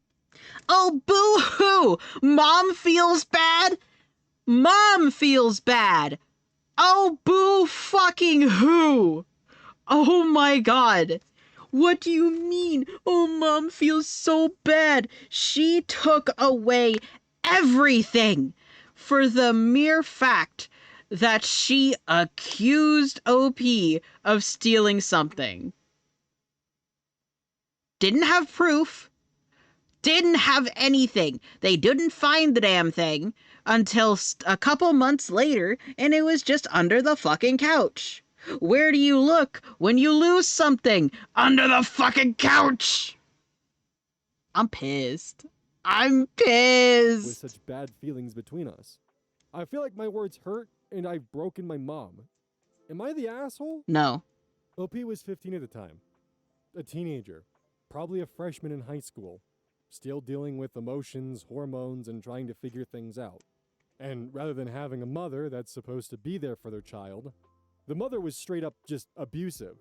Upon losing something and placing next to no effort into trying to find it, just assuming that the daughter stole it, decided that the proper response in retaliation was to throw away almost all of her possessions, destroy all of her friendships, break her up from her boyfriend, and essentially lock her down, and making fun illegal while putting her into a constant state of doing chores. For 2 months, she treated her daughter like a prisoner in her own home. And when the revelation came that she had fucked up, the damage had already been done.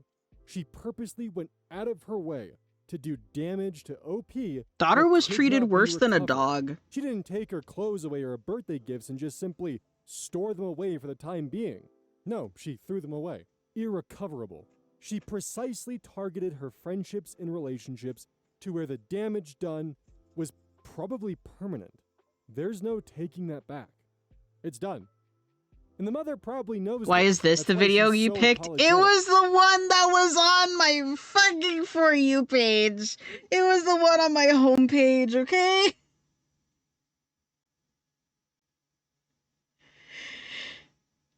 Though, to be fair, looking at the title, it says, oh no, consequences. In quotes, I abused my wife. Why won't she touch me? But the thing is, words are hollow. I need a At this point drink. in time, the action spoke as loud as possible. Another part that really bothers me is the little brother's actions. To me, it sounds like the mother's trying to manipulate him, getting him to use his younger brother pity, so that way OP changes her mind for the good of the family. And like, not to mention, if the daughter did steal the bracelet, the moment shit started getting thrown away, you would think she would probably immediately, in that moment, return it to stop the fucking chaos from happening. But it sounds like the mom was so goddamn convinced there is no other option, that this punishment was 100% justified, without even just spending a little bit of time potentially looking for where it may have gone. She caused irreconcilable damage to her daughter. But hey, at least she bought her a pizza. Cross posted from r/best of by Serif Loride. Their tagline is, quid pro fuck around find out. Original OP is foodgoose773, posted to r/am I the asshole. Am I the asshole for making my girlfriend pump her own gas? Since me, 28 male, and my girlfriend, 27 female, started dating, anytime she drove and had to get gas, I would pump it for her. Well, last week she took me to work because her car does better in the snow than mine. When she came to pick me up from work, she was Okay. wearing pajamas, which were shorts with a long sleeve button-up. She even wore her house shoes. I was embarrassed for my coworkers to see her like that, so when she stopped for gas, to teach her a lesson, I told her my back was sore and she could pump it. She said it was too cold and she wanted me to do it. She's the moron that wore shorts. I stood my ground. I take She it back. pumped her own gas, but wouldn't talk to me during the drive. We passed a sushi place on our way home, so I asked her to stop. She said no, but I kept persisting, and she finally said okay. She told me I would have to run in, so I did. When I came out, she had left. I Ah! told my brother because I needed a ride home. He gave me a ride home, but said I was an ass and I deserved it. If there's any interest, I can update with what happened when I got home, but it doesn't seem super relevant to my question, so I don't see the need to add it. Majority judgment, you're the asshole. Relevant reply, OP to a deleted comment. She pays for the gas, I just get out and pump it for her. She's able to work from home, so her schedule was pretty flexible. She owns the house and bills are 50-50. I just updated, but I do understand how I came off now. She owns the house! I hope I'm not peeking my mic. I really hope I'm not. She owns your house!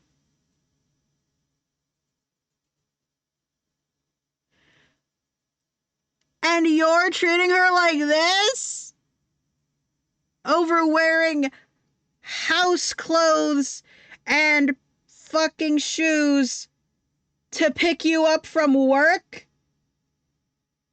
And you don't even pay the gas! She is doing this out of the kindness of her heart, and you cannot be asked to get out and get her gas.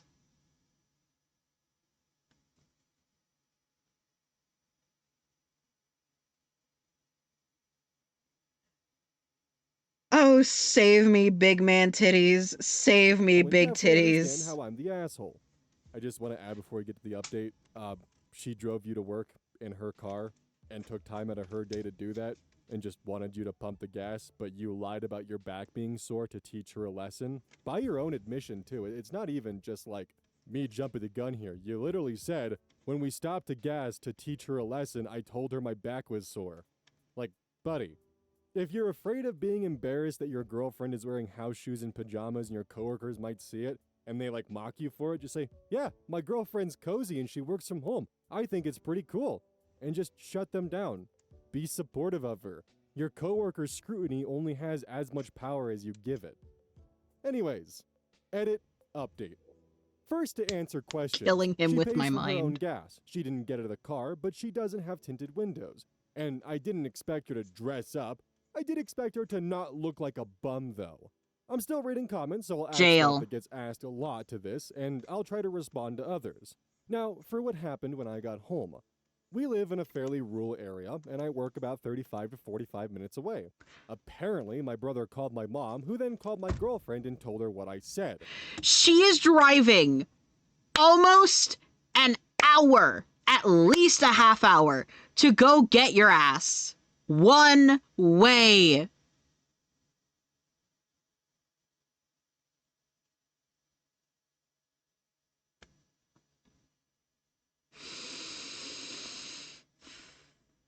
She better leave your ass. She better kick you out of that goddamn house.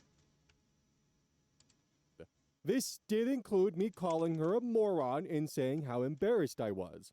When I got back home, my girlfriend had moved all of my clothes and belongings into the junk room. I tried to talk to her, but she locked herself in her room and ignored me. When Good I for finally her. got her to talk to me, she basically listed everything I've done wrong in our relationship. This past week was hell. She wouldn't take me to work when it was snowing, so I had to take myself, and my car got stuck twice. I missed 2 days of work because of her pettiness. I really didn't think I was the asshole here, but I tried to justify and explain myself. I did admit I was trying to teach her a lesson, and we broke up. When I got home from work, she had all my belongings in boxes by the front door, and I guess that's that. I really didn't think I was the asshole, but obviously that's why I posted here. Everybody that wanted us to break up got what they wanted. I'm not sure if my update is too relationship based, so if it gets taken down, I apologize. So, my only problem with the girlfriend's behavior, and this is a personal pet peeve of mine, is I have a personal grievance of when something goes wrong in a relationship and I'm told that everything's fine, and the person that I'm with just makes a list of everything that I've slipped up on or fucked up on, and then when I try to bring something up from their behavior that's upsetting me, I get bombarded with this laundry list that's been collected for almost a year, and I can't even have a productive conversation about it, and it feels like it's getting me cornered and that I'm being like locked down, and I had no idea that any of this shit was happening, and anytime that I had asked, I was told everything was fine. So that kind of stuff does kind of give me a little bit of the ick and makes me a little bit uncomfortable, but there's probably a key difference that I'm missing between what I went through and, what the girlfriend did in this instance. Other than that one little gripe that I have just because of my own personal experiences, she's totally in the right. Like, these are the consequences. We're not done yet, by the way. There's still another update. What? I wanted to insert that there. But this is the consequences. You call your girlfriend a moron, it gets back to her, and she doesn't want to drive you to work anymore. This is just the outcome of your actions. Anyways, new update. Posted on r/legal advice. Can I take legal action against my girlfriend for kicking me out? My now ex-girlfriend and I got into a petty argument and broke up. She kicked me out of the house, and I want to know if there's any legal action I can take. The house Oh!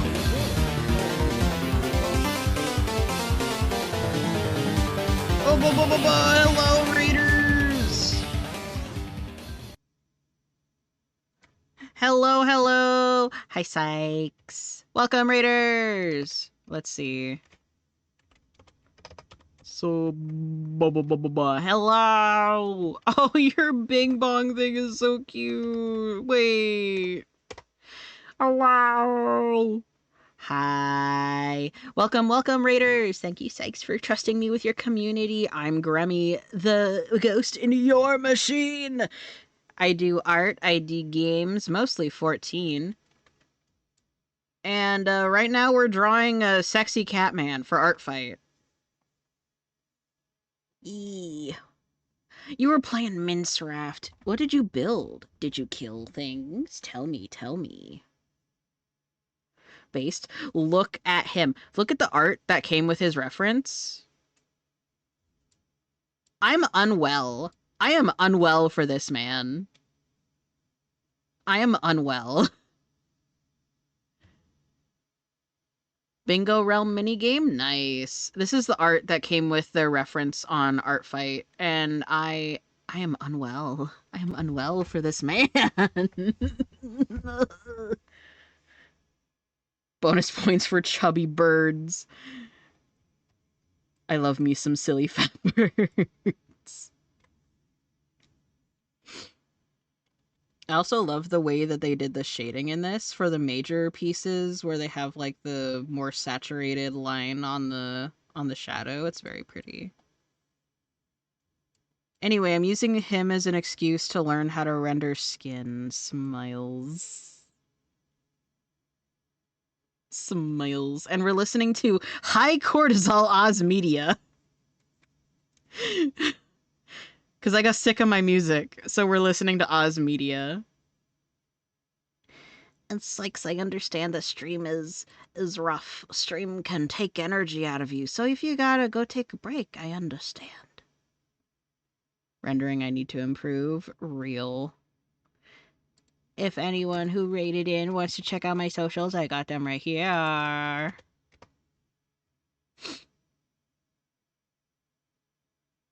Otherwise, we're just gonna go back to listening to Oz Media and ranting. Because... Oh, thank you for the self-care. We're gonna be ranting and raving. And I'll save my work, thank you.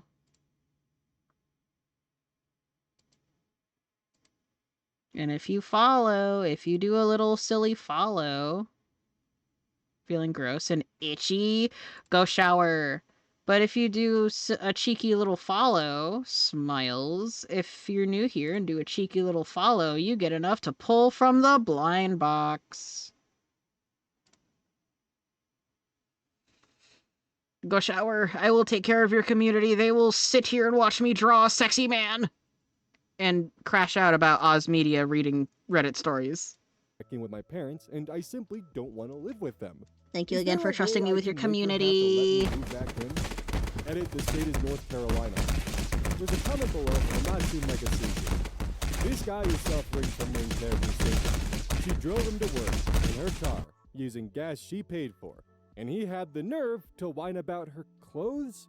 It's not like this was from a place of concern for her not having warm clothes in case of an emergency. He was embarrassed that she didn't look the way he expected her to, and made a colossal ass of himself. Made fun of his girlfriend for looking like a bum. Now he can live on the curb. Art style is familiar. KSRDM 1463 responds, clothes which, It's let's almost, be honest, it's no one almost is like seeing. it's my art At style. most, they're seeing her shirt, but her clothes and house shoes are on. Unless she's getting out of the car, not something that someone outside of the car is going to see. Natty Disc Girl responds, and their tagline is, fuck you, Keith. That's what I don't understand. He did all this for what? What? Are his coworkers walking him to the car, belting him into his big kid seat, and that's how they'd see her? Ridiculous. And like, even if the coworkers did see her in pajamas, OP couldn't. I also really yeah, like she sketchy woke up and drove lines. me to work because my car I don't know doesn't do well why. in the snow. Honestly, it's super awesome that she was They willing just to look do very that while nice so tired. to me. Like, there are so many ways OP could have spun that just would have been like green flags down the alley and would have shut down any ridicule from his coworkers. But instead, he was so pent up and concerned that, oh god, they're gonna think I'm dating a homeless woman, that he pulled this shit. And like, all of this happened From you getting broken up with to getting kicked out. You're the because Grammy I knew. opinions of your coworkers meant Yeah, more it's than still you just being it's still kind the to your Grammy through girlfriend. Maple. Yes, yes. That's on you, buddy. This is also coming from someone who refuses to leave the house if they're not wearing jeans. So, take that as you will. Cross posted from r/fluent in finance. Owners don't want to give me what I deserve, so now they're about to lose a $3 million contract because I resigned. I'm a project manager for an unlimited commercial general contractor. I picked up a hammer for the first time 6 Notice years the ago. Pilkin No prior hand. experience. I was also have raised a believing follower if you work Pilk hard and emoji. apply yourself, you will be successful. For 2 Oh wait, years, is that I follower? learned It should be. everything that I could in the construction industry. Took my work Yeah, it's a home follower with me and emote. studied on my Pilkan. own time to better myself. For that, I was promoted to foreman. I was brought in to take over a small project at a 12-building, 120-unit condo complex. It started small, and the board of directors for the HOA told me they loved my professionalism, work ethic, and the ability to complete projects on time and under budget. We won a big contract because of that small project. That was 3 years ago. I have since taken over the job of foreman, superintendent, and project manager. I do the billing, meetings with engineers and board members, scheduling, takeoff, material ordering. I even train the subs on application of new products because we didn't have enough mid-management. The project just passed $2.7 million. We got a bid request for another $3 million job in the same complex. All the while, the board of directors telling me how appreciative they are and how they've gone Mean through Lurky. 5 different Go get some contractors in the years rest. I'll before take care of committing your to my company community. because of my management and quality of work. This boosted my confidence, and I went to the owners asking for the raise they promised me 1 year ago for my production.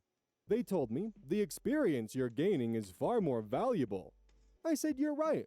I put my resume on public, got contracted by a headhunter, just accepted an offer this week for $80K a year salary, full benefits, 28 days paid time off including holidays, in the office now. No more working from the field, full in my own truck, laptop, Wi-Fi in my truck for the on-the-go billing when I visit out-of-state projects, $80 per diem, 100% matching 401k for the first 3 years of my employment, quarterly bonus programs.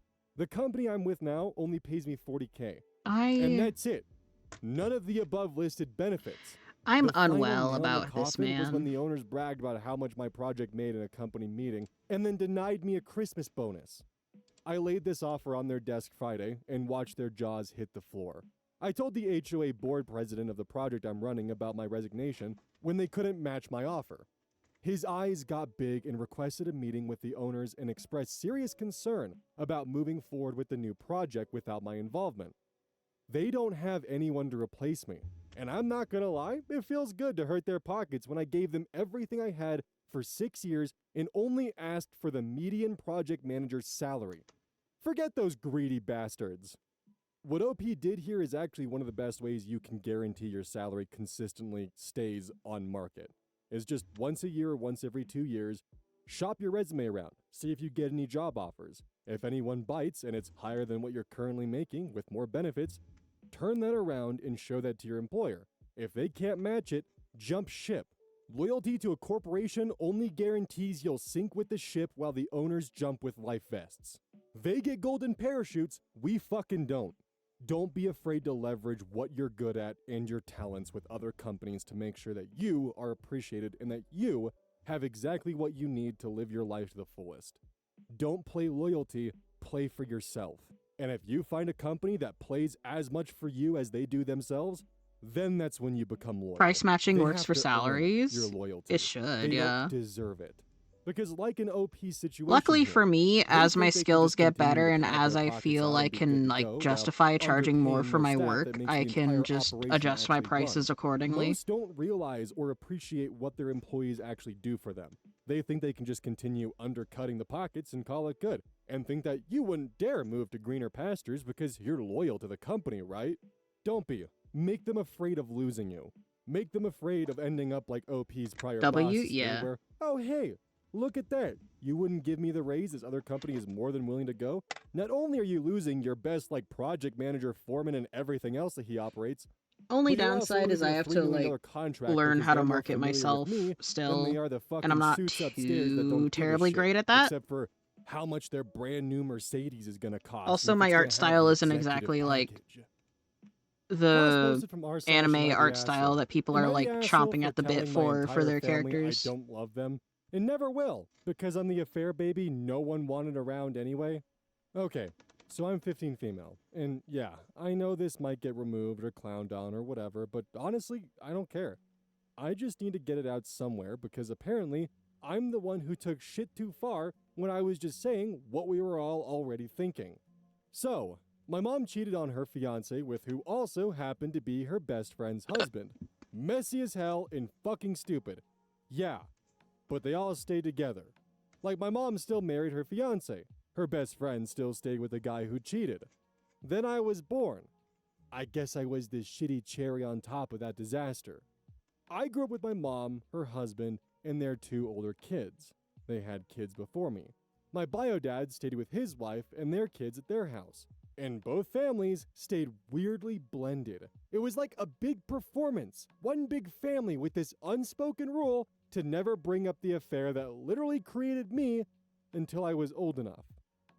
But it was very fucking apparent to me that I was not like the rest, even before they decided to tell me the actual story when I was 12-ish. My half-siblings that I grew up with made it real clear I was other. They never hit me or anything, but I got blamed for everything. If something was missing, it was me. If someone was crying, it was probably something I did. My sister once locked me out of the house and told me I should have never been born. What the fuck? I was 7. When I told my mom, she said I probably provoked it out of her, essentially. She never really protected me. She took care of the basics, fed me, gave me clothes, showed up to parent-teacher conferences when she had to. But there was nothing behind it. Like she was doing a job she didn't sign up for, and just wanted to clock out. The only time she got emotional with me was when I embarrassed her, or if other people made her talk about me. Their dad, my mom's husband, was similar. He never yelled or hit me, but he never looked at me the way he did his kids. He never smiled at me, never came to my school plays even though he went to all theirs, never took out on little special trips This is like the making others. me sad. If I seemingly fucked up, I got lectured like I was a criminal.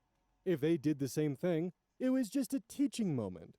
He never called me his daughter, only by my name unless he had to. The other kids, bio dad's side, mostly ignored me. Not mean, just distant. They barely spoke to me unless they had to. One gave me an old hoodie once, and that was as close to kindness as I got. When I was 9, something I was officially done with everything. We were at a family birthday thing, and one of the older kids dared me to eat a cookie with nuts in it. I said no because I'm allergic, obviously. So they smeared it on my face as a joke. I had a full-blown reaction, swollen face, couldn't breathe, ambulance, the whole thing. At the hospital, my mom cried and said I scared her, but when I told her what happened, she just said they didn't mean it like that. What? The kid got grounded for 1 weekend. Her husband didn't even come to see me. I knew They I could have didn't love them died! at all anymore, right then, and refused to act like I did. I gave everybody the bare minimum of affection and interaction so it didn't backfire on me. And I just sort of treated them like roommates and neighbors I vaguely knew. Fast forward to last weekend. My mom planned a family healing weekend with both sides of the family. Everyone was there. The siblings, the parents, the cousins. It was fake smiles and awkward silences. Then one of my mom's older kids made a snide joke about me causing drama just by existing. My mom laughed. Everyone did. So I snapped on them and told them I don't love any of them and never will. That I'm done pretending to give a flying fuck about people who only pretend to give a fuck about me.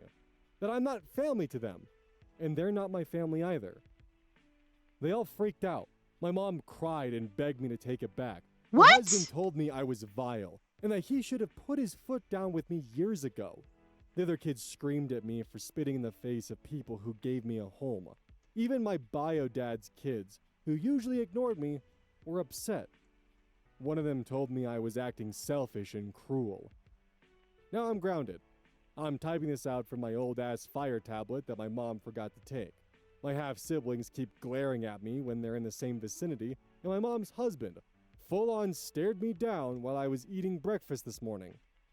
So, that's that. Am I the asshole for saying I No. don't love them?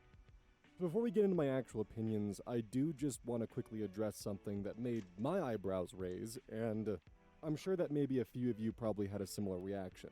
OP, as a 15-year-old, made the comparison that her mother kind of raises her as if she's just waiting to clock out from a job. I found that to be an incredibly mature comparison and one that I wouldn't be expecting a 15-year-old to make. Which, in all honesty, did make me wonder if this may have been AI generated, or perhaps even OP using AI as a tool to get their thoughts on paper. But no, it does turn out that OP does actually have a few odd jobs that they've been working for a while to help save up for college, and that does tell me that they're trying to actually get out of their home and try to push forward once they turn 18, which is a good thing to see. I'm going to There be are trying additionally a few something. linguistic mistakes and phrasings that an AI would not make, that would be scrubbed out from an AI generative platform. So I tend to lean towards OP's home being broken, but she's well spoken. OP, if you ever happen to stumble upon this, just know that your family is giving you that kind of ire because they're allowed to be judgmental of you, but you're not allowed to be judgmental of them. They feel entitled to your respect while giving you none. And it's not just respect they're not giving you either. It's love, it's compassion, it's the care of you being an actual child. You're being punished for the mistakes of your biological parents, and that's unfair. Your reaction here is nothing but human. It's reasonable. It's understandable. But my recommendation would be is to bite your tongue, apologize, get through the final 3 years of hell that you have, get the fuck out of that house, and I never don't look like it. back. These people don't deserve you. That's just simply how it is. You deserve to live a life that you actually are proud of, that you're happy with. You deserve to find a family that loves you for you, not whatever the fuck this circus is. And the only reason why I recommend that you bite your tongue and apologize is just so that way you can keep the peace. Keep the ire off your back and give you some breathing room so you can exist without feeling like you have the impending punishment from a tyrannical parental system that's upset with you for speaking your mind that you feel as though you aren't welcome in this family. I only make that recommendation, as shitty as it is, to try and maintain safety. You're being used as a scapegoat, and you spoke an inconvenient truth which upset them. You aren't the asshole for speaking that truth. In the slightest.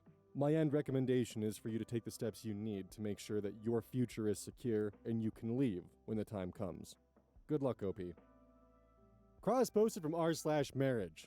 I treated my wife badly for years. Now she won't touch me. I don't know what to do. I'm not here to play the victim. I'll start with the truth. I haven't always been a good husband. I've hurt my wife emotionally over the years, snapped when I shouldn't have, shut down instead of communicating, ignored her needs, and acted selfishly more times than I want to admit. I didn't cheat or hit her, but I know I broke her trust, hurt her heart, and made her feel alone. That damage is on me. Now I'm trying to be better. I've been changing, showing up emotionally, helping more, listening instead of arguing. I've apologized, I've been patient, I've stayed loyal, I've put in real effort. But it's like I'm invisible to her. She won't kiss me, she won't touch me, won't sleep with me. Every time I try to bring it up, she shuts down or gives me a look that says, "Don't even start." I get it. She's probably still hurt, still guarded. Maybe she doesn't trust me with her body or her heart anymore. But it's killing me. I'm starving for connection, for touch, for affection. I don't want pity, I want my wife to want me again. I know I caused a lot of Brother, this, that but ship I'm sailed when you lost on how started to fix abusing it. her. If you've been the one to hurt your partner and somehow turn things around, I'm all ears. I'm not ready to give up, but I'm tired of pretending this isn't eating me alive. Edit. Suffer. We've been married a year, almost, but together for 2, including married for a year almost. That last part hit me like a fucking bus. I was expecting this to be like a man in like maybe his 50s or late 60s, just like, you know, lifetime of fuck-ups and wants to try to fix it. But no, this is not what I was expecting. When you said over the years, I was thinking like maybe a few decades. Not 2. Not 2 years makes the comments about how much effort you've put into staying loyal just odd. Actually, upon rereading it, the staying loyal part is in the list of things he's trying to be better about. You want to elaborate on that one just a little bit, my man? Like, these are just the consequences to mistreating your wife to this extent over the 2 years. Buddy, you are speedrunning divorce, and I don't know what to tell you. You could try couples counseling, but apparently couple counselors are now just wanting to fuck your wife, so I don't know about that one, buddy. You could try, I guess. But she has to want to, and I don't blame her. If you've just been like emotionally abusive for the past 2 years to the point where she doesn't want physical contact with you, dude, you fucked that up. If you want to progress forward, you got to do things on I her love how we all terms, just have not spiked on your cortisol terms because of that are this video. disguised for her benefit. If she wants a divorce, well, that's too fucking bad. You better move on. But if she's generous enough to give you a second chance and maybe give couples counseling or any kind of therapy a chance, then buddy, you better fucking take that on her terms. Not yours, hers. Another thing is that part of the whole missing reasons thing is that sometimes they'll give just enough details where it's like, yeah, I snapped at her when I shouldn't have. I may have broke her trust, may have hurt her heart. Okay, but how? How'd you snap at her? How'd you break her trust? How'd you hurt her heart? What did you do to her that made it so she wouldn't kiss you, wouldn't touch you, and just doesn't want to be physically near you? Because at that point, based upon what you've said, I'm kind of left to just assume the worst, man. Mm-hmm. And one of those assumptions I have is that you're not interested in actually being better for your wife or making her feel better or making her feel safe or being emotionally connected to her. You're only doing this because you just want sex. Like, that's how this comes across. I finally was able to put my finger on it at the end of there. But for those of you who can comment, what do you think? But what are Ad your break opinions on this incoming. whole I'll mess? pause Do the you Oz think he's trying media. to hide his actual actions? I'll Do you think pause the there's more to it? Oz.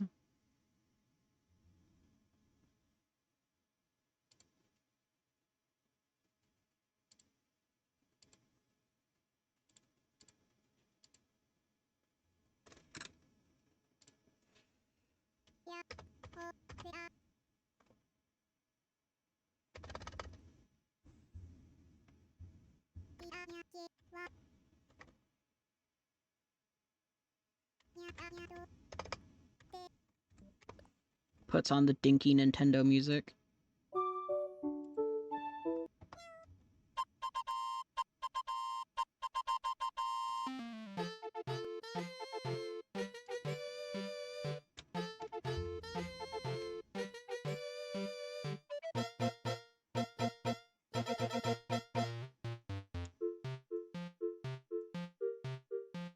Our break from bullshit. The dinky Nintendo music.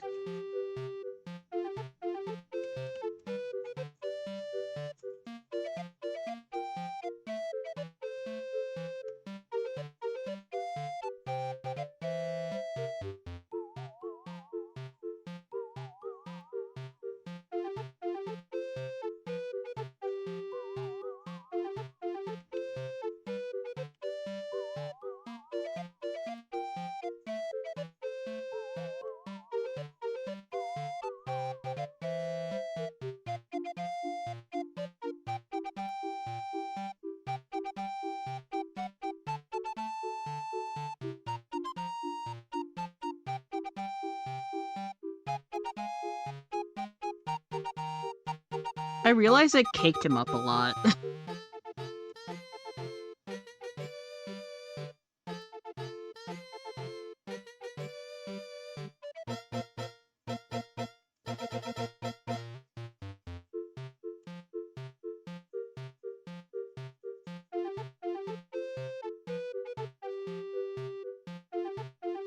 You say that as if it's a bad thing? I'm not saying it's a bad thing. I'm asking myself if that's accurate to the character. Because Miko... Male characters in 14 do not have ass. I'm gonna be so real. They're not allowed to have ass.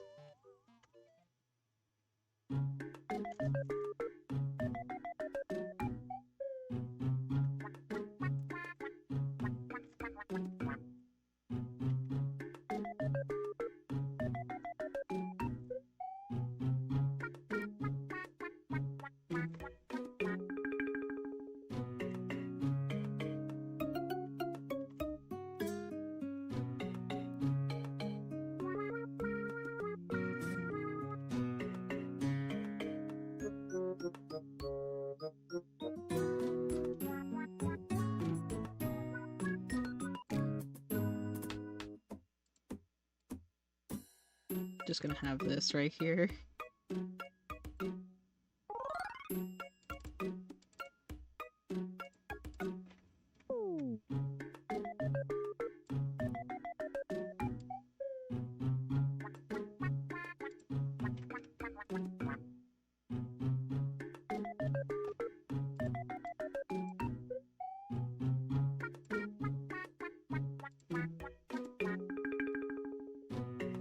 I'm just gonna color pick one of the scars.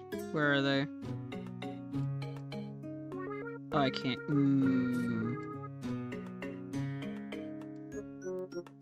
I see. Okay, no more Dink music. Off to Oz Media again, because ad break is over. Do this that he's not sharing? Or do you think that maybe he deserves a second chance because he's recognized he's done something wrong? Or do you think that he's only feigning that he's realized he's done something wrong and trying to quote-unquote change just to get back in the bedroom with his slowly retreating wife? Let me know. Cross-posted from r/am I the asshole. Am I the asshole for taking back the car I bought my boyfriend after I caught him cheating? So I, female 26, bought my boyfriend, male 28, a car last year for his birthday. Not some fancy ride, but a decent used Honda since his junker kept breaking down. Paid cash. Titles in my name. The whole thing. Fast forward to last week when I am charging his iPad, that I also pay for, and his iMessages pop up with some girl named Bree from work. He's been fucking. What was that about me without us? coworker 14, months. Final Fantasy Like, 14, the full-on critically affair. acclaimed, Hotel has a bad receipts habit in of his not email. letting male The characters whole have asses. pathetic package. When I confronted him, he had the audacity to say it just happened, and that I wasn't meeting his needs. So yesterday, I showed up at his job with my spare key and took my car back. Left his sorry ass to Uber his way home. Now he's blowing up my phone, calling me petty and saying I'm punishing him. And how's he supposed to get to work? Our mutual friends are split. Some say I'm justified, others say the car was a gift, and I'm being bitter. But like, gifts are for people who respect you, right? Am I the asshole for taking back what's legally mine? So, assuming this story is 100% real, my first question would be, was there a contract, a leasing agreement, or anything along those lines that would give him any kind of legal stake to the car? Because that's OP's biggest hurdle there. If he has some kind of payment structure set up with OP and he's actively paying them, which it sounds like that's not the case, then this would be a different story. But if this was OP's car, in their title, the boyfriend was not making any payments on it, and legally there is nothing attaching him to said car, then I don't even know if I would consider this car to be a gift, because a gift would be signing the title over. If that didn't occur, then the gift was pretty much just boiled down to you're letting him use your car. Now, I can also understand where some of the friends might be coming from with the logic of, yes, he cheated on you, he's a scumbag for doing that, but that's also his mode of transportation, how he gets to work, and that's how he's able to get to his job so he can afford to live. So taking that was kind of a dick move course of action. I can understand that line of logic, but I'm not sure if I can exactly agree with it. But please, for those of you who can comment, don't be afraid to share your opinions. I'd love to hear them, and let me know if I'm off base here. Also, side note by the way, just go get yourself tested, just in case. Don't forget, this is brought to you by GamerSups. Use code ODDS at checkout. It's basically a caffeine powder that you put in your water and... Until we get our own code from GamerSups, because once we hit that goal, you see that goal up in the corner and up here in the corner. I think it's like once we hit this goal in the corner, once we hit that goal right there, I'm gonna be applying to GamerSups to get my own code. But until then, you can use code Oz. Or any of the other cool people that you think deserve it. I actually really like it. I use this on a daily basis. Don't forget that every purchase you make using code ODDS directly supports the channel. And if you want to... Oh shit, Oswald, best of r/best of. Refuse to move in with in-laws and let them take over my baby. in-laws here, and today I've got some r/best of for you all. As per usual, I'll be reading you the posts, giving you my opinions, and I hope you do the same down in the comments below. And without further ado, let's jump right into it. This post was collected by Lucy Aria Rose, and their tagline is, "I'm keeping the garlic." The original OP is Public Edge 6210, posted to r/Am I the Asshole, January 2nd, 2026. Am I the asshole for not wanting my in-laws to take over my baby and for refusing to move in with them? Me, 30 female, and my husband, 31 male, have been married for almost 3 years and have an 8-month-old baby boy. Ours was an arranged marriage, and I genuinely got lucky. My husband is kind, supportive, and very understanding. My husband is the eldest of 3 sons. His 2 younger brothers live abroad. Since my in-laws don't have a daughter, they treated me very well from the beginning, and overall, they are good people. This makes this situation harder for me. The issues started after my son was born. During the first few months postpartum, I stayed with my parents and then with my in-laws. At first, I ignored small things, assuming they were just excited grandparents. But over time, certain behaviors started bothering me. They would refer to themselves as father and mother when talking to my baby in our native language. When my baby cried or needed to sleep, my father-in-law would ask my mother-in-law to comfort him instead of letting me do it. Sometimes they wouldn't give my baby to me when he was crying or would take him from my arms, saying they would try to calm him. Excuse I me? felt invisible but stayed quiet, thinking it might just be postpartum hormones. After we moved to the city where my husband works, it got worse. We video call them daily. Whenever my baby cries, my father-in-law says things like, "Our baby is sad because he's missing us," or that the baby is all alone there, even though he's with his parents. He has joked that the baby might be bored of seeing only my husband's and my face.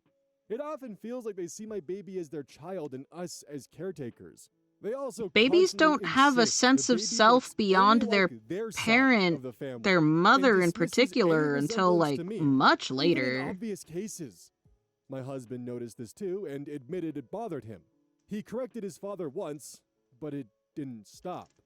Eventually, I started correcting my father-in-law every time he called himself dad, and he finally stopped. They visited us twice after we moved, and both visits were extremely stressful due to constant boundary crossing and comments about our parenting. Recently, the main conflict happened. We can't visit our hometown often because my husband gets only 4 days off a month. Now, my in-laws want us to quit our jobs and move permanently into their home so they can be What? close to the baby. I work from home, but only from our current location, not my hometown. More importantly, based on their current behavior, I don't feel comfortable living with them. My father-in-law frequently comments that we don't feed the baby on time, that the baby is unhappy, lonely, and has to play alone.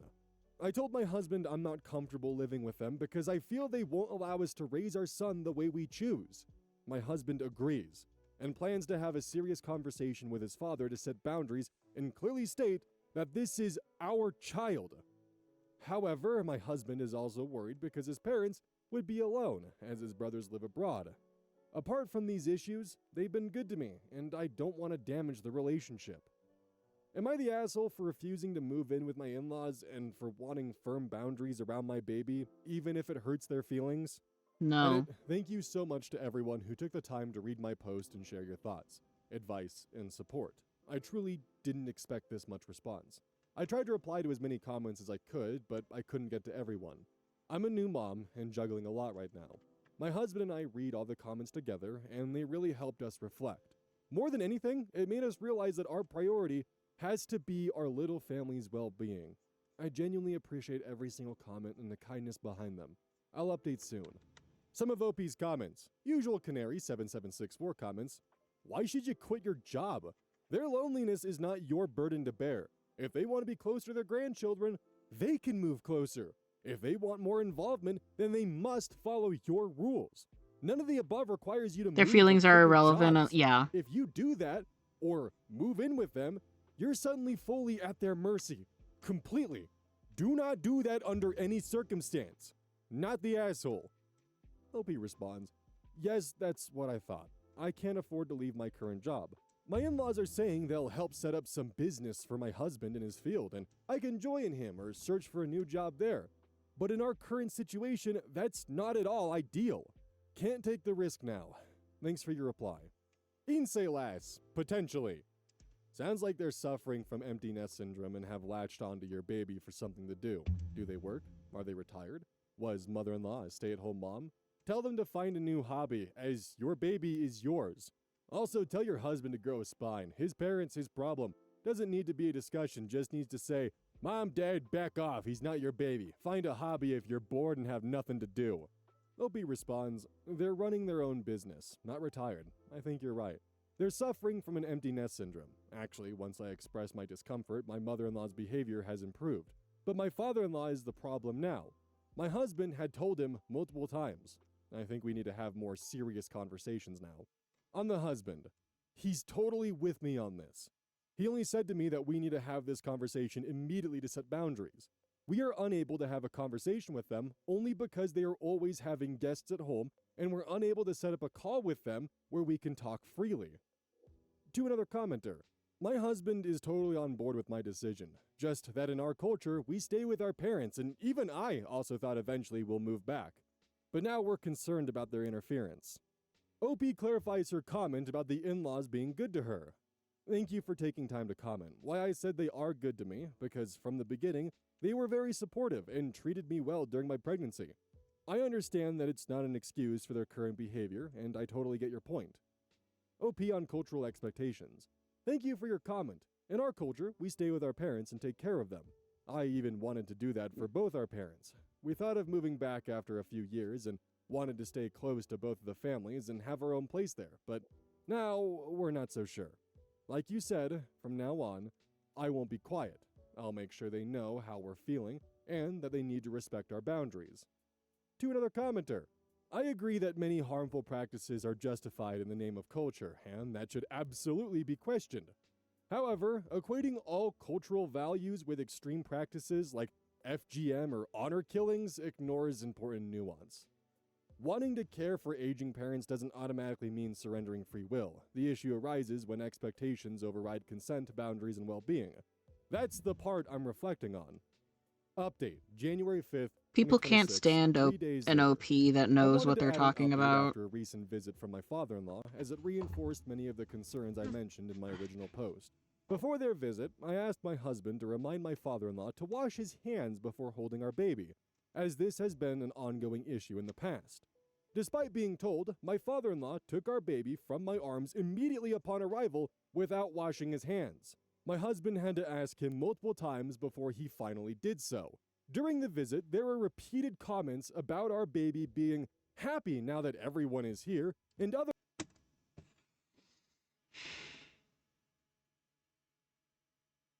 Why did my kids put me in a nursing home? I don't being get all it. alone, when it's just me and my husband with him. There was also another instance of my father-in-law refusing to acknowledge any resemblance between our baby and me, even when others, including my husband, pointed out obvious features like my hair. This turned into an unnecessary argument over something very trivial, which again made me feel dismissed. Later in the evening, alcohol was being consumed in the living room. While I'm personally uncomfortable with my baby being around drinking, I chose not to escalate the situation in front of guests and instead kept my baby with me in the bedroom. At that point, my father-in-law made a comment framed as a joke about putting a few drops of alcohol in our 8-month-old baby's mouth so he could get a taste early. What the saying fuck? that everyone in the family drinks anyway. Both my husband and I immediately shut this down. My husband, who is a doctor, firmly told him that this was unsafe and unacceptable. My father-in-law dismissed it by saying nothing would happen, that it was costly whiskey, and that he had been given alcohol as a child, and that it was supposedly good for gut health. It is not. Regardless of intent, this crossed a serious line for us. There were also a few other smaller boundary issues throughout the visit. We did not have a full conversation with my father-in-law at the time. The because only my mother-in-law time was I not have present, even thought and it my would be father-in-law was visiting mildly with his okay brothers to and give a sons. child We felt it was alcohol more appropriate to address is these if you're issues rubbing a little privately bit and together, on. rather than in front. The only time I have heard of it that I thought it was even mildly okay is rubbing, like, dipping your finger in alcohol, like whiskey or something, and then rubbing it on your teething baby's gums because they're in so much pain. That is the only time I've heard of people giving kids alcohol where I was just like, that kind of makes sense. But just doing it to give the kid alcohol? What the fuck?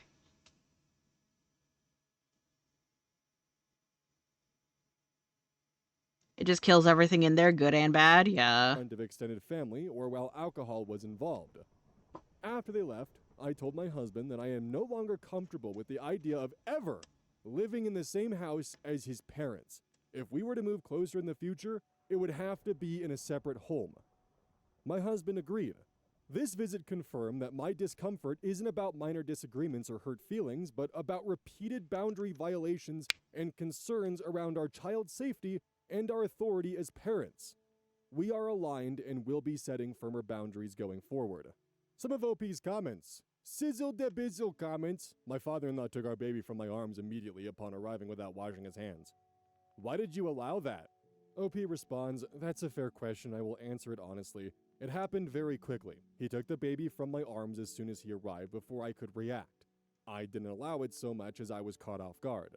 As soon as my husband noticed, he immediately intervened and asked his father to wash his hands, which he eventually did after being told multiple times. This is actually part of the pattern I'm talking about. Boundaries being crossed first, and us Filter, having to correct them blur, after the fact. Gaussian blur, just a little User bit. waste of ace triple O. I'm a mother of a 6-month-old baby. I'm still confused. How can someone take the baby from your arms without you physically letting it happen? OP responds, it happened quickly and unexpectedly, and my husband corrected it immediately. I didn't want to physically pull my baby back or react in a way that would scare him in that moment. We've learned from it and are being firmer now. I don't feel the need to justify this further. Update 2, January 6th, 2026, next day, 4 days from the original post. We had a conversation with my in-laws and I wanted to share how it went. My mother-in-law spoke with us first over FaceTime. I explained how hurt we've been by certain behaviors and comments, especially from my father-in-law, and how they made us feel like our role as parents wasn't being respected. I also told her about the specific boundaries that had been crossed and why it affected us so deeply. To her credit, she listened, without interrupting, acknowledged our feelings, and apologized sincerely. She said clearly that we were the parents and that no one has the right to make us feel otherwise. She then asked my father-in-law to join the call and repeated everything to him. He apologized as well and said he never intended to hurt us.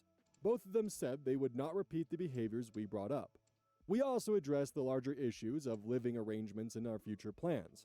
We told them that we will not be moving in with them and that we intend to continue building our life where we are now, as it is best for both our careers and our personal life. We made it clear that if they ever need our help, we will be there for them. At the same time, we set boundaries around our child. They're welcome to visit us and spend time with our baby as long as our role as parents is respected, and visits will be in our presence. We will also continue visiting them during the holidays. They accepted this and reiterated that they would respect our decisions going forward. My husband and I are aligned, and while we know that maintaining boundaries is an ongoing process, this conversation felt like an important step in the right direction. Thank you to everyone who offered advice and perspective. It genuinely helped us approach this in a calm and constructive way. Also, I want to thank everyone who took the time to comment on both my original post and the update. I truly appreciate the advice, perspectives, and support shared here. I've read every comment, even if I wasn't able to reply to all of them. Between work, caring for my baby, and everything else going on, I just didn't have the time to respond individually. Please know that your words meant a lot to me and helped us reflect and move forward more thoughtfully. Some of OP's comments. Icy Door 7866. That was a way too quick and easy agreement by the in-laws. I would be so skeptical that they were only parroting what you wanted to hear and still intend on going behind your backs and treating the baby the way they prefer. OP and hubby, keep a large grain of skepticism in your minds when dealing with father-in-law and mother-in-law in any future situations. OP responds, that's completely fair, and honestly, it's something we've thought about too. We're relieved about how the conversation went, but we're also staying mindful and paying attention to actions, not just words. Boundaries will be set in place going forward. User Chris and Bliss comments, I'm curious why they suddenly had a change of heart after being so intense. I feel like something happened that you don't know about. Like, did their other sons tell them off? Their other family members? Your own mom and dad? OP responds, I did wonder about that too, but as far as we know, no one else spoke to him. I think hearing directly how much it was affecting us made a difference. Time will tell. Though we are focusing on behavior, not just words. User Library Mouse 4321 comments, they're telling you what you want to hear to put you into a false sense of security. Be on your guard at all times and never trust these people. Opie responds, thank you for your concern. We are aware that trust is built over time, which is why we're focusing on clear boundaries and consistency rather than assumptions. User Lady Gaitha comments, I mean no offense by this, but the tone of this versus your other posts is very clinical/legal. I suppose what I mean is that your initial posts had a feeling of emotion, and this one just doesn't. While the message is meant to be positive, the tone isn't. I guess that's what I'm asking. Are you okay? OP responds, thank you for asking so gently. I'm okay, just mentally tired, honestly.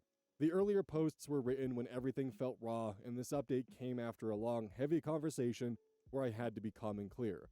I think that's why the tone sounds different. I do feel relieved, even if it doesn't come through strongly in the writing. Despite how messy the in-laws are, and with the father-in-law wanting to give alcohol to a newborn, which is a massive red flag in my book, it always makes me happy to see a post where the husband and wife are on the same page and it's not the wife desperately trying to deal with a one-sided 1v3 battle where it's the husband and in-laws versus her because the husband doesn't want to even dare speak up against his parents. So it's nice to have the exact opposite of that every now and then. I do wish OP the best of luck. Sounds like this is an extremely exhausting family dynamic, and hopefully with time, they're able to firmly establish boundaries that are respected, and getting the in-laws to understand that their visitation with their child is conditional, not guaranteed. Just because it's an arranged marriage doesn't mean they're arranged to be the parents of the child they produce. This post was collected by Direct Caterpillar 77, and their tagline is, of course, Satan is not a pogo stick. The original OP is Bride Hair Throwaway, posted to r/relationships, May 31st, 2016. Direct Caterpillar adds a note. Editor's note, while there are slight similarities to the Merida Hair Best of Redditor updates, these posts predate those posts by 4 years. Crazy coincidence. I, 22 female, have been told by my friend, 25 female, that I'll need to dye my hair to be in her bridal party. So I've known my friend, who I'll refer to as Ella, since I was a child, as she's the daughter of family friends, but we've only become close in the past 2 or 3 years. She recently became engaged, and I readily accepted her offer to be part of her bridal party. Yesterday morning, I received an email from Ella. It seemed pretty standard, but then when she got into the look she wants for her bridesmaids, she wrote, "Hey, bride hair throwaway, you'll need to dye your hair for the day. I'll take you to my hairdresser and cover the cost. Smiley face." This had never happened to Okay, me. that's I'm a weird. natural ginger, so it's not like I have an outrageous hair color, although Ella and her other bridesmaids are brunettes. I texted Ella about it. She told me my hair would clash with the wedding colors and that brides get a veto over pretty much every aspect of her bridesmaids' appearances. I just know that the entire bridal party is white. She also mentioned my hair is quite attention-grabbing and it'd take away from the cohesiveness of the group. Immediately no. Immediately no. If the person that you're thinking about doing this with does not already dye their hair, immediately no.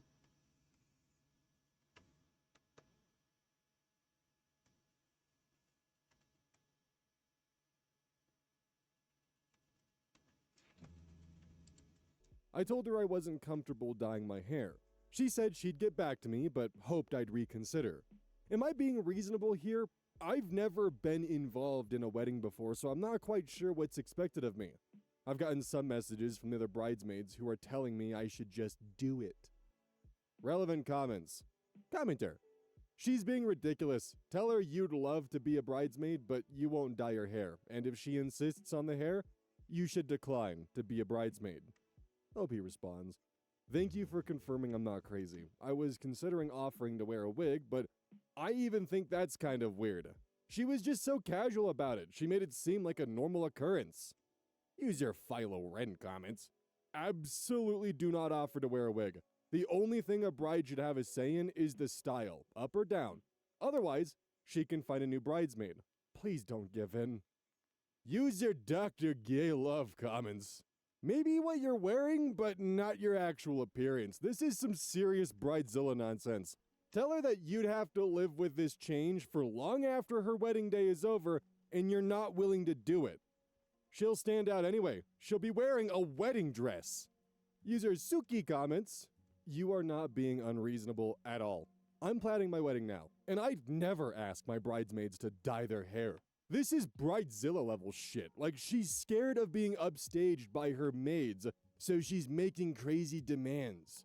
She's being ridiculous. Tell her you'd love to be a bridesmaid, but you won't dye your hair. And if she insists on the hair, you should decline to be a bridesmaid.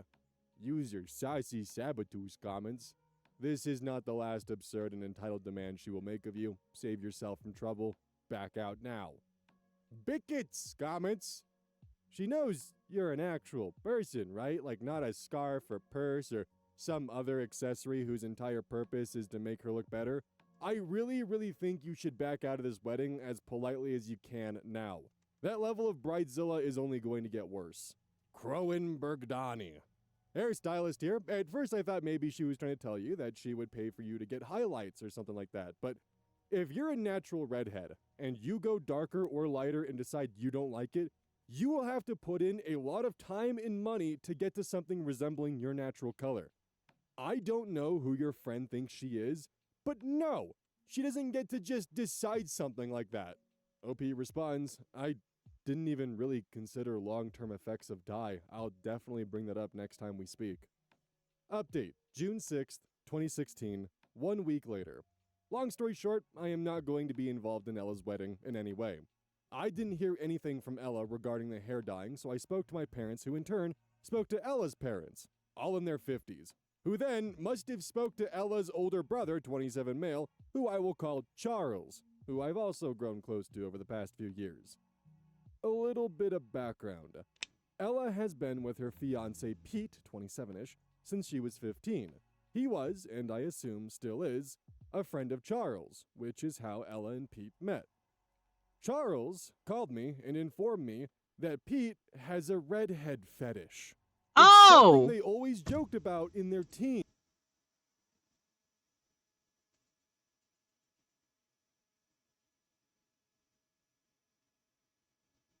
I need a bathroom break. I need a break. I need a break. I'm getting up. I'm stretching my legs. I'm gonna get another soda.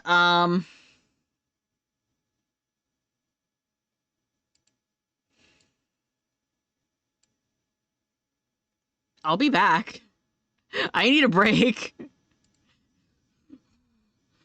Woo! Woo! Out come the liquor. No, I'm gonna eat. I'm gonna eat my fucking edible. Or, since my mom is out of town, she couldn't take her pen. Maybe I'll use that. I don't know. I only have Fireball. The fuck you mean?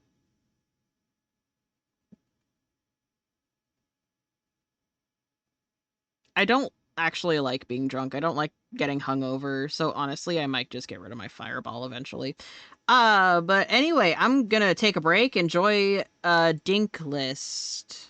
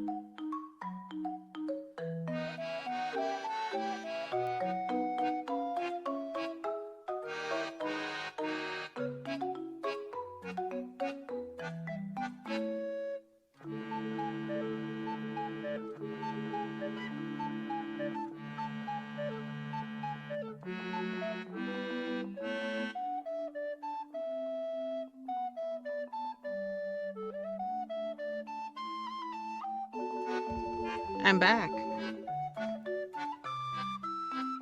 I have a snack. I have my soda. And I am pinches my fingers together. I am this close to taking one of my edibles. Let's keep going. Although that joking stopped when Pete began dating his younger sister.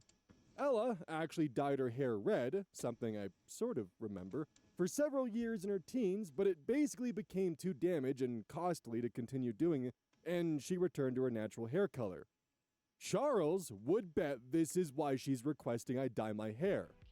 This all kind of made sense. I've met Pete a couple times, and Ella always seemed to be in a rush to leave the conversation and move on. He also stared. A lot. Why was I even asked to be a bridesmaid? Her parents strongly encouraged it and are footing the entire bill. I'm a generally fairly quiet and accommodating person, so I guess she figured I'd just go with it. I emailed Ella to tell her I'm no longer able to be a bridesmaid. I haven't heard anything back, although I know she's seen the message. I will probably not be going to the wedding at all. The whole situation is just too weird and uncomfortable. I'm assuming there's no coming back from this. Quick little eyes insert before I get to the comments. If your fiance is physically incapable of controlling himself around redheads to the point where you would rather try to force someone to dye their hair, maybe you shouldn't be dating them. You're not going to be able to control every redhead in your presence when they're around Pete. Like, if he is that uncontrollable around redheads, and you think he might be unfaithful around redheads just by them being in his presence, then what are you doing? That's a big fucking yikes right there. So it's either he is an uncontrollable hound dog around redheads, or you are insanely insecure. Anyways, final comments. Girl Friday fail comments. I think you did the right thing. It seems weird, but I can understand where Ella is coming from. My boyfriend has always dated blondes before me, so being Asian, I do sometimes feel the same insecurity. While it was an odd request, I do think she meant well. Even normal people can do silly things. I wouldn't worry too much about it being an uncomfortable situation, and I actually think you should go to the wedding. Don't make a silly situation weirder than it has to be. Just go, have a good time, and make sure the bride knows how excited and happy you are for her. OP responds, I think my instant reaction to stay out is due to my own experiences with ginger fetishists. They can be weird. And Ella not speaking to me. I'll definitely reconsider things if/when she responds, depending on how that goes. Elegant Jihad comments, this seems like a really odd response. I mean, he's an adult, right? Not a robot incapable of controlling his inner programming. A functioning adult that will most likely interact with redheads, possibly even, gasp, working with them. If you're uncomfortable being in the wedding, I understand your hesitancy to be involved in it. But the pushback from your friend is completely batshit crazy. I cannot believe this marriage will last if any female of the 2 to 6% of people in Western civilization with red hair will set his loins into overdrive irrevocably. User Wolfie305. As a redhead and an upcoming bride in 2017, I'm glad you noped the fuck out. I think this whole thread is forgetting what's really wrong about this whole thing. A bride asked you, her bridesmaid, to change your damn natural hair color. This could have damaging effects to your hair. Not to mention, you have to live with it for however long afterward. Fetish stuff aside, whether it's true or not, the bride was way out of line. As a redhead, I would have removed myself immediately at the first request out of offense. I think the bride is just jealous of your gorgeous hair color, OP. OP, high fives. So because we do end up covering the worst of the worst when it comes to wedding experiences on this channel, just kind of by default, because the ones that are drama-filled end up rising to the top and getting the most attention. But what is it with weddings treating their guests more as accessories or showpieces than anything else? Like, it seems that some of these weddings that are just really off the rails, like this one here, they treat people more like props and items and not really like actual people. It's the entitlement and incredibly short-sightedness of being like, oh, don't worry, I'll pay for you to dye your hair. Okay, well, are you going to pay for the amount of time it's going to take to dye it back to its original colors? Hi, Are you Gigi. going to pay for the time that it's going to take to potentially make sure the Hi. hair's not damaged? Are you going to pay for any of the good dyes that won't damage hair? Welcome to wedding culture. This is why B and I have agreed, my wife, Even consider that, uh, would you? And depending on the fiance, I length of the hair, suppose. that could be 2 to We've been 3 together for like years 8 of dealing years. with a Might as well be my brunette hair wife. color that's not your natural hair That color when we do because you had get to go to a legally wedding. married, Which that now we're not also doing a means you're big dealing with the awkward ceremony. conversations of anyone you met in those 3 years between where you were forced to dye your hair and when your natural hair color begins to come out. People are just gonna think that newly met you at that time, oh, they're dyeing their hair red. How quirky. And that's only if OP went along with the short-sighted request of dyeing their hair color, their natural hair color. Oh, actually, wait a minute. I'm not even comfortable with them requesting to dye like a non-natural hair color either. That is an interesting question though. Let's say like one of your bridesmaids, and this would be a question for the females out there. Let's say one of your bridesmaids had like blue or purple hair or a non-traditional color. Would you want them to dye it to a traditional color and then pay for it to be dyed back? How would you handle going about that? Because for me personally, I always saw wedding and wedding photos as a like snapshot of this is who you keep as people around. The only thing that I would request of people who are in my party, if they have dye jobs, because I know Link does dye his hair fairly frequently, I would ask them to have like a clean, fresh dye for the wedding. Make it look as nice as possible, please, of the color that you are like currently in rotation or whatever. I would be like, "Hey, can you like do like a touch up or something? Make sure that your hair is like looking as best as can be before wedding." Thank. Like that's it. And I think that's as far as your authority, quote unquote, your authorita, uh, as like a bride or groom goes with your guests.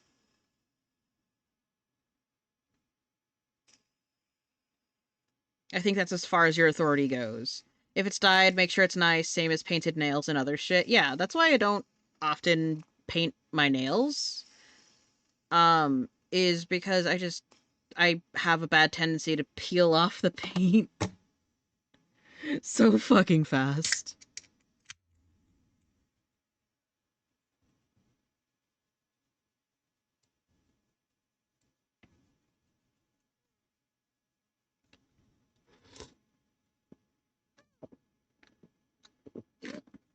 And like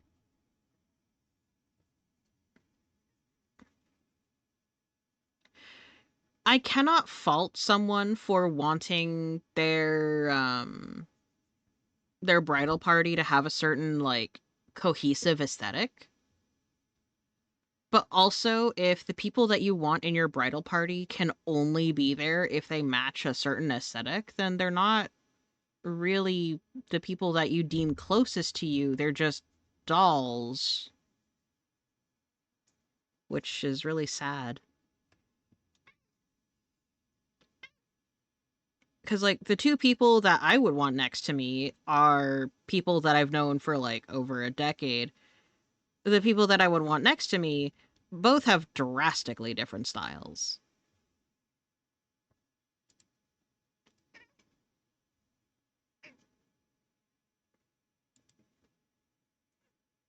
But, like, I'd never force one of them to do, like, something that would make them uncomfortable. The only thing I would be like, hey, my side's colors are going to be purple. They're going to be like lavender colors. Please wear lavender colors. And like, I'd give them images of like, these are acceptable lavender colors. You know, like, maybe I'm too reasonable to understand the mind of a bridezilla. You. Like, these are your friends. It's a snapshot of time of where people were in their lives when you were getting married. Although, now that I say that out loud, I can see how some vain people might actually want to alter the appearance of their past to make it purposely seem as though they were more put together than things actually are. And I can only assume that tabloid culture and social media definitely has not helped with this at all. This post was collected by Direct Caterpillar 77, and their tagline is, of course, Satan is not a pogo stick. The original OP is null document posted to r/TrueOffMyChest January 5th, 2026. My best friend pretended to be my friend for years just to sleep with me. What? We met in college while living in the same shared house. The rent was cheap and everyone was broke, so about 15 men and women lived there. It was honestly a hellscape. The house was dirty and poorly maintained, but the people were nice, and I made some really good friends there. One of them was Mike. Hey, Nitro, I think you're gonna didn't need feel a another romantic shot. connection, so I wasn't interested in him that way. Still, since we live together and attend the same college, we spent a lot of time together, grew close, and eventually became best friends. Over the next 5 years, we both dated other people and were always comfortable talking openly about our relationships. Mike never behaved inappropriately towards me and never crossed boundaries with his girlfriends. He was loyal, respectful, and a genuinely good person. That said, there were 2 moments when he showed romantic interest. When we first met, he flirted with me once. I'm but grabbing not the whole second date. bottle. Think of your liver.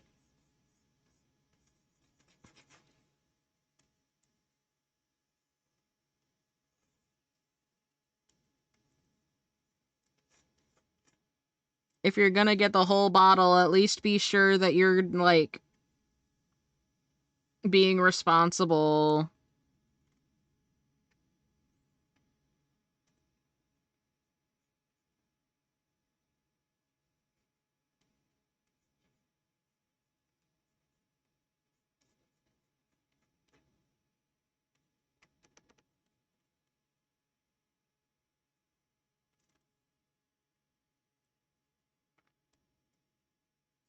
What if I just...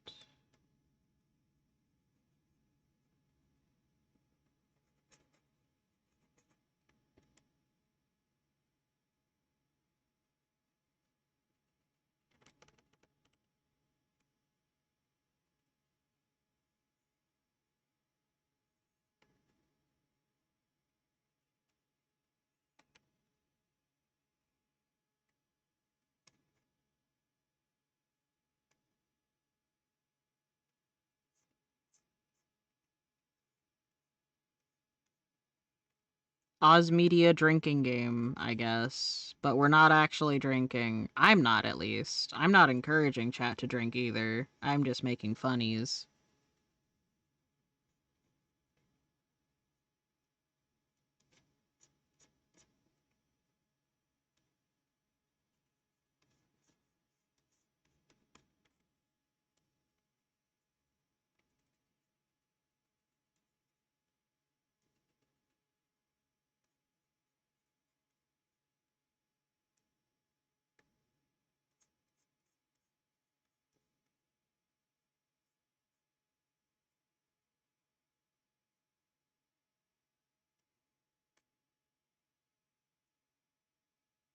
You're back. Welcome back. What did you grab? I'm partial to tequila. Later, Don't after got I'd any, ended though. a 2-year relationship, about 4 years into our friendship, he flirted with me once again. This time, I turned him down more firmly. I wasn't Just unkind, vodka? but I wanted Damn. to be very clear so there would be no false hope or confusion. That 2-year relationship breakup was difficult, and I needed a lot of therapy afterward. Honestly, that was the main reason I turned Mike down. I had just come out of a bad relationship, and I didn't want to jump into another one. That wouldn't be smart or healthy. That was over 1 year ago. I've been single for quite some time now and haven't been casually dating either. I used this time to heal and grow, which brings me to this past week. Mike and I have been talking every day, without fail, for over a year. We talk only through messages and calls since we now live very far apart. He decided to come visit me. I was really happy about it. I offered for him to stay at my place to save money. I live alone and have space, so I prepared a spare Oh, bed for no. him before he arrived. When he got here, it wasn't awkward at all. We've known each other for 5 years and have been I best don't like friends where for it's most of that going. time. But as New Year's Eve approached, he asked if he could kiss me. This time, I felt like I was in a place in my life where I could trust again. I'd known Mike for years, and I believed he wouldn't hurt me. So I said yes, and we kissed. We're older and more mature now, so the kiss naturally evolved into something more intimate. During the rest of the visit, we shared a very personal and intimate experience. We slept in the same bed, took showers together, watched movies cuddling, and even went to the movies holding each other the entire time. It all felt natural, personal, Okay. and cozy. Then his visit ended, and he went back home. I wasn't expecting a full-blown relationship or even a friends with benefits situation. I simply expected us to talk about what had happened and figure out what it meant or where we should go from there. But now he doesn't reply to my messages anymore. We used to talk every day for hours, and now there's only silence. Relevant comments. TKSWDR. Why didn't you bring this up directly the next day? Hope he responds. He was on the road the next day, so I wanted to give him space, but then he started ignoring me afterward as well. Ad break is User starting no in 30 diggity seconds. com- Back to the dink list we go.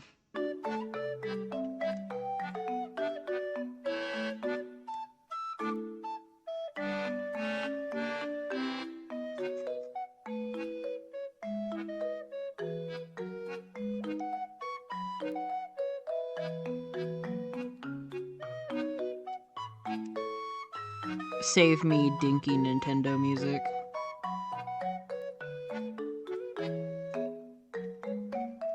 Shit is depressing, man. It really is, man.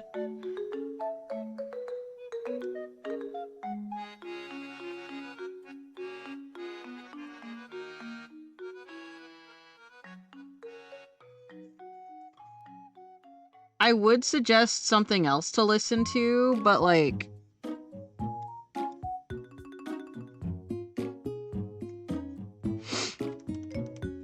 That's like my personal, like, junk food content that I like listening to.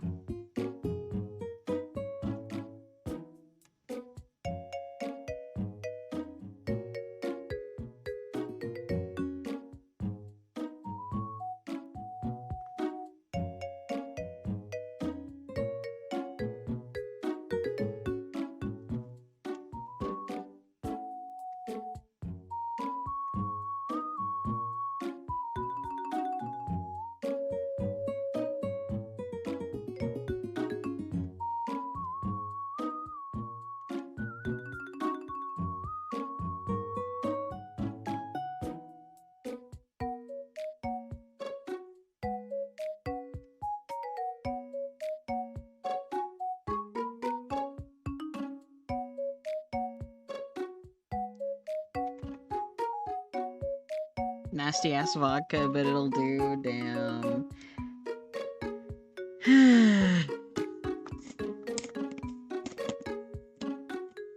Svedka is ass? Fair. I have my snacks. I've got peanut butter mountain mix from Albertsons.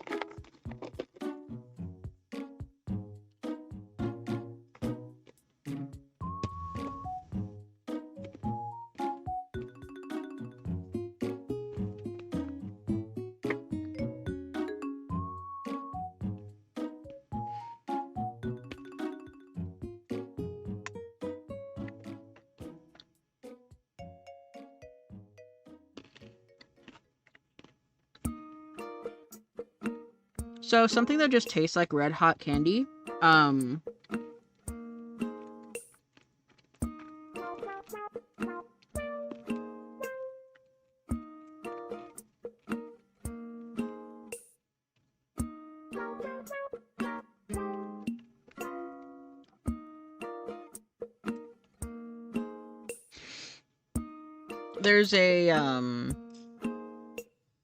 There's a combo that B put me on that has like so much good shit. It just tastes like they're red hot like sticks of gum.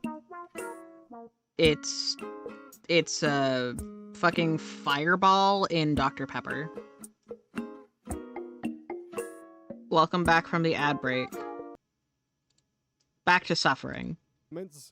Yeah, I wouldn't take it personal. Sounds like about the average experience with straight male friends. Not saying that to be rude, but my non-straight male friends just wouldn't, and would protect our friendship. Sex ruins friendships. Straight males, on the other hand, you have to know better. Maybe he's sorting things out mentally, or maybe he got what he wanted like you suspect. I'm truly sorry. Opie responds, yeah, I thought I knew him after 5 years. I thought we would be the exception to the rule and sex wouldn't ruin our friendship. Update, January 6th, 2026. A lot of people asked for an update, and I didn't think there would be one for a few more Sounds like days, ass, but I'll try here it, is, damn. the final outcome. Mike messaged me. He sent a text, like usual, completely ignoring the ghosting and everything that had happened between us. I replied normally, and we talked a bit, about nothing in particular. I was at work at the time, so I waited until I got home to ask him directly what was going on. When I got home, I sent him a message saying I felt like he had been avoiding me. He replied that he wasn't avoiding me, that he was just busy playing games and forgot to talk to me. He also said he didn't think the vibe between us was weird or different. I then asked him what our week together had meant to him. He said it was just a couple of friends having fun, and nothing more. He doesn't want anything romantic with me. So yeah, this isn't the happiest update, but it's definitely the most realistic one. Thank you to everyone who left comments on my previous post. He wasn't cheating with me like many of you suggested, and he wasn't confused and sorting out his feelings either. We're still friends, and I meant what I said before. I'm just glad he didn't disappear completely. He's still my friend, I do and not like how respect this his is decision. blending. Let me I just... can't put the link to the original post here. Ask in the comments if you're confused. Final comments. Noenve comments, I have no idea if that's actually how it's pronounced. Why would you continue being friends with him after he manipulated you, got what he wanted, and then gaslit you? I'm so confused. OP responds, this might sound dumb, but I'm really grateful for the responses I received. When I wrote the update, I was so blinded by the rejection that I didn't see how bad the situation actually was. Reading the comments helped me snap out of it and realize, hey, that was actually really shitty. User Creative Death 00 comments, nah, I'd ghost him. He's not a real friend at all. Real friends have boundaries in place. He wanted to get his dick wet, and now he's successfully done that. I can predict the future. He'll give her breadcrumbs, give her bare minimum contact to satisfy her, and when he's horny again, uses OP, then repeat, recycle, till OP wakes up to herself and realizes her value is much more than what he's giving her. OP responds, oh no, we are never sleeping together again. I did feel a spark, but it'll pass. I won't let myself be treated as disposable, and if he wanted something romantic, this was his chance. YOP is certain it's over, courtesy of Soft On Pages. Thank you for the message, but it's time the people on this post accepts he has no romantic feelings. I didn't put the whole conversation, but it was bad. Not that he owes me anything, but he made it very clear we meant nothing. Wow. User KMW on to 6 comments, looking for the second update after you drop his ass. OP responds, I don't plan on posting another update, there's nothing more to update. If this is about closure, just know that I won't beg or humiliate myself, and I won't beg for friendship either. We're not talking like we used to, so I'm sure the friendship will simply fade out. KMW on to 6 responds further, you deserve better, OP. I hope you know that, and he regrets his loss. So I might be totally in the wrong on this one here, but the timeline seems to have moved really fucking fast. This was posted January 5th, 2026. They shared a kiss on New Year's. There was enough time for them to share showers, share the bed, cuddle and watch movies, go out to watch a movie together. So how many days would that have been since New Year's to the time that he potentially left? We also know that he lives a decent ways away, and even if he's flying, that's still probably an entire day of travel. If he's driving, that's 2 days of travel. So I could potentially understand why there are gaps in text messages there. I do think Mike should have sent a courtesy text of like, hey, my flight landed, or hey, this is where I'm at driving right now, or hey, I just made it home, now I need to decompress for a little bit. Because, yeah, dude, that Oh yeah, sucks that Oz after does have you a two had point. sex for the first time after being friends for 5 years, you didn't respond or let her know what was going on. But I also feel like the timeline just accelerated to hell and back, and I'm kind of just left with the opinion that this is really, really messy. I don't think anyone's like necessarily the villain in this story. There's definitely some fault spread around. But I don't think I can agree with the idea that Mike was solely in the friendship for 5 years to sleep with her for one time and then ghost her. Especially when he's had other relationships in the process of all of this. I'd be very curious to hear some of your inputs in the comments because I don't know. It's posts like this that make me fearful that I'm going to be accused of being a misogynist or a fake ally to women again. That was fun. Again? Don't forget, this is brought to you by GamerSups. Use code ODDS at checkout. Mother-in-law invited people we don't know to our wedding. She won't uninvite them because that's embarrassing. Welcome back, everyone. It's here. And today I've got some r/best of for you all. As per usual, I'll be reading you the posts, giving you my opinions, and I hope you do the same down in the comments below. And without further ado, let's jump right into it.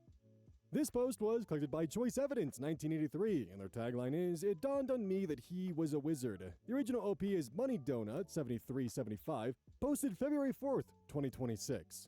Mother-in-law is inviting people we don't know to our wedding.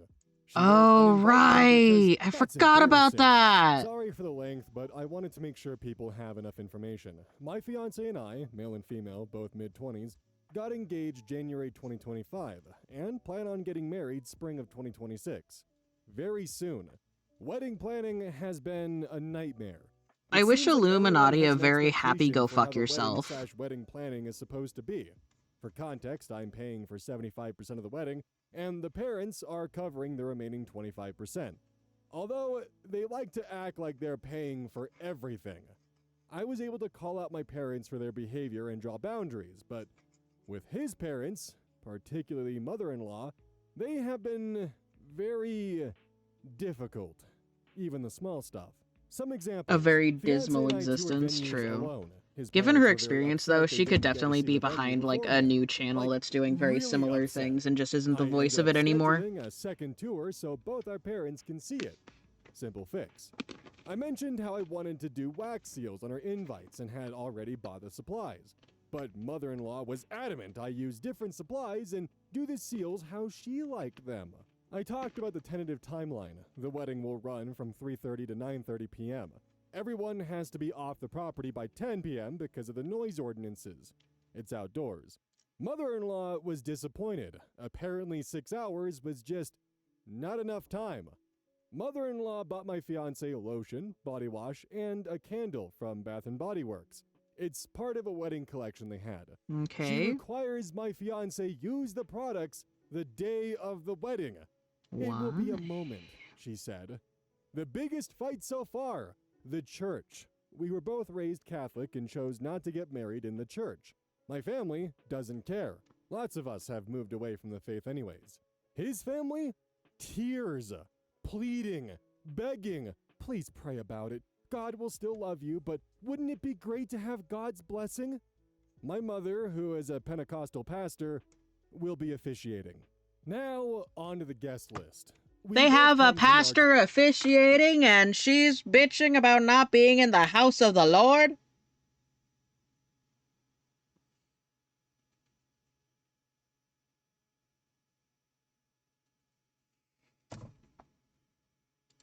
families. That would put us at a guest list of 100 people for just the core group. Parents, siblings, grandparents, aunts, uncles, cousins, and in friends and selective plus ones, we get to around 150 people.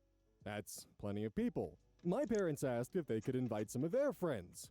Nope, not happening. We are full. They were a little mad, but didn't push the subject further. But then there's his parents.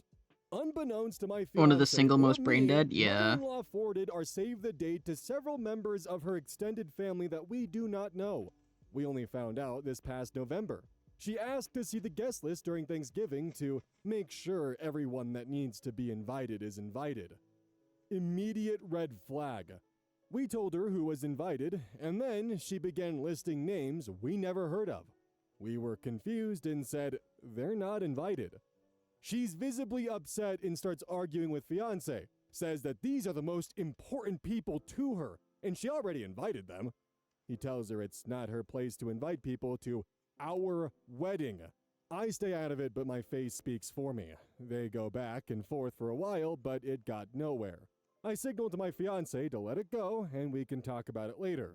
We left the conversation telling mother-in-law we'll talk about it after Thanksgiving. Well, we never talked about it. Fiancé tried to make a game plan with his dad, thinking if he can be on our side, it would make talking to his mom much easier. But they are both non-confrontational, and wanted to ignore the entire situation. I guess mother-in-law was crying to father-in-law about the guest list for a while. It was eating her alive. Father-in-law got annoyed and fed up, texted fiancé to invite the additional people. Fiancé said no, but they won't let it go. I let fiancé know he should continue to handle it since it's his parents. But the second his parents involve me, I will handle it. He doesn't want that to happen. 3 days ago, it happened. She involved me. Mother-in-law texted. I love whenever it's the don't get me involved because they're gonna be so fucking nasty to these people. I love it. I love it. I love my slap. Fiance and me in a group chat. Starts off strong. I have thought about the people in my life that really mattered to me that I would like to be invited to your wedding. To put it short, she pulls the dead parents card. Dad passed away when she was 11 and mom when she was in her mid-20s. And talks about how these people are parts of her parents. Claims they've been at every big family event. I have not met these people in the past 7 years we've been together. And my fiance says he's only met them a couple of times. She's even said not everyone invited is going to make it, so there should be room to invite additional people. She's already invited them and they're so excited. She even sent them the hotel block information. 7 to 8 weeks after we initially told her they weren't invited. It would be really embarrassing for her to uninvite them after all of that. She's praying we allow them at our wedding. His parents did offer to cover the additional costs. We since haven't responded.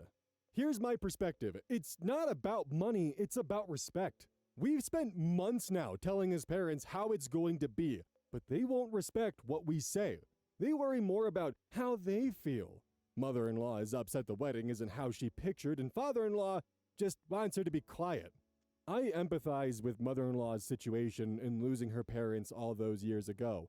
I lost my mom 4 years ago and then my brother less than 2 years later. It sucks that there are people who can't be there, and it's out of our control. But that doesn't mean she can require certain people be invited. She might be the mother of the groom, but she is a guest. Guests can't control how the wedding will be. She's already crossed so many boundaries, and it's not my responsibility to fix the mistakes she made. I told my fiance, since it's his family, he makes the decision, and I will support him. He said he wants to give in just to make it all stop, but that sets the wrong precedent. He doesn't want these people there. He's not close enough with them, and if they were really that important, they would have been around more. He also doesn't want to start a marriage by ignoring my feelings and just doing what his mom says. Good husband. He's torn and hurting. I've offered to be the one to respond as I promised, so that I can take the heat. But he doesn't want to ruin the little chance I have at building a relationship with his mom. With that, how would you respond? We agreed any response needs to be in writing since most of our conversations have been verbal and misconstrued. Having it in writing makes it clearer. Should I mention that second venue tour I scheduled with the parents is in 3 days? Thanks in advance for whatever advice you can give. Relevant comments. Commenter 1. You should only allow mother-in-law to invite her people if your folks can also do the same. But honestly, do you really want people you don't even know at your wedding? I caved to my mother-in-law for my wedding, and I still regret it. I've been married for 30 years, by the way. Opie responds, funny enough, she says the same thing about her wedding. Complains about how many friends and additional family each of their parents invited. She said it was overwhelming. When we say this is exactly the same as what she experienced, she backtracks. Commenter 2. Oh, God. Imagine what's going to happen when kids come in the picture. Opie responds, don't even get me started on the kid convo. Did you know the entire point of marriage is to have children? No other reasons. Commenter 3. Your fiancé needs to take his balls back from his mother, who apparently keeps them in her purse. Yes, you can put it to bed, but is that the life you want? He doesn't like confrontation. Okay, and adults have to do lots of things we don't like without pushing our responsibilities off on others. Imagine how she will be if you have kids. Do you always want to be the enforcer? Do you always want to have to deal with the drama because your husband doesn't like to? That isn't fair to you. He needs to put his foot down and end the nonsense. Yes, you could do it. But guess what? So can he.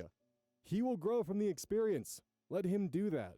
Opie responds, he's gotten much better about sticking up for himself, but certainly it's not been perfect. He struggles to have difficult conversations, especially because his parents don't argue with reason, just emotion. The I hate idea that of the me being halftone brush the I have enforcer just has fucking more to do with the lags. fact that they can't argue with me the way they argue with him. They don't speak to us the same way. They'll keep pushing him and never listen. They're usually pretty quiet once I get involved. It's a weird dynamic. Commenter 4. Hi, I don't Hexen. understand why brides allow anyone to Look at dictate this their wedding absolute hunk choices. I'm For drawing. the love of Zeus, learn to say the word no and mean it. Use the wax seal if you want it. Tell her she will uninvite her unapproved guests or they will be turned away at the door by security you're hiring. And then do just that. You are getting married. So presumably you are adults. Start acting like it. Opie responds, the problem is they don't understand the meaning of no. It's not in their dictionary. We've said it multiple times, but it just doesn't click. Wax seals? Yeah, I appeased her for the time and then went home and made the invites how I wanted them. The candle lotion stuff? We've already burnt the candle. Nice said. We'll just happen to forget the other things at home the day of the wedding. Oops. The church/venue issues? Well, I already paid the venue, so I can't change it now. The guest list thing is just something less out of our control in terms of how the response will He's be. just so I hot. don't have the contact information of the people she invited, so it's not like I can tell them myself. What if these people show up even after confirming several times they weren't invited? Then it turns into this huge dramatic moment that was avoidable if his parents knew what no meant. We just wanted to avoid a massive family blow-up at the wedding. Commenter 5. Are you sending out paper invitations? If so, just don't send them one.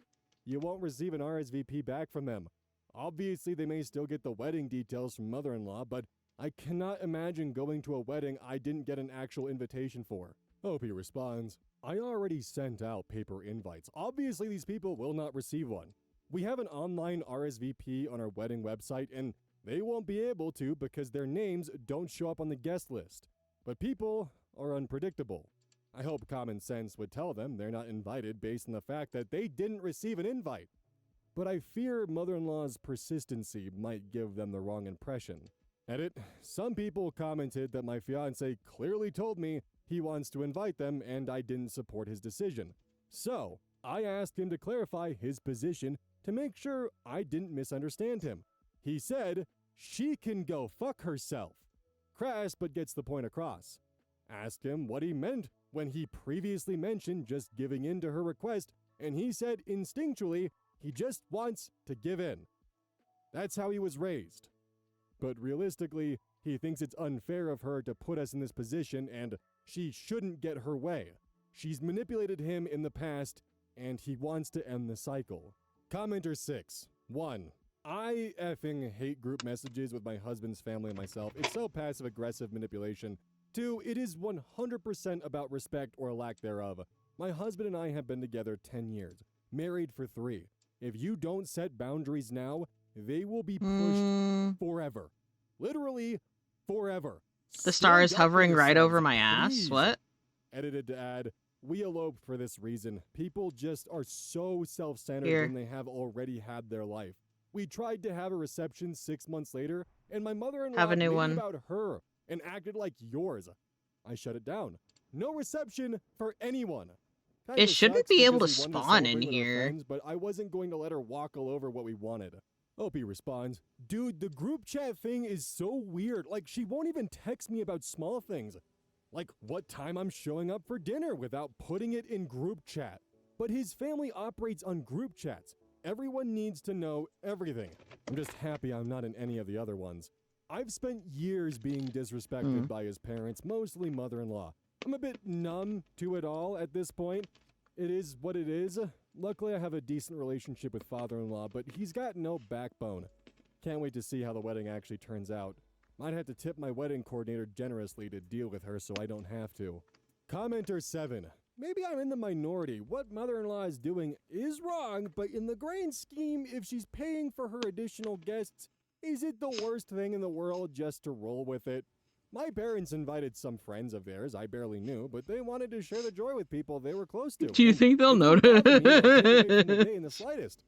I do think no means no. The, but like, why start your five marriage in a opacity. contentious place with the in-laws when it's really not that big of a deal? Stream Just avatars my lets 2 you cents. custom build the terrain. Opie Yeah, responds, I get your point. I have the Here's some more terrain set up to where context that you might guys clear walk things up my I leg. didn't mention this in the post, but when we first got engaged, my fiance had spoke with his parents about wedding expectations, including the guest list.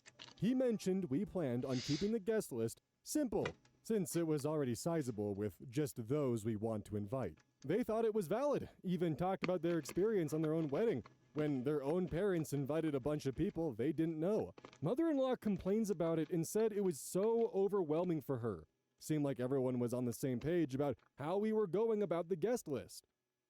Flash forward to a few months ago, we find out she invited people we don't know and didn't ask if she could, just expected she could. It was like that earlier conversation never happened. Brought up her experience at her wedding and she backtracks. I think it's less about a guest list and more about wanting things her way. We're not having the wedding the way she wants it, so she's trying to find the means to get her way in some capacity. On top of that, I've told my own parents they couldn't invite friends. People we actually know. Feels weird to hold a standard to one family but not the other. Update, May 20th, 2026, 2.5 months later. Hi, I fear everyone. I've cooked, It's been a guys. few months and I figured I could provide a bit of an update. The biggest update is we got married. It was such an amazing day and went just as we had planned. And this We're is still in another awe illustration of the how guy. perfect it was for us. We don't regret a thing, except our DJ, but that's a story for another time. In regards to dealing with mother-in-law and her guest list requests, the day after my initial post, my now husband sent a short text to both of his parents saying her extended family wasn't invited, and we were done having the Time to add my conversation. little guy. Added in that we were disappointed with their behavior and that they caused unnecessary stress. The response was interesting. Mother-in-law just responded saying she invited these people because we said it was okay in prior conversations. That never happened. Makes him look like a And she has sticker in always Paper been Mario. supportive Yeah, I of the love giving wedding. white outlines That to was things, if never a you couldn't tell by my concern, but avatar. now it is. There were no apologies, but we weren't expecting any. She also never said she would uninvite her guests, but we can confirm they did not come to the wedding. His dad even made a comment about how selective the guest list was in the speech. Tried to make it sound like everyone there should feel special they got an invite. Such a classy guy.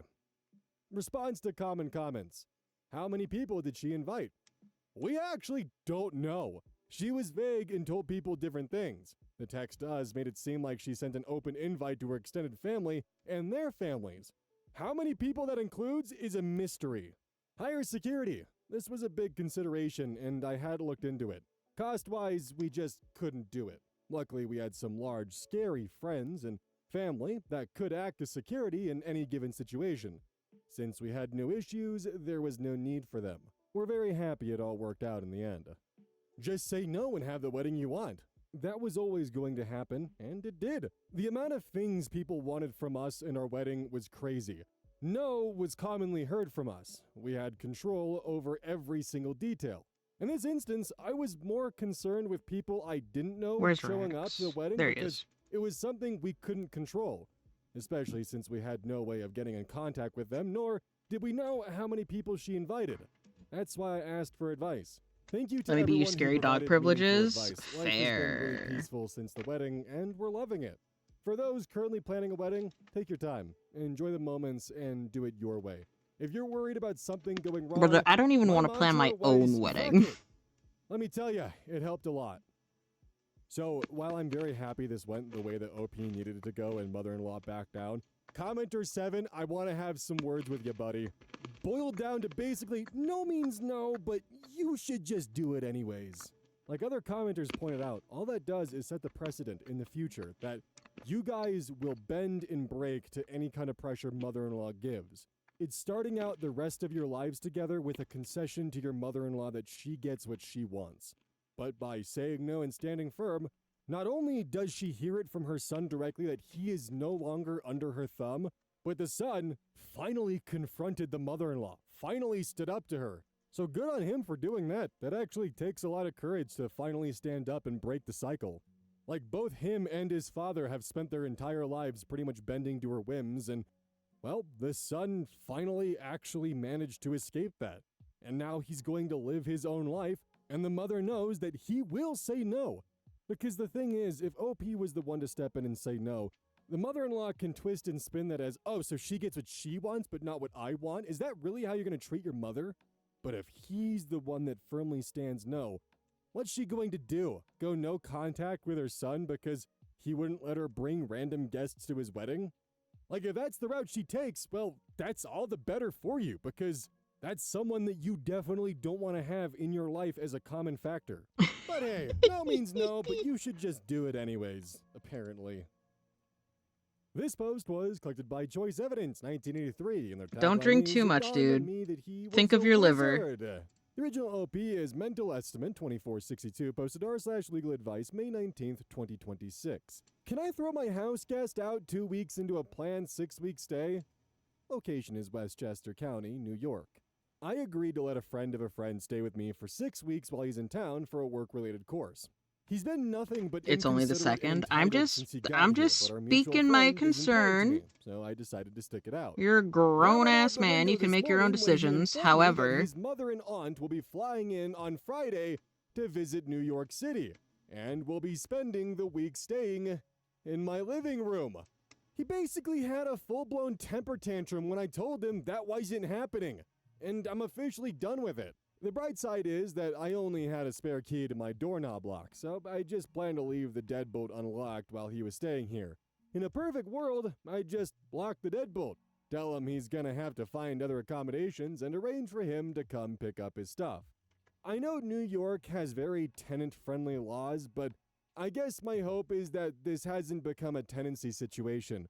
He's only been here for 10 days, has an apartment back in Indiana, and I've got emails and texts with him and our mutual friend that includes discussions about the duration and context of his stay. I'm hoping all of this will work out in my favor, but I really have no idea what to expect if he tries to push back. So yeah, can I lock this guy out and tell him to fuck off, or would that end terribly for me? Thanks. Edit to mention it's his mother and aunt. I was typing faster than I was thinking when I posted this. Relevant comments. Commenter 1. Not a lawyer.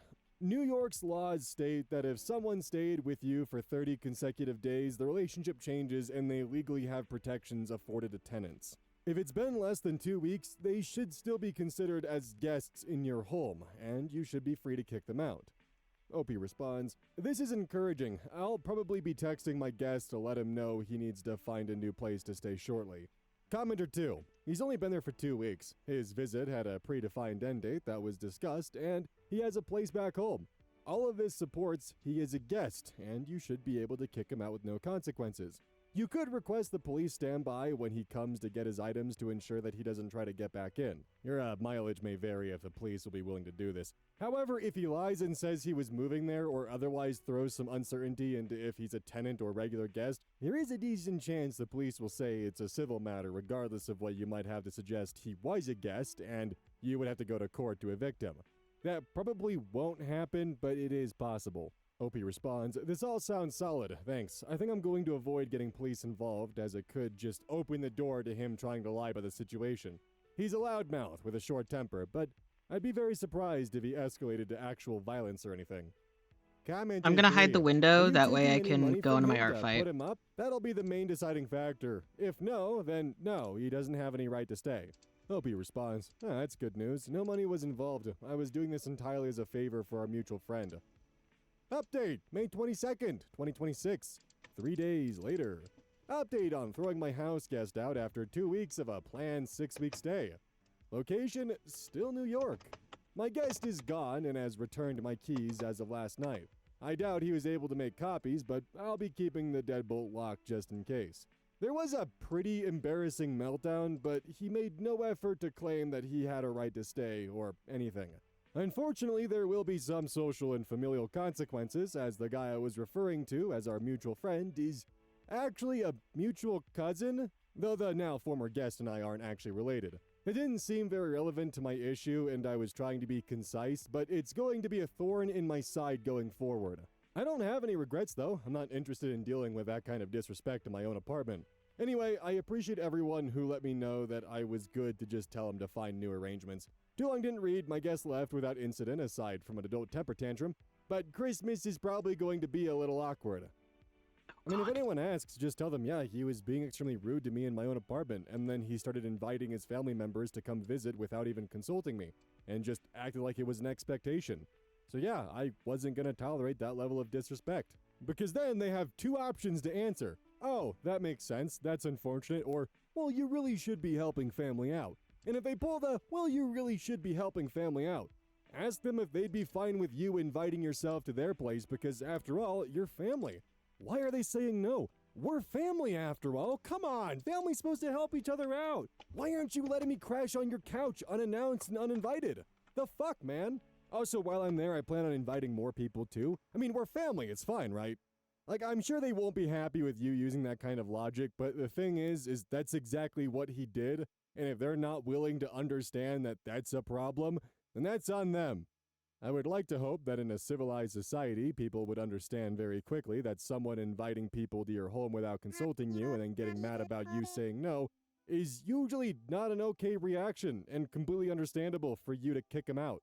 Like, you offered to give him accommodations for free for 6 weeks, and he's upset that you wouldn't further your hospitality to 2 more people without consulting you first. My guess would be is the reason why they were so upset was because they had already purchased the plane tickets and didn't make any accommodations beyond that and just assumed it'd be fine. So now, instead of the only expense being, maybe the occasional taxi cab, dinners, and all that kind of stuff, and the plane tickets, now it's also hotels while they're at it too. Honestly, at this point in time, whenever I have someone visit my home, I'm just gonna serve them an eviction notice on day 1. They're gonna know exactly what's going on and what's up then. Yeah, that'll work. Hey, how come no one wants to visit me anymore? This post was collected by Direct Caterpillar 77, and their tagline is, Satan is not a pogo stick. The original OP is Candy X Crusher 89, posted to r/Am I the Asshole Relationships, as well as OP's own page, February 10th, 2026. Would I be the asshole if I broke up with my boyfriend because his friends got him a me-shaped piñata? I, 22 female, and my boyfriend, Matt, 22 male, have been together for a year and 8 months. Matt and I go to different universities in neighboring cities. About a 45-minute drive. Matt is in a fraternity, important for later. It was Matt's birthday on Friday, and he and I went out to dinner to celebrate. After dinner, I went back to my university since I live on campus. The next evening, I was on Instagram and clicked on one of our mutual friends' private story, and I saw Matt and a bunch of his friends hitting and stomping on a piñata. By clicking through more of the stories, I figured it must have been a surprise party for Matt, since he told me his only birthday plans were dinner with me. On the last slide of the Instagram story, I got a close-up of the piñata, and it looked exactly like me. From the hair color to the skin color, even down to my septum piercing. There was no doubt that it was me. I was 49 really confused, points! and I screen recorded the stories, then I messaged the friend who posted the story. I asked her if that was me as the piñata, and she left me on red and removed me from the close friend story. This just confirmed my suspicions. The next day I texted him and asked how his party went, and he acted confused and said he never had a party. I was confused as to why he was lying to me. I told him I saw it on mutual friend's private story. And then he completely stopped answering. An hour later, he answered and said, "Yeah, the guys threw me a surprise party. It's a frat tradition not to talk about it, though." That's when I asked him about the me-shaped piñata, and I sent him the video of him and his friends destroying it. He told me that it was not me, it was just a random piñata the guys found. I told him to stop lying to me, and that it was obviously me. I told him how hurt I was. Oh, God. He would allow his friends It's been to 6 do something hours. like that, and all he could answer was that they would kick him out of the frat if he didn't accept it. I also brought up how if his frat had thrown him a surprise party, why wasn't I invited? I was only like 45 minutes away. I knew it wasn't because it was only guys, because the mutual friend who had posted on the I know where story we're was going. a girl who goes to his university. And I saw in the story there were multiple girls there. He stopped answering me and hasn't since. It's been a day with no contact. I'm honestly considering breaking up with him over this. I've caught him in lies before, but this is just too much. The video of him Read. and his friends stomping the piñata Let me was put just on the so dink list. disturbing. And to find out that my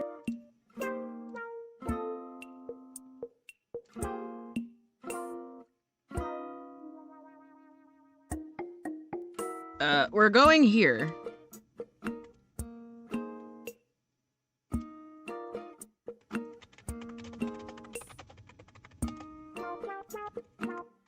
There's the raid message. I haven't figured out an actual raid message that'll be consistent yet, so this is what we're going with today. I hope you all have a good day, night, whatever the hell y'all are doing. And just vibe. I've been Grammy the Ghost and you're a machine. I'll see y'all next time. Take care of yourselves. Bye-bye.